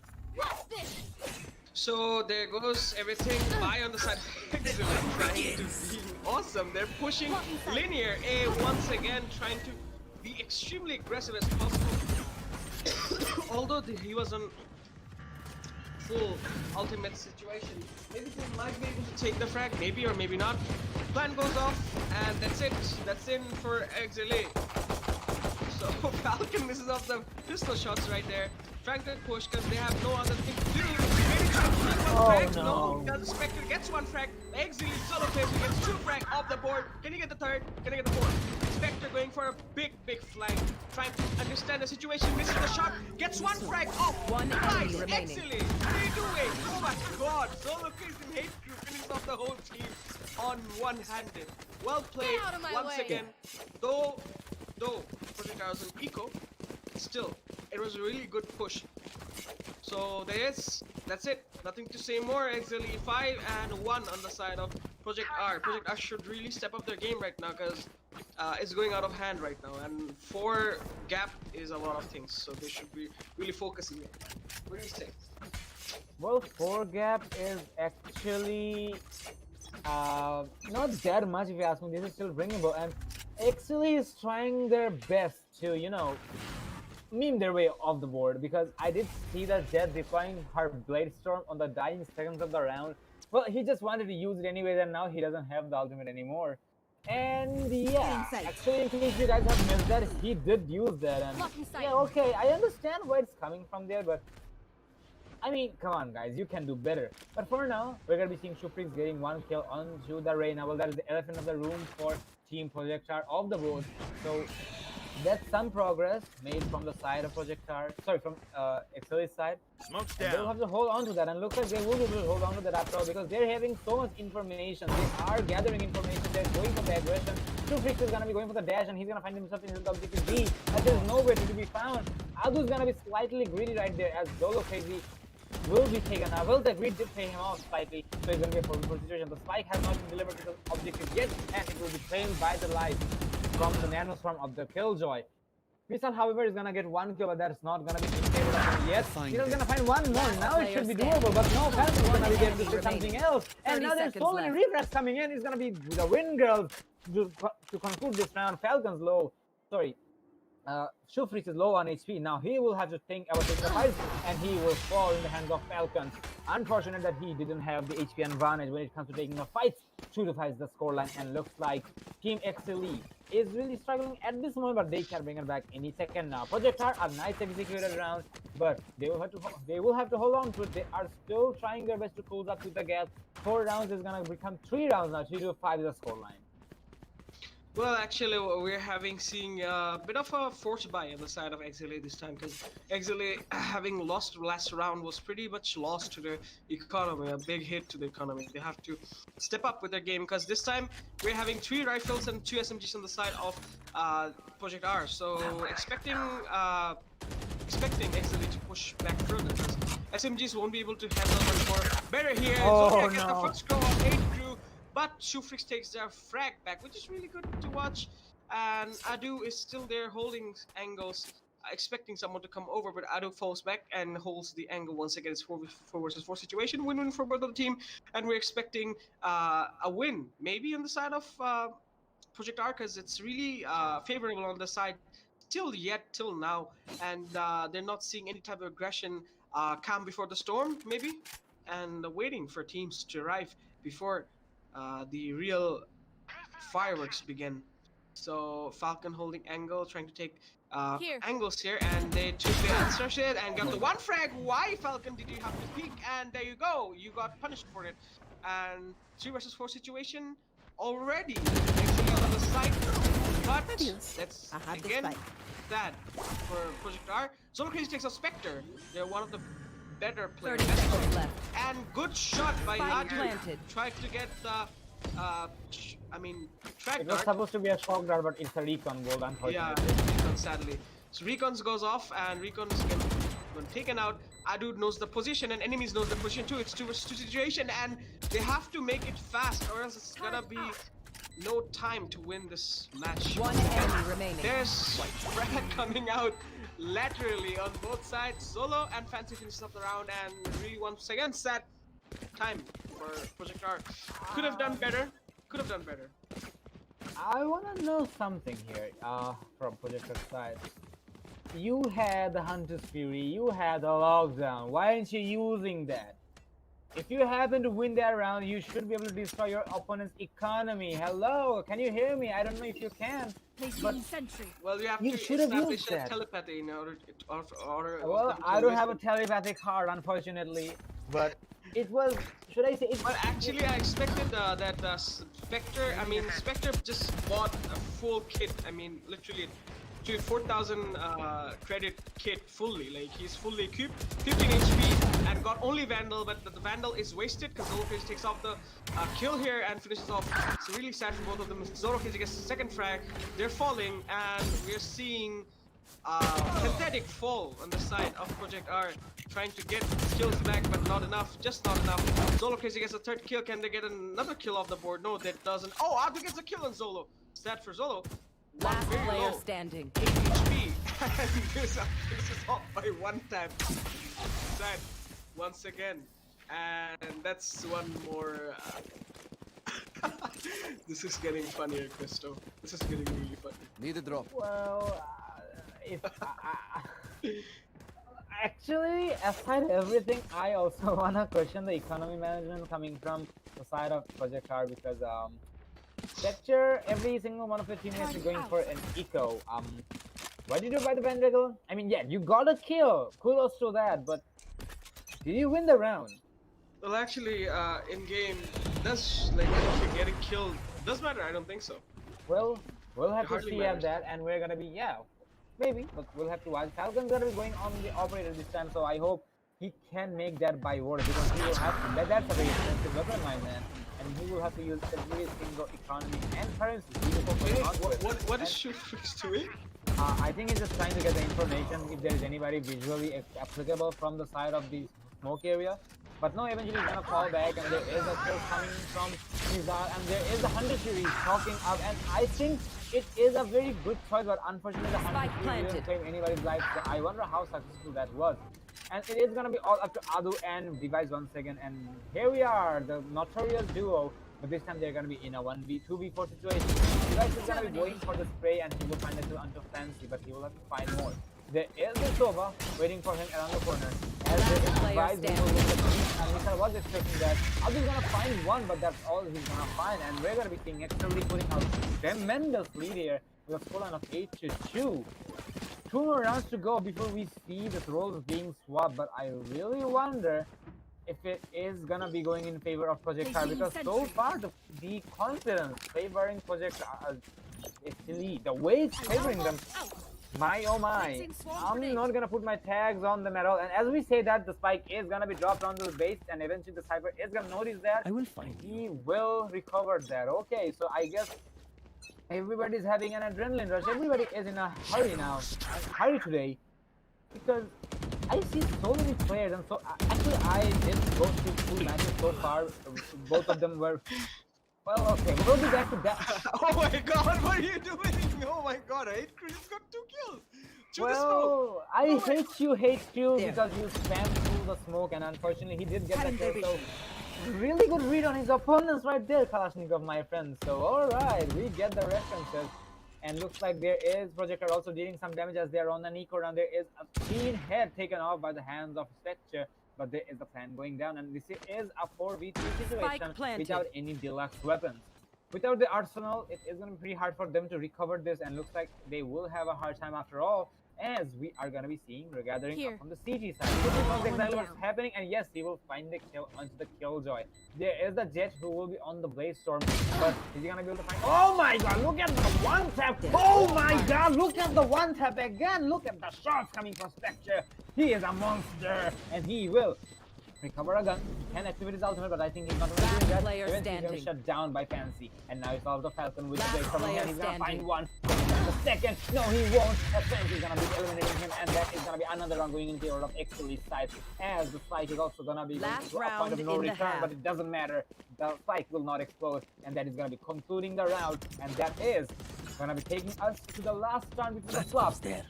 9-2, a very dominating performance coming from Exceeli.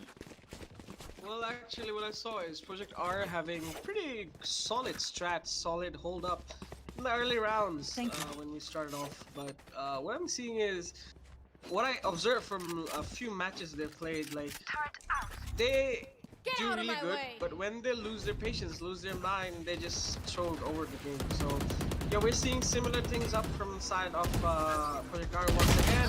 Shootfix couldn't get the frag. Spectre is doing excellently good, but gets taken by Haste. I know exactly. Zolo Crazy takes one more frag off, and it's a 4v2 situation. Pushing off the limits here. We're seeing proper pushes coming out. Spike planted. Plan goes off. Zodiac is alive still. Something from Zodiac. Zodiac gets a few damage. Zodiac gets 1 frag. 2 versus 2 situation. Last Can they do it? No, they do not. Hector gets a kill. Hector gets another kill, and end of the round once again. On the side. Switching sides. 10 versus, it's 10-2. 10 for Exceeli and 2 for Project R. And side change, tables turns, situations change. We might be seeing something, or maybe nothing. Well, that is gonna be $1 billion question, my friend, because within the halftime, we see Exceeli cracking the double digits while their opponents is just gonna find 2 rounds in their order. That's literally 5 times more rounds they have in their arsenal. So Exceeli is really dominating. Well, we did predict that undoubtedly because this is Exceeli's preferred map. But for some reason, Project R is not looking like they're in the position, or maybe they're just having a hard time. Well, I'm not gonna be judging that much because actually being one of the dominant teams in their region, they are obviously gonna try their best to push the limits, as their name is Exceed Limits. So we'll have to wait if we are gonna be seeing any anomalies occurring during these rounds, and apparently we're gonna be seeing Team Project R getting a comeback. Well, for which they will have to win 8 rounds in a row just to equalize it, let alone going for the lead. But okay, we're gonna be keeping our hopes up. We're gonna be going for the pistol round, which is the second pistol round. And we remember, Spectre is pretty good with the pistol rounds, and for some reason, the last pistol round, it was actually not in play, especially thanks to Falcon, because he did not pay attention to the information he already had. Or I don't know if there is any voice communications coming, or there was actually something of a misunderstanding, I presume. So Project R did struggle back there, but they can make it happen. There is so many noises being made from Exceeli side. Look at the Soba, he's just being a jumping bunny everywhere. He's trying to spam all the bullets, and eventually he's gonna find the. I guess that was a distraction, and it went more than successful. He's gonna find the spike as well, but eventually it's gonna be recovered.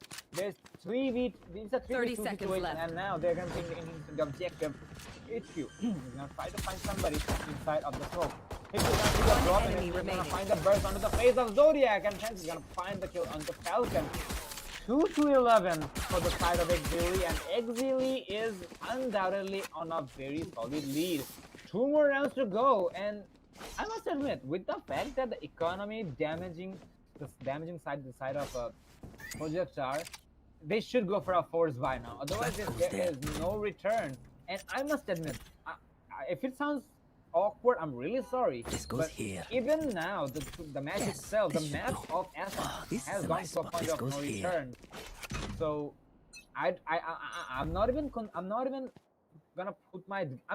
say that, let alone putting my bets that they're gonna be able to bring it back. And looks like they will. Okay, Zolo, I know you love French fries, my man, but don't buy so many potatoes on the sale, as he will fall in the hands of his own twin sister. But eventually there is the greed coming in from the side of the arena, as he will try to recover the Vandal, but he will not find success there. And there is eventually secure it, but there's Hasty with the 3 kills, and there you have it. Exceeli is gonna find themselves on a match point. It was we are seeing multiple T-Max coming out from the side of Exceeli. Anyways, that Falcon, that is Falcon, he does that. I mean, sorry, that is Fancy, he does that every time. I'm really not surprised in any means necessary. So, okay, that's the match point, so let's go. So the last round, like, I have nothing to say, like, only one thing, that it's nearly impossible to make this happen, but I don't think I'm gonna hope it. What do you think? Should we even hope that Project R is gonna try to keep my hopes up, obviously. I believe in wonders. I believe in mojejas. I don't know how to call it. I think like that? Mojejas like that? Like that too? Yeah, exactly. Miracles, yeah, I believe in miracles, man. And looks like miracle is gonna happen after all, even though the Manpower is in favor of Exceeli's side.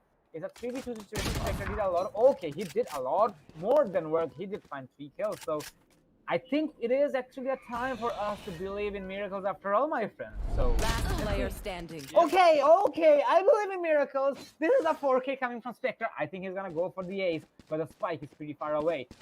The Sova can go to A. Come on, Sova, you know your teammate is in B. You may expect the cover, but still you may need to go for the plant as well. This Fantasy is pretty confused at the moment. He doesn't know where to go.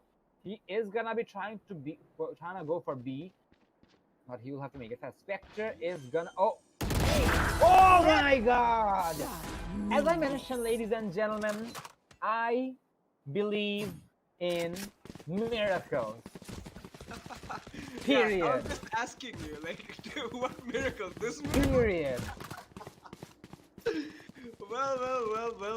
Well. Actually, to be honest, if I was in the side of Project I, for this play only, I'd be the happiest man alive right now. Literally, trust me.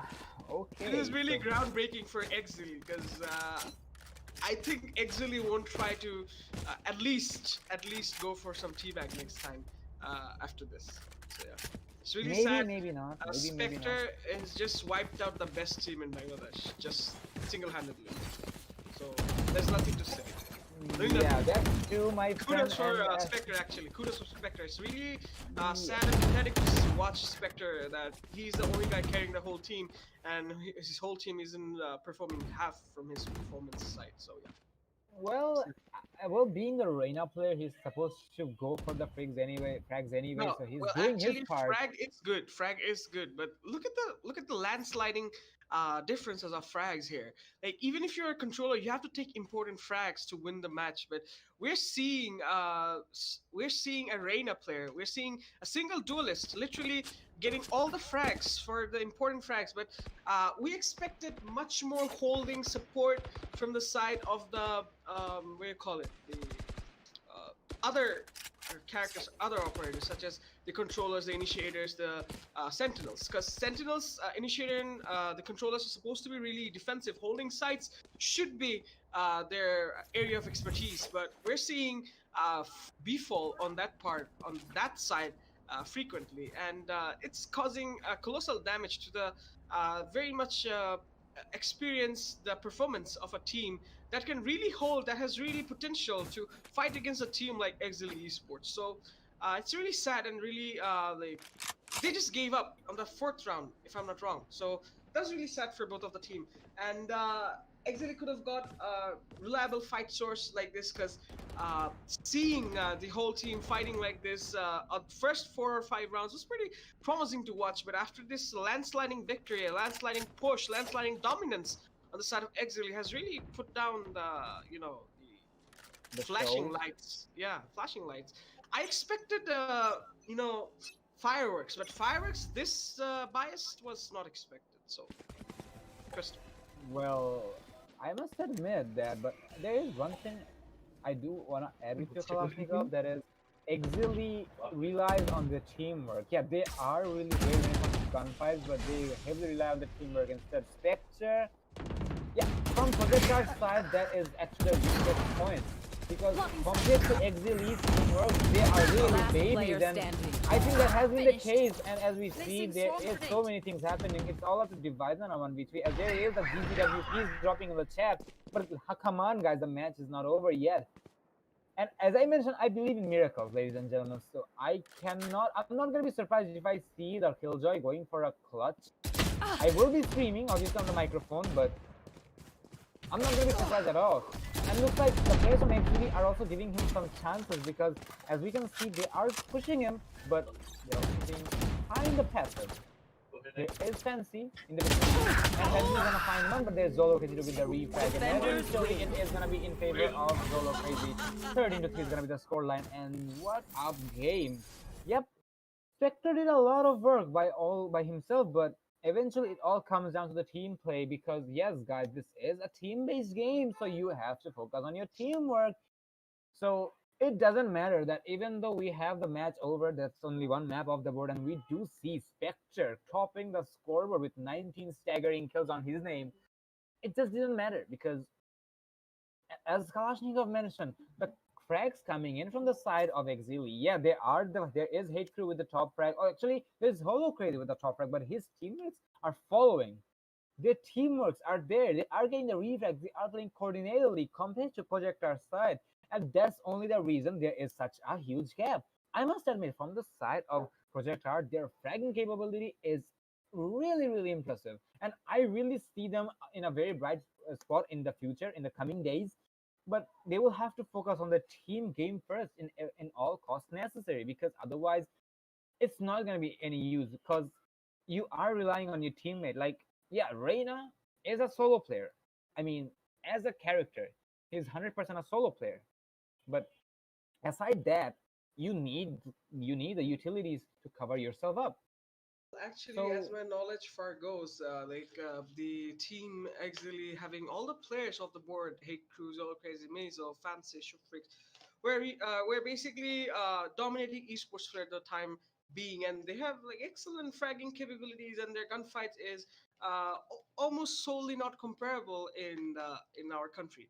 But seeing taking gunfights in the fact of a game like this in a Valorant, we're seeing having a very promising fight of Project R. They really have the potential to fight with Exceeli, but as we all know, experience, team coordination, communication, as Cresto mentioned, is important and fundamental part of you getting the win over every match, and your patience, your subjugation, and your determination helps out. Because really, to be honest, the misinterpretation, miscalculation, communication doesn't help you win the match either ways. But actually, I would say this much, that Project R did really good. They could have done better. In future days, maybe we'll see Project R really coming back from this kind of situation. Maybe, and we'll have to wait till that day. And for now, we're gonna be getting into a break because we need to take a break. And after that, we're gonna be giving one more map, which is gonna be Bayern, selected by Project R. In the previous days, we have seen Project R dominating on the map of Bayern, and we're gonna be seeing Exceeli on attack 1 second with well, that is their signature as far as we've seen so far. So that's how it's gonna be. We're gonna be getting into a break, and we're gonna be right back after a short while. Thanks for staying tuned, and we're gonna be catching up to as fast as we can. So do stay tuned. We're gonna be right back.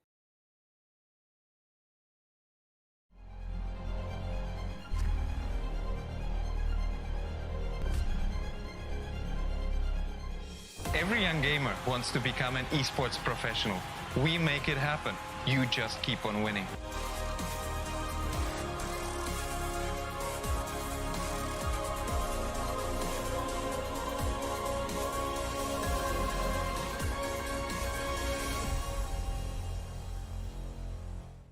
স্বাগতম।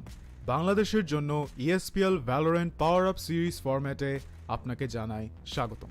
এই সিরিজটি riot games দক্ষিণ Asia সমর্থিত একটি উদ্যোগ, যা বাংলাদেশের ভেতরে অপেশাদার গেমারদের প্রতিভা বজায় রাখতে এবং বৃদ্ধি করতে সহায়তা করবে। এর সুবিধার্থে পাওয়ার আপ সিরিজটিতে প্রতি মাসে 2টি প্রাইজ পুল সহ 2টি টুর্নামেন্ট থাকবে। প্রতিটি মাস শুরু হবে একটি বাছাই পর্বের সাথে, যেখানে সবগুলি দল সিঙ্গল এলিমিনেশন ফরম্যাটে প্রতিযোগিতা করবে শীর্ষ 8টি দল পর্যন্ত, এবং এই 8টি দল অ্যামেচার কাপে উত্তীর্ণ হবে। এই 8টি দল ডাবল এলিমিনেশনে লড়াই করবে, এবং বিজয়ী শীর্ষস্থানীয় 3টি দল আমন্ত্রিত হবে ইনভিটেশনাল কাপে। ইনভিটেশনাল কাপে প্রতিযোগিতা করবে শীর্ষস্থানীয় 3টি দল এবং আমন্ত্রিত 3টি দল। ইনভিটেশনাল কাপের সময় অপেশাদার কাপ এবং ইনভিটেশনাল কাপের শীর্ষ 2টি দল উচ্চ ব্র্যাকেটে খেলবে, এবং তৃতীয় স্থানের দলগুলি একই পর্বের নিম্ন ব্র্যাকেটে খেলবে। প্রথম রাউন্ডের প্রতিটি ম্যাচ হবে সিঙ্গল এলিমিনেশন ফরম্যাটে। উচ্চ ব্র্যাকেটের 2টি বিজয়ী দল তারপর ডাবল এলিমিনেশন পর্যায়ে এগিয়ে যাবে। ডাবল এলিমিনেশন পর্বে হেরে যাওয়া দলটি তখন নিম্ন ব্র্যাকেটের দলের বিপক্ষে প্রতিদ্বন্দ্বিতা করবে। এই পর্যায়ে নিম্ন ব্র্যাকেটের যে দলটি হারবে তাদেরকে তৃতীয় স্থান হিসেবে শিরোনাম দেওয়া। ইনভিটেশনাল কাপে অংশ নেওয়া সমস্ত 6টি দল পরের মাসের অপেশাদার কাপে আবার প্রতিযোগিতা করে বেরিয়ে আসতে হবে, যার উদ্দেশ্য নতুন এবং উন্নত দলগুলিকে অপেশাদার কাপে প্রতিযোগিতার সুযোগ দেওয়া। এর দ্বারা ইনভিটেশনাল কাপে আরও অভিজ্ঞ দলের সাথে তাদের দক্ষতা পরীক্ষার চক্রটি পুনরাবৃত্তি করা হচ্ছে। আমরা অর্থাৎ ESPL কিভাবে বাংলাদেশের দলগুলি পাওয়ার আপ সিরিজে পারফর্ম করে তা দেখার অপেক্ষায় রয়েছি। আপনার স্কোয়াড প্রস্তুত করুন এবং সিরিজটি শুরু হওয়ার জন্য প্রস্তুত থাকুন। Good luck agents.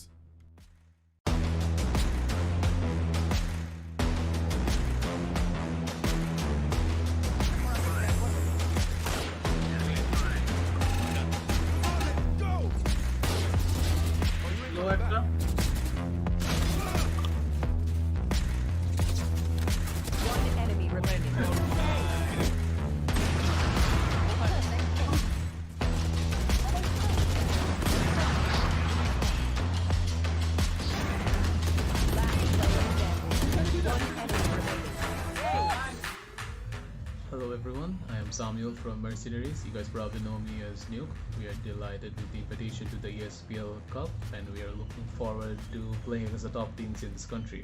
Thank you.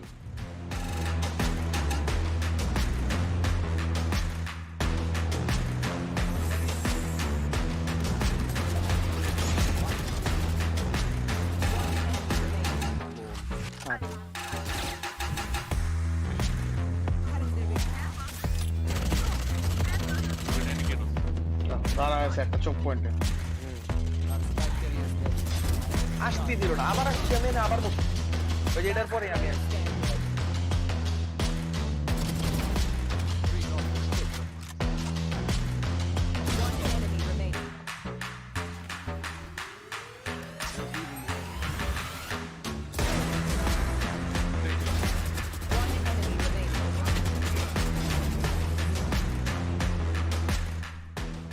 Hello, this is Darktron.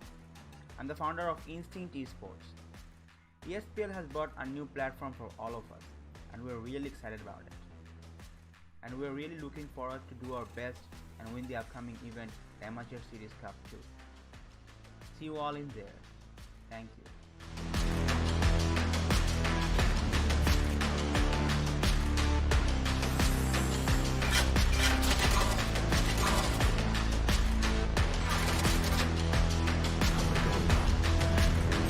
Hey, this guy keeps on running.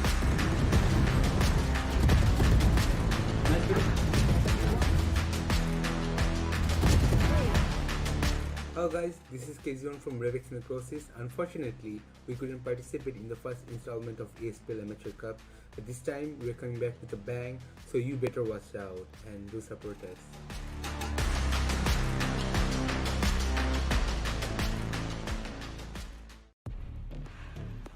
I will break the balance. About the utility usage, you did mention that why did he go for the Reyna pick, as he knew exactly what the killer was, and he will find but there's a refresh coming in from Sector as Arman is gonna fall. So will headshot. Okay, something's up. Sector, okay. Are we gonna see an ace? It's already a 4K. Let's go. We're gonna see an ace from Headshot getting a kill of his own on the sidelines, but Japanese sorry, he's gonna be the one to make the difference. He's gonna be the one to do the damage, and ladies and gentlemen, he's gonna be down to a 2 with on this operator. And now, once again, we do see an aggressive push coming out from the side of Headshot. Not really having backup, but just as I say, the caster's curse seemingly coming into full fruition, but still, it is going to be Hermione to bring back that man advantage in their favor state. He's not taking his wrong angle properly, and this is probably going to hurt a Japanese sword. Chimes in with a triple kill. With the nice, very beautiful post-line positions as well from all the members of Mercenary. They have the momentum in their side. He's going to be going in for the peak, but it's going to be Bearov getting the first initial kill down with the lethals. The Leers are still available, but the recon bolt is going to be the one to spot everyone out. And ladies and gentlemen, the no peaks are going to be coming on again, but the spike timer is going to be going on down slowly but surely. It's going to be Nico Silent getting the first initial kill, but it's going to be Hermione with his operator being able to get one kill of his own. It's going to be Headshot getting another one down to a 2 versus 2. Hermione spreads through the smoke, gets another one kill on the side. It's going to be Rush to make the difference there. Rush to clutch it all out. The lineup happening. Gets one frag, Sanity gets one more frag. And the attackers are still going off. LRX, Armoin takes one kill. Armoin gets killed. Armoin, what are you doing? Oh my lord, Armoin! Oh my god, can he make it happen? No! Armoin! Oh my god! Gonna be able to take aggressive control, but the ultimate has been popped. The Hunter's Fury trying to do the damage. But he's gonna be able to find the first initial kill down on the specs, and the defenders, they have the advantage in their favor when it comes to the man. But still, ladies and gentlemen, will this be possible? Juarona, he's gonna be the one to make it even. Stevens on the player count. Once again, the body's good to be robbing on down, but it's gonna be Zodiac from the sidelines being able to get the first initial kill down on the Rio. And it's gonna be Ado with that. Odin getting another one. Zodiac with his second. For some weird reason, I must admit, Project Card's economy management is pretty questionable. And I think they're gonna be working on that in the future. And speaking of which, there is a smart play coming from Saint as he, oh my god, look at the, and come on buddy, you still have your ultimate ready. I think you can hear me loud and clear, but I don't think he actually does. Saint's gonna find a 4K. His teammates might be kind enough to... It ends for now.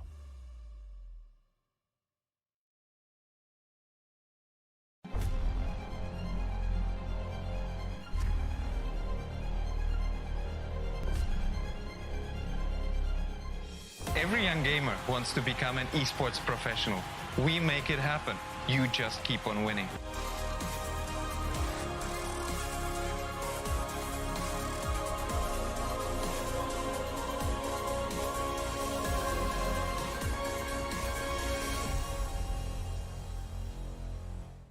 স্বাগতম বাংলাদেশের জন্য ESPL Valorant PowerUp Series ফরম্যাটে আপনাকে জানাই স্বাগতম। এই সিরিজটি riot games দক্ষিণ এশিয়া সমর্থিত একটি উদ্যোগ যা বাংলাদেশের ভেতরে অপেশাদার গেমারদের প্রতিভা বজায় রাখতে এবং বৃদ্ধি করতে সহায়তা করবে।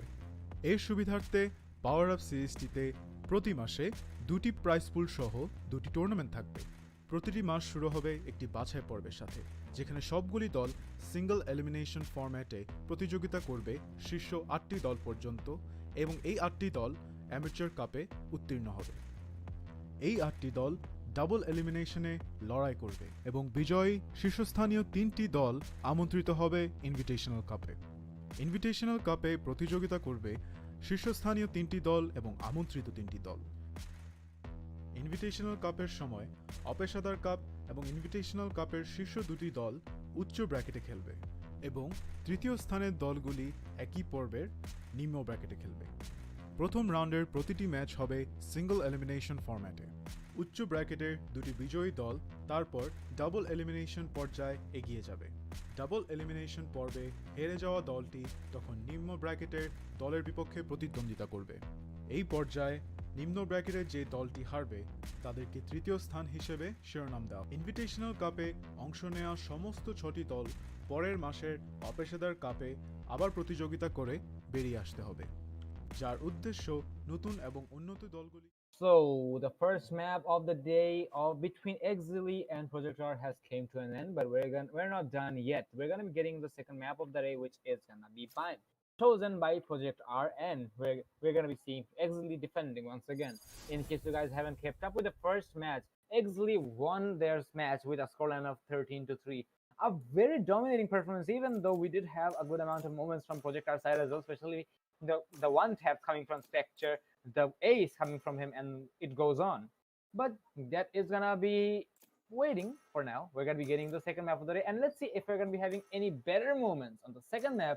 And joining me once again is gonna be Kalashnikov. Hello, Kalashnikov. Thank you so much, Cresto. Coming back to the drafting section of the teams on the side, we're seeing defenders, Project R, attackers, Exceeli. Once again, Exceeli prefers, nothing to say about that. Let's not get into that. Device picking up Killjoy Falcon with a Jet, Adu the automatic guy with a Sova as usual, Zodiac with the Brimstone Spectre with Reyna. Once again, Shufrix with Jet, Hate Crew with Omen, Zolo Crazy with Reyna. Fancy didn't pick up Cypher yet. Mazel with Sova. So we're seeing a similar pick. Yep, it's the same pick, I guess. Well, it is gonna be the similar pick because every single time we've seen these players going for a very rigid and strategic pick. Every time they're gonna be putting 2 duelists on the board, which is obviously gonna be the Reyna and the Jet. There is gonna be a smoker. For Exceeli side, they are gonna be going for the Ghosty Omen every single time. They're not going for the Brimstone because they need to regenerate the smokes and they need the Paranoia and so on. So yeah, Omen, even after the late nerfs, he is still viable from Exceeli's side. Zodiac is the person who's really confident when it comes to going for the Brimstone because he is a player who happens to get a lot of kills with the mollies and with the orbital strike. And on the other side, we're going to be seeing Sentinels being got as well, where we're going to be seeing Device on his usual Killjoy and Fancy on his usual Cypher. And lastly, we are going to be having Missile on his signature Sova. And on the other side, we're going to be having another Sova from Adu. And yeah, that is, as I mentioned, the usual lineups as we usually see. But aside that, I do want to mention one more thing. That is, we are getting into the second map, which is going to be Project R's map. So I'm really putting my thumbs up for Project R's side because the first map, it was extremely dominated by Exceeli. And I know Exceeli is choosing Essence because they are really strong on it. And I've seen them playing on Essence a lot of times. So that's really great that they know what they're up to, so they will have to hang on to it. For Project R's side, I think they will have to do something as well. And it looks like they will be doing it as we speak, as they're going to be finding 2 kills on their board. Zodiac is going to fall, but that's not a reflag. The manpower is going to be favoring the side of the defenders. Exceeli is going to be inside of the hall. There is 2 players. I don't think they are paying attention to Spectre. Missile is gonna be holding the angle, and he is gonna find the kill onto Spectre. And he's wielding the frenzy in hand as well. And speaking of the frenzy, the interesting, the frenzy was actually slightly nerfed. Its price was slightly increased so that you cannot buy the armor and the frenzy anymore together. So that's how you are actually gonna be putting some more gambles on the board. So okay, I really like that change to frenzy because we did see some players going for the frenzy and the armor, and they had the tanking ability, and at the same time they just went for the brrr thingy. I mean, they went full out auto. So that was there. Yeah, I had no other way to describe it better than this. And yeah, that's there. But yeah, the pistol round did go in favor of Project Card side, and this is gonna be forcing Exceeli to go for a pistol round or eco round. Back to you, Cash. Okay, so full eco. Oh my god, I'm gonna forget this. And Spectre gets a 1 first frag on Zolo Crazy on an SMG. Still waiting for get 1 more frag. Spectre gets another frag off. Work, and we're seeing promising push. Device getting on the frag. Oh my god, that was One really enemy remaining. What? Device, what are you doing? Oh my god. Okay, really come back. Oh my god, this is unexpected. This is one hell of a bang for the whole team on this guy. And end of it once again. Okay, 2 rounds dominating.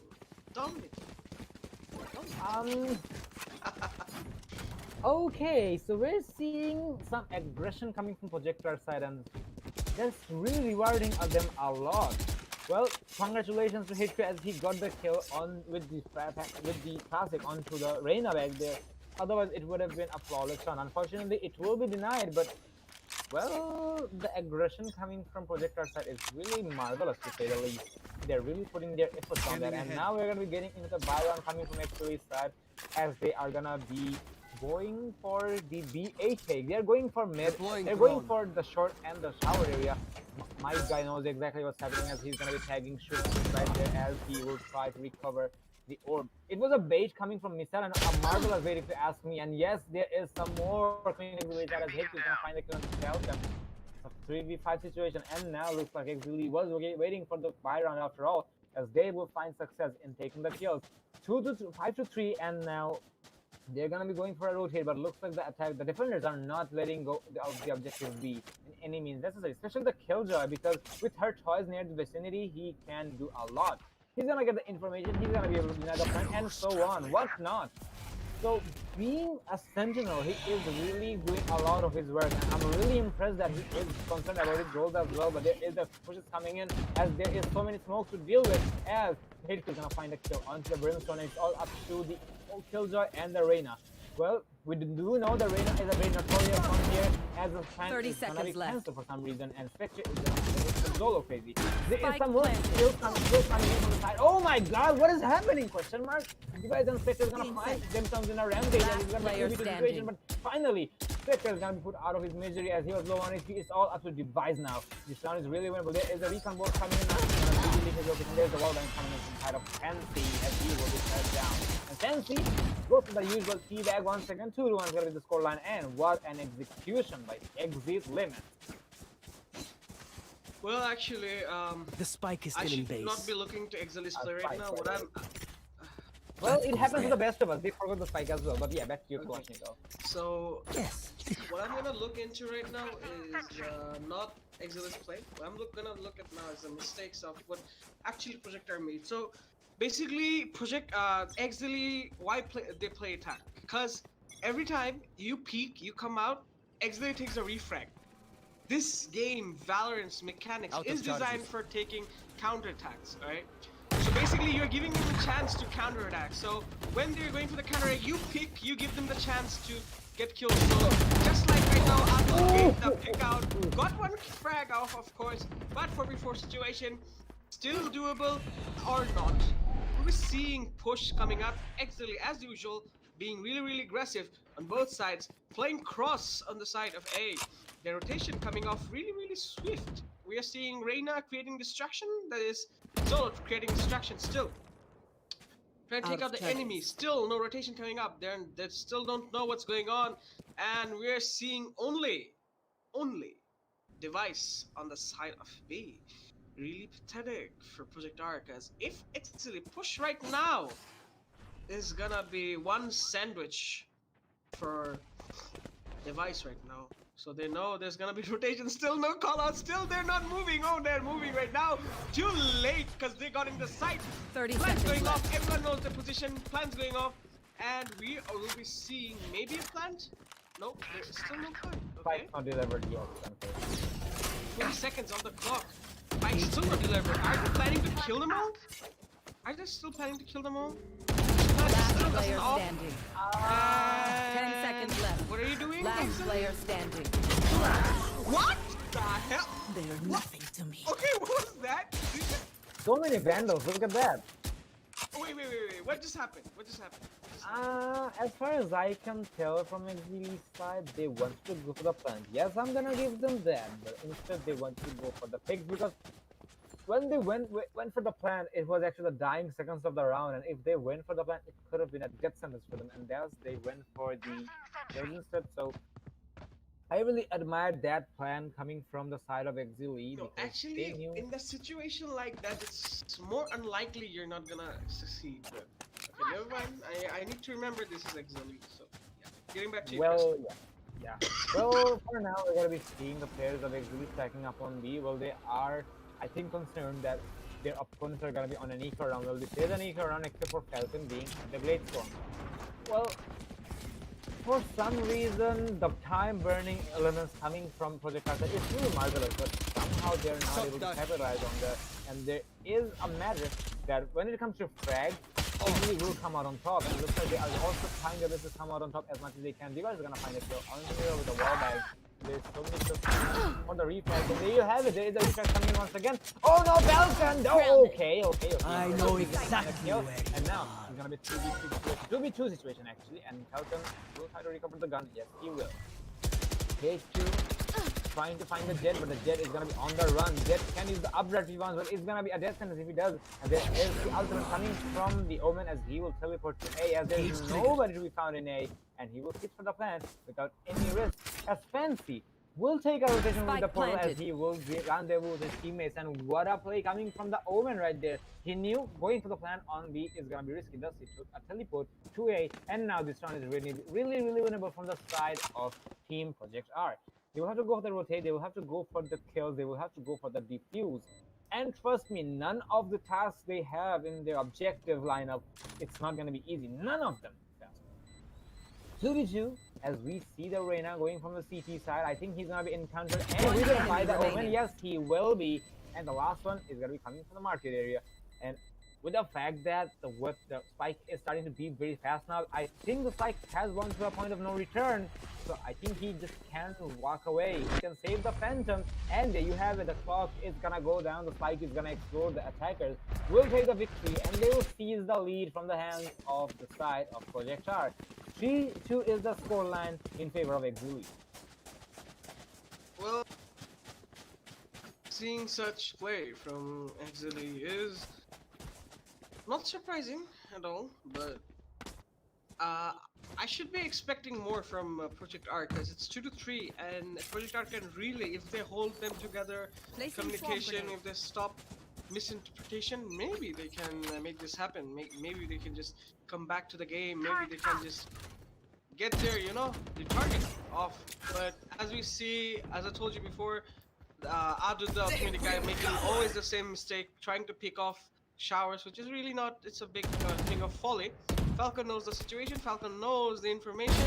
Still, as you told before, Adu did the same mistake once again, trying to push, trying to get the frag, still losing the control. So, site A is taken by Exceeli, almost. Plan might go anytime now, plan going off by Hate Crew. Situation's getting tougher, situation's getting off the route right now. We're seeing all of them face to face each other. 4 versus 5 situation, doable, but also not doable too. So there goes, Rizal starts off by frag, Zodiac takes a refrag of Fix, Fancy gets a frag off, Falcon gets one frag off, Device getting double kill, that side Killjoy, last player standing. Frag off, can he make it happen? No. No way! Does he have time? No way to run! Hunt is really coming. Oh my lord! Oh my lord! god, what did I see? Oh my god, that was really sad. Really sad. Oh my god. I know, Kalashnikov. Even trust me, this is coming from me. This may sound rich coming out of me, but trust me, my man, I love French fries. But why did Device buy so many of them? If you buy so many potatoes, they are gonna rot. Yep. It was. They're having starch inside, like starch rot through time, you know? So more starch, the more the problem, more the ants arrive, so. Yeah, unfortunately, Missile. No, actually, I really love the fact that Missile did not waste all of his ultimate. He was waiting for him to get the diffuse sound. He was listening to the sound, then going for the ultimate, which is really nice to watch. So, getting back to you, Chris. Well, the patience coming from Exceeli is undoubtedly a very strong factor for them, really favoring them. Patience is a great virtue, we knew, and if the rewards are coming in, we shouldn't have any more doubts about that. Well, the Sova did use his ultimate very effectively, and eventually it was successful. But otherwise, he could have went for the clutch, but unfortunately it just didn't happen. But it is an equal coming from the side of Project R, as we are going to be seeing so many casualties going in favor of, excuse me, right there, from Exceeli. As they're gonna be going. Oh no, Falcon's gonna be on the flank. Hello, what is happening? This sounds really winnable. Last player if you ask standing. me. Project if you ask me, because they had the advantage, but eventually they will fall as well. So their strategy was pretty good, and with the fact that it wasn't front, I think they have managed their blow and damages, but it can be improvised. For some reason, their strategies are just falling apart every single time. Exceeli is having a hard time dealing with them. I'm gonna give them that, but they are countering them. The way they're using their utilities from Exceeli's side, marvelous play, ladies and gentlemen, especially with Nidal's ultimate usage, the way they're pushing it, the way they're keeping themselves covered. It goes on. If I start speaking now, I'm pretty sure I'm not gonna be able to finish before tomorrow morning. So there's there, and the match. Yeah, we're gonna be back in the game, and we're gonna be having the 8th round of the game, as there is a recon ball coming in, and Showcase is gonna be forced to fall back. There is, oh, what a shock dart coming in, but eventually it's not gonna be that much of a problem because there is so many bodies falling from the side, so many kills coming from the side of Exceeli, as they will find 3 kills, and it's gonna be a Spike planted. A very fast execution, and now Chance is gonna be going for the T-West pretty fast here. He knows he haven't won the round, but it doesn't matter. He is gonna be going for the pre-celebration right there, and I think from the side of Project Art, they will be trying to save the guns instead, because Falcon is wielding the most expensive gun in the game, and I think if he tries to save that, that is going to get by first. Yes, he should, my man. Oh no, don't shoot! You're going to give him a location! And now he's going to be stuck with the wall, but eventually he's going to be falling back. And I see Fancy9 finding all the bodies and teabagging every single one of them individually. And Device is gonna fall, Falcon's gonna get off to survive, and now he will have to survive. He will have to survive for no second. But everybody's trying to, and he's gonna find a 2K, but eventually the operator is gonna be lost, and now it is gonna be taken out. But no, it is actually gonna be Fancy9, who is gonna be on a teabag streak, because he just finds the bodies and teabags, and that's the soul coming from them. 62 scoreline. Actually, to be honest, for a team like Exceeli, it's really sad, like this kind of behavior. But anyway, sport is sport. We see problems in sport. We see, this kinds of celebrations in sport. Maybe I think for Exceeli Esports, for being most dominant team in Bangladesh, it's not so much gentlemen of them. But savages are savages, and they are our savages, and they are our pride. So nothing to say. And yet we're back again into the match once again. Recon darts coming out. Searching for enemies, getting into sight. So linear push on B. They're still not convinced. Push coming out is being very brutal on the side, maybe. Yep. Miza getting all the info he can really with his recon drone. Yep. Getting into the side. Push coming out. They're still holding. Still not pushing. Zodiac gets the first kill off by Shoe Freaks. Zolo Crazy takes a refrag on Zodiac. Really good frag coming out. There's a certain rotation coming out really fast. 3 of them rotated. Falcon gets 1 headshot on Zolo Crazy with his ultimate knives. Getting back to the match, we're seeing colossal damage. Maybe Hate Crew misses 1, maybe? Misses 2, misses 3. Hate Crew knows everyone's here. Can he get the first frag? He does, but he cannot get the second frag. Does a bit of damage, but not enough. 2 versus 3 situation, really doable for Project R, and 2 versus 3 situations still going on. Missile trying to get the frag, but Missile does some potato here. Device gets him back for it. Fancy, let's see what Fancy does. Where's the teabag for Fancy? Anyone? Nah, I don't think there is no calls coming in from Project R side. They're just being respectful. And yeah, 3-2 is the scoreline. And it was a very marvelous execution from Exceeli side, but unfortunately it was read by like an open book from the side of Project R. And 6-3 is okay. Now it's gonna be there. Falcon is gonna be having some fault. Well, that's not necessarily That's not teabag. That's something like maybe he's trying to tell something that, hey dude, I did good. What do you say? Yeah, you did good against Exceeli. Yeah, not bad, man. Yeah, just like that, something like that. Maybe. We'll never know. 3-6 is the scoreline, and I think on this specific map, we're seeing Project R kind of doing better, but not outperforming Exceeli in any means necessary, but they will have to do that. Because otherwise, on the second map, it will be a very big factor for them to be worried about, and I think they're also trying to concentrate their head. As we see, there is Dolo who will take a lot of damage, and eventually he's going to be falling back. 4 of the ultimates from the attacker side is going to be ready. So I'm pretty sure they're gonna give their best to win this specific round. And I'm not gonna be surprised if I see at least 2 of the ultimates popping up on this. So there's a smoke in play. H2 is gonna be deploying all the smokes again and again so that Spectre cannot get any visual context. H2 is not getting any sound here. There is the Reyna hiding inside of the smoke. He's being a smoke criminal, but eventually he's gonna be falling back. But looks like the attackers will proceed into the fighter, and now they will be going to the plan. Sneaker is going to find the head of Spectre, so now they are going to be having a manward advantage as well, as they are going to see in that. Adu will try to go for the orb, and eventually they will also go for the but there is the oh no, bad time to deploy the neural theft, but eventually he's going to be able to successfully deploy that. But there is the kills coming in as well. Exceeli, one enemy remaining. It's all up to our girl Falcon here. Or should I say yes? But eventually he's also gonna fall, and there you have it. This is gonna be another round going in favor of Exceeli, 7-6 the scoreline, and we're gonna be seeing a good amount of breeding zone deployed by the side of Exceeli. They're looking pretty confident so far. What do you think about this? Well, I'm actually tired watching this match because this is a nice spot. I think maybe this time This goes here. around every time maybe Project R is trying for once, but I don't think it's still what's that? What's that? That's just a I really liked it. Anyways, automatic bag couldn't finish off. It's really sad because he just picked a full arsenal with a bulldog. Zolo goes for ultimate, trying to check the side. Maybe he can get a first frag off. Always the picker's advantage. Abusing picker's advantage has always been the best part for Exceeli. Always like to do that so that they can get extra information coming out. Turret coming out, plants going off. Everyone knows the position. 4 versus 5 versus 3 situation. Not doable right now. Not in a good spot for Project R right now.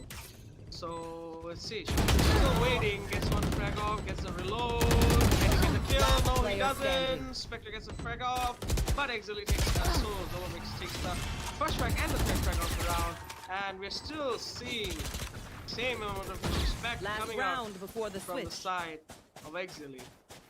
So, anyways, that's Exceeli for you. Being the best but most the cockiest team in Bangladesh. So we're also seeing promising performance from Project R almost, but this is dominating, and I don't think still. I mean, I don't still think that Project R still bears that height, bears that amount of game sense, bears that amount of experience to fight a team like Exceeli. Get out of my way! Yeah, that's that. Well, for now, I do want to add something. Spectre, what are you doing? Did you start again? Did you just start again? Did you just start again? Spectre? There we go again. And there's a 103 coming in from the Sova. And Falcon's gonna find the kill. There's the ultimate coming from Aldo. One enemy remaining. Okay, that's a flawless round. Alright, impressive. But as I was about to say, it wasn't the thing I was about to say, but that round is pretty fast, and I think from Project R side, they really predicted the opponent very, very fast and smoothly. But alright, it's great, but confusing one as well. But as I was saying, there is a fact from Project R side. They will have to manage that. Their economy management is really bad. I'm not gonna be unforgiving here with my speech because trust me, this is bad. Because on the last round we saw them going for an eco. I mean, I may not be play. I'm not. I may not be a player who's playing in the game, but you're supposed to have at least good guns on the last round because you give away everything. Well, actually, they had the economic by sheriffs anyway, so they bought for it. Okay, so I understand that, but okay, we'll take it. But kudos to team Project Hard that they won the round anyways, even though they had the weaponry disadvantage. But okay, it's there. And now we're gonna be heading to the second critical round of the day of the game, and we're gonna be seeing Shufrik. Okay, Shufrik is fighting just to get that kill, but he will not find success as the reflex coming in. But Rage with the classic in hand, he's gonna be on a rampage as he will find control of the spike as well. Fancy9 is trying to connect the shot onto the device, but eventually he's gonna be doing a potato fist as well. But eventually, Exceeli is gonna be coming on top. 4-9 scoreline, and we're gonna be getting closer and closer to Exceeli's victory, and they're one run away to hit the double digits. Alright, well, that's how it's gonna be for now. We're gonna be heading into the bye round, and I'm really not surprised to. Okay, never mind. Exceeli will be refunding that. I think I saw a phantom from the hands of Misail. I think he's gonna be refunding it anyways because of that is gonna be an overkill. Even though we did see the save by coming from Zolo on the previous map. So let's see how it goes. We're gonna get into the game anyways. There is a shotgun coming in pretty fast. There is a smoke in play as well. There is a error in the hands of Misail. He's gonna find one but not the second. You guys are gonna shut him down. Spectre is looking for his twin sister, the one he lost in the festival, and he will find him and kill him. That's rude, but eventually the spike is gonna go down. So looks like from the side of Project Art, they're also being very aggressive now. They're not being forgiving at all. There is the paranoia coming in. Triple is gonna be vulnerable from the alarm bot. There's flames coming in from both team sides. It's a 2v2 situation. Triple is gonna be recovering a good gun that is gonna be the well, that is a good gun to work with, but not the best because it has been. Oh no, Shufrik, you just did not do that, my man. He took the teleport or the portal mistakenly, and now he will have to reach all the way back. There's no point of saving a stinger, so he will be coming back most likely. But obviously there is gonna be some bullets to greet him, and yes, there's a prefix coming in as I'm gonna shut him down. As we see, Project Car denies a round for the side of Exceeli as they will not be hitting double digits yet. 5-9 the scoreline. It's really good round coming out from the side of Project R. Kinda lucky. I'm pretty sure. Shufrik was like, okay, I took the teleport. I doomed myself. Means I need to save. Here. Yeah, be my guest. But still, I need to fight. So I need to kill. So he ran for the kill, but couldn't take the kill. So yeah. Cover going 5-9 still. We are seeing promising fight. Linear push on B. All of them running like a horde coming off at B. Are they ready for it? Are you ready for the full situation? Whole of them coming off together with SMGs and shotguns. This is sad. There's a huge colossal damage coming out from the Molotov of Zoya. Shock dart coming off. Can he get one kill? No, he doesn't. Exceeli gets the first frag off, but Adu gets one frag on Mental. Fire goes off for versus 4 situation. Really do good to decide both of the side. And Exceeli is going for the push once again, trying to take back the side. Can he get 2 frag? No, he doesn't. Fancy gets 1 frag off. Shufrik with 1 shotgun off, but couldn't take another frag off. Zoya wait for another kill. Spectre. I couldn't even finish saying that. They just went around. Okay, nice one. Well, one more round on the side of Project R. Really good. Really good. That did conclude the round, my friend. Well, from Exceeli side, we did see some shotguns. They did find their own fair share of shotgun kills when it was post-quarter situation, but at the same time, when it came to last kills, they did not find success. But actually, what the shotgun kills really made them do is they could afford a full shield because you get like almost 900 points for eliminating someone with a shotgun. Maybe it wasn't eco round, but I think they just wanted to go for the called anti-eco.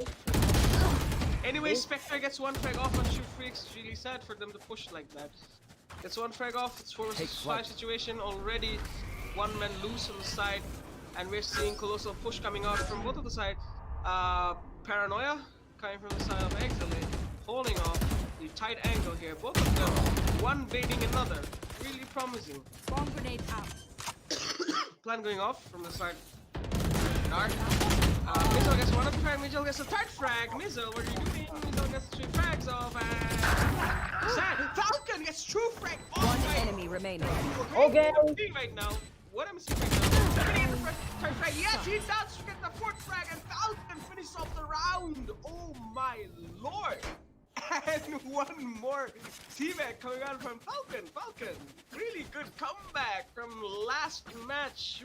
Really commendable by Project R. They're really making up to it.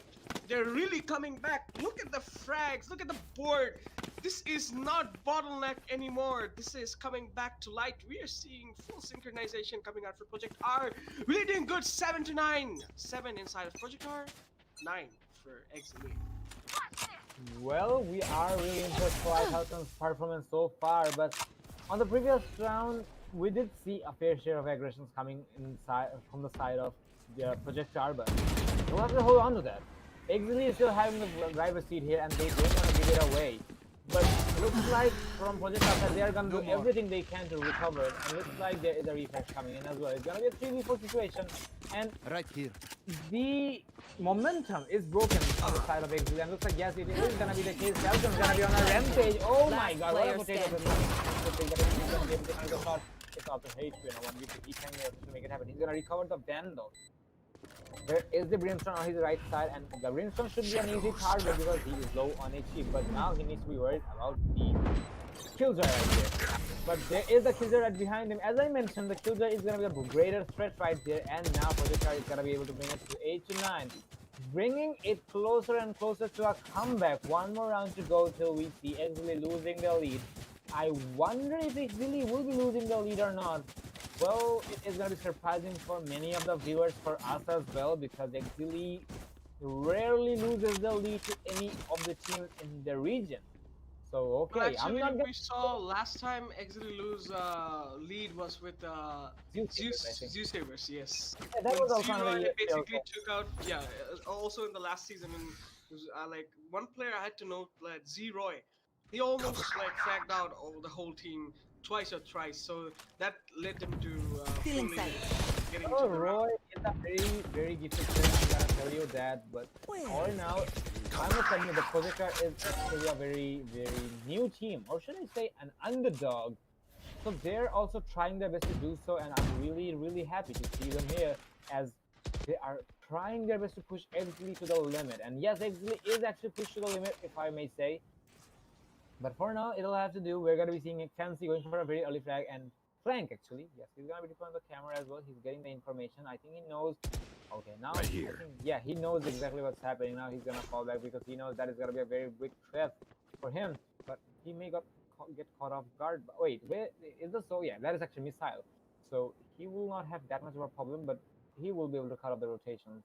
Device and the jet, it's going to be going towards B after all. Their target is B. They're not going to be going for rotation in any means necessary. There's a Killjoy who will be going towards the market area, but Falcon's going to be 30 seconds left on the hookah.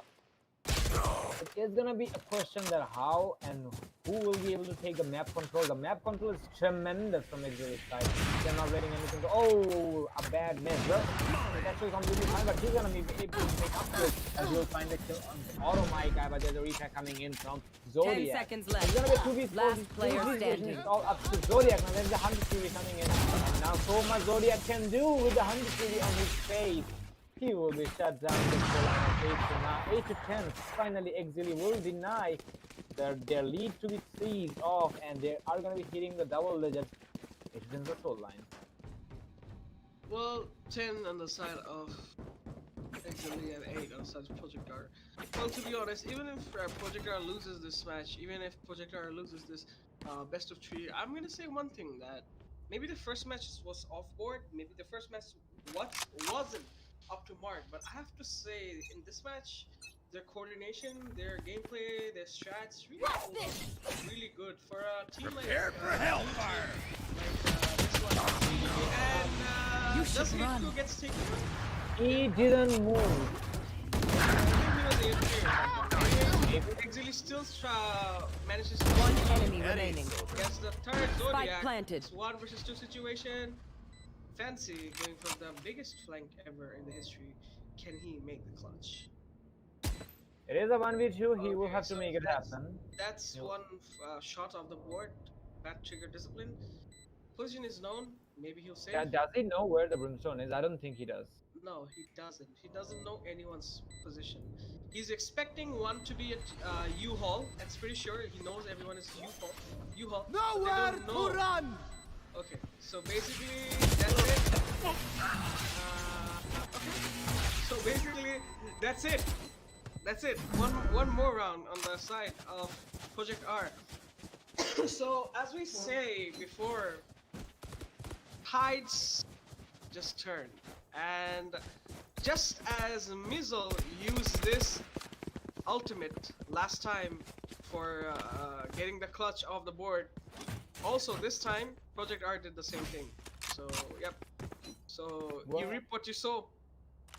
Well, yeah, that is there, but there is one thing, Kalashnikov, that is the tides do turn, but it's not turning yet because the bleed is still in favor of Exceeli, and Actually, I expect that if a team like Project R can still take nine rounds off the board, just like that, it's something like a tight start. Of course, for Exceeli, like a team like Exceeli, losing 9 rounds to a team like Project R is really sad because what I know, like Exceeli just like shut down LRX, and LRX shut down Project R. But today we're seeing Project R almost shutting down, almost. I won't say shut down, almost shutting down a team like Exceeli. So that's kind of hurting the ego maybe of Exceeli. Maybe. Anyways, I'm not gonna think about that actually, Kalashnikov, my friend. But for now, we're gonna be seeing. We did see a pause coming in from the side of Exceeli. I think they just tried to go for a tactical timeout, and yeah, it was not actually without any warning. So I must admit, you can actually ask your admins, the fellow admins, for a pause or something because your admin needs to be something about this as well. So okay, doesn't matter, we're gonna be getting into the game anyways, we're gonna be seeing it on an equal round actually. Okay, now we see what's happening. So 2 of the bodies are gonna fall from the side of Exceeli, and voila! Nobody inside of B, as the attackers will completely take control of the objective. Looks like Exceeli is pretty confused at the moment. They're gonna be able to recover 2 weapons, so now the retake should be possible. They are gonna be going for A. They are on a hunt. The remaining duelists will have to do a lot here. Falcon will deploy will find himself in a one-sided smoke. He's not gonna be peeking that in any stage. There is Device who will activate the swarm grenade pretty early. I think he could have waited because it could have been a bit more effective, but no. It's last player standing. One enemy remaining. It's all up to Phantom. It's a 1v1 situation now, and I think Zolok is gonna make a run for it because he knows there is no way he's gonna be able to make the defuse happen. He's gonna find the kill and he's gonna run with his life to live another day. 10-10 is gonna be the scoreline, and it will be equalized in favor of none. Project R will be coming with a very strong comeback if you ask me, but now they will have to take the lead from the hands of Exceeli, which is actually gonna be a very hard task, if I may say, because Exceeli will not even happy, not even a bit. They are gonna be very, very dissatisfied with the fact that their lead is gonna be seized up, and for some reason, Project R will forget the spike. Well, I guess we are all having an adrenaline rush today. Busy day, I guess. It is a busy day, ladies and gentlemen. So, we're gonna be seeing the attacker stacking up onto the hook area and onto B long. Presumably, they are gonna be going for B, but there's so much to find. There is the third which will be deployed. Fancy is gonna be the one who's gonna take the. There's a crossfire setup. Look at that. They are gonna find the kills on the Falcon and Device, and now we're gonna be seeing Project in a very bad situation with the man disadvantage. But they can try to go for a rotation. I think they will have to go for that because A is gonna be completely clear. He's gonna take some damage from the smoke dart, but eventually he's gonna evade the second one. There is obviously the teleports coming in, and now they're gonna be going for it. And looks like Exceeli knows exactly what's happening. Zolo is gonna be taking the teleport as well. There's the eyes coming in, and now they're gonna be going for the kills. And they go all but gone for Zodiac because he's the only one who was alive. And we're gonna be seeing Exceeli taking their lead back. They are not letting it go 11-10 at the scoreline. Well, if you're rounds off the board, but I don't think Project Stars is gonna come back this time because they're short on money. Because as this is a result of their bad economic management, that's led them to this situation. Astray, actually. I think it did lead them astray because their economy. Oh my god. I'm just gonna let you talk, man. I don't want to comment on that. Alright, it's economy going out. We're seeing handsome economy on the side of Exceeli. Exceeli, if they even lose 2 rounds at Deploying drone. they still can buy 4 to get back to the game. The hunt begins. This is Spectre going for the ultimate. Everyone knows all hell will break loose, and there goes. Loaded gets completely frag off the board from Spectre. They're going for a full rotate maybe, and Exceeli, I think they got nicked off something. Maybe they expect this, trying to still make a distraction of the board, waiting for things to turn off. We're seeing the Killjoy, nice, trying to get the frags off, trying to check on the angles here, still matching off times, wasting time. So I think already Exceeli knows the situation is still there, relying on one player, and still holding. Seeing some rotation. Oh my god. Anyways, and Adu, the automatic guy, gets a frag of Fancy. And we're seeing rotation. Maybe? Nope. Still not seeing any rotation. 30 seconds left. And Team of History situation still. Rotations coming off. And we're seeing Zodiac holding against the rifle. Maybe Mazel knows someone is here, but Zodiac takes out Mazel. Just like that, expecting one more. Last player standing. Finish, yep, Zodiac does finishes 1v2 situation. Shufrix is just Blocking here. sight. Doesn't know enemy where enemy is. Come back. No more. Does some potato bird ends up. And 11 to 11. I don't think Project Stars is gonna let this go. They are still gonna hold up to their lead here. I mean, they're scored. Yeah, the Astray are not there, or actually putting Exceeli to their own limit. Adu did win for a very awkward trigger discipline right there onto the Jet, but I guess later he understood that the Jet is the last player alive, so he just pulled the trigger anyways. But Exceeli is not gonna have the lead for long, as they are gonna be pushing on to 11 to 11. Any team who happens to win this round is gonna find themselves on match points. So we are getting closer and closer to one of the team's victory. Either we're gonna be going to overtime, or we're gonna be going into the third map, or maybe we're gonna be finishing it off. At this specific map, it's extremely hard for me to say anything, because the way Project Stars is putting their fight here, you should run. It seems pretty promising, to say the least. There's the lockdowns coming in from the Killjoy, and now this may force the defenders to fall back, but I don't think they will be doing that. As we see, Pence is gonna fall in the hands of Device, and looks like they are trying their best to burn as much as time as they can, and now they're gonna find the objective clear, and now they're gonna be putting the plan. It's gonna be a no-win situation, and looks like Exceeli is gonna be having a good amount of casualties, but looks like they don't have to worry about that. Now they will have to be worried about that. It's all of the stupid operating hand, but no, you cannot do much with a point blank range. With the operating hand, Spectre is gonna go for the T-Bags, and now we're gonna be seeing a comeback from the side of Project R. They will be sitting on match point on their own map.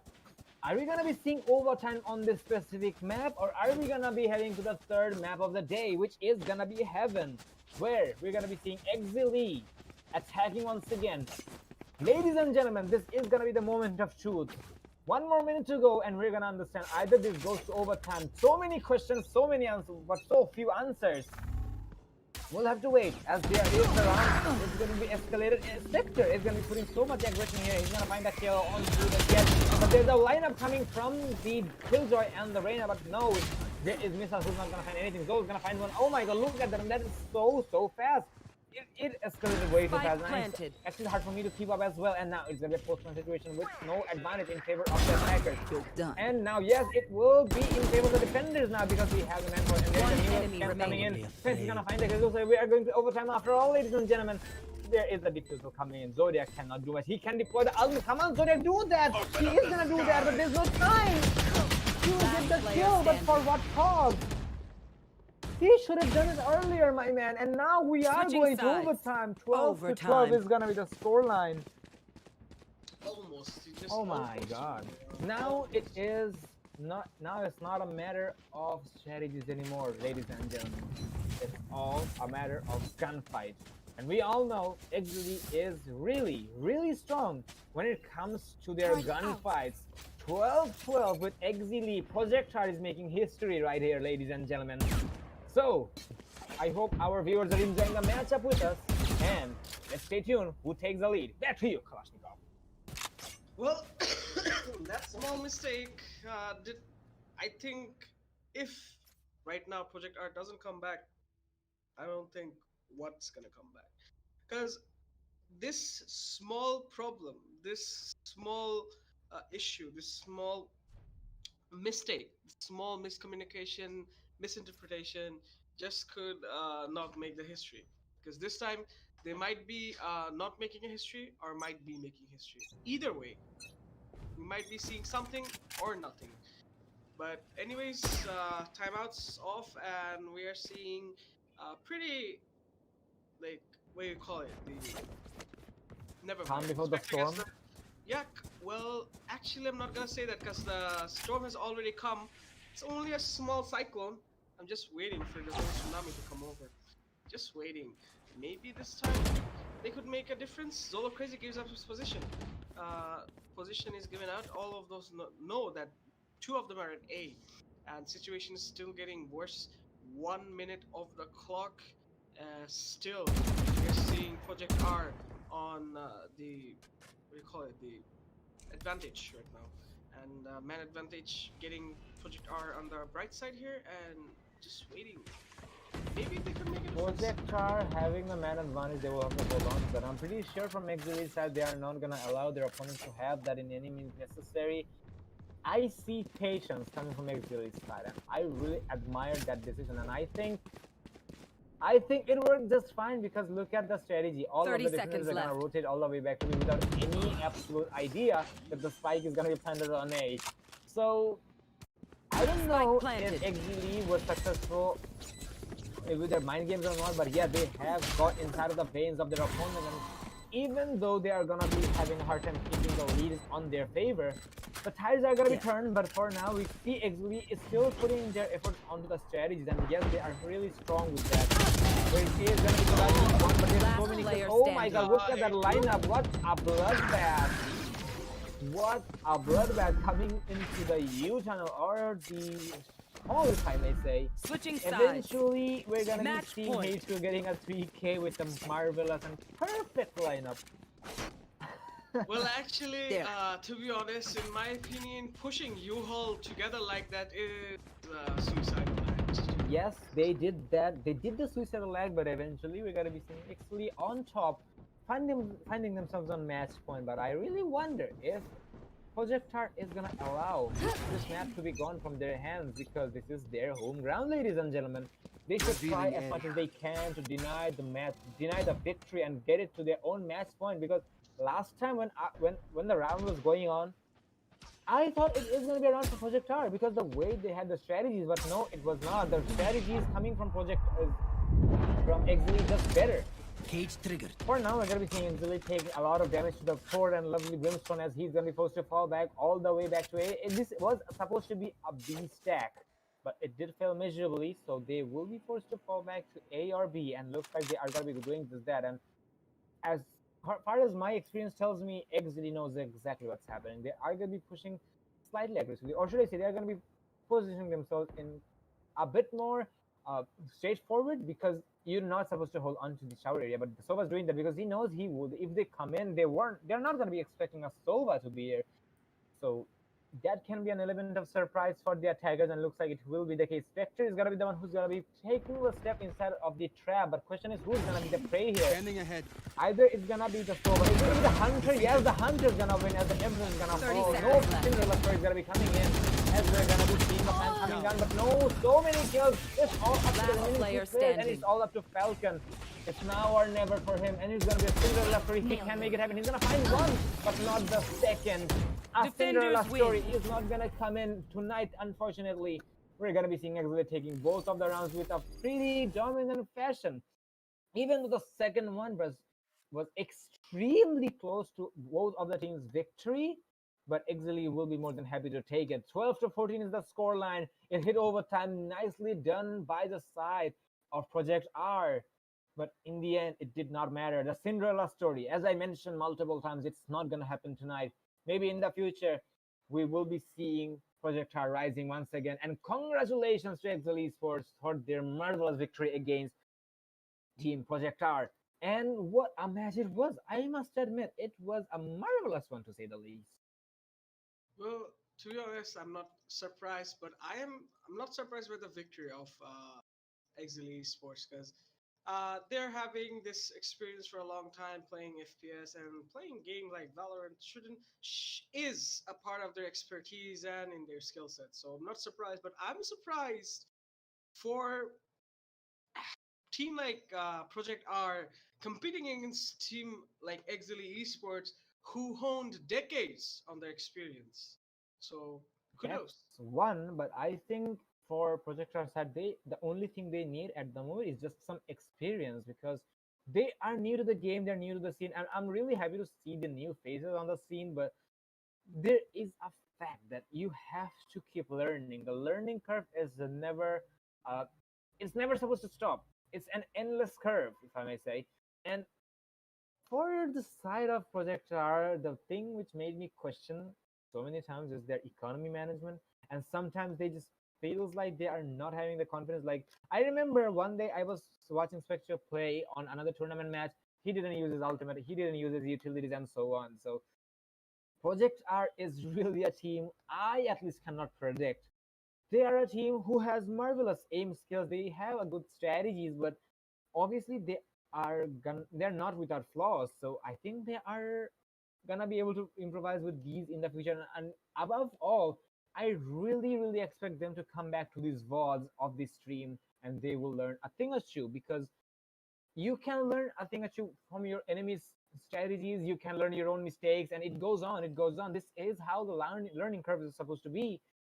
So that's how it is. We are going to be seeing Exceeli as a victor. Well, Exceeli has been dominating the scene so far, and I think they will be doing it. But there is a saying that people love to see the winners lose. So maybe one day we're going to be seeing a new winner or not. Exceeli is going to be up for a challenge. Whether or not, we'll have to wait. For now, thanks a lot to Kalashnikov for joining me once again. And we're going to be having a conclusion of the day, Exceeli having the victory, and we are going to be calling it a day. Thanks a lot to all of our lovely viewers. Pardon me right there for the mumbling. To all of our lovely viewers for staying tuned with us. That is all for today. We're going to be catching up with you guys on the upcoming days as well. And we are really expecting you guys to keep up with us as well. Do follow our social medias to stay up with ESPL. And till next time, take care. Good night. Auf Wiedersehen. Shubhratri.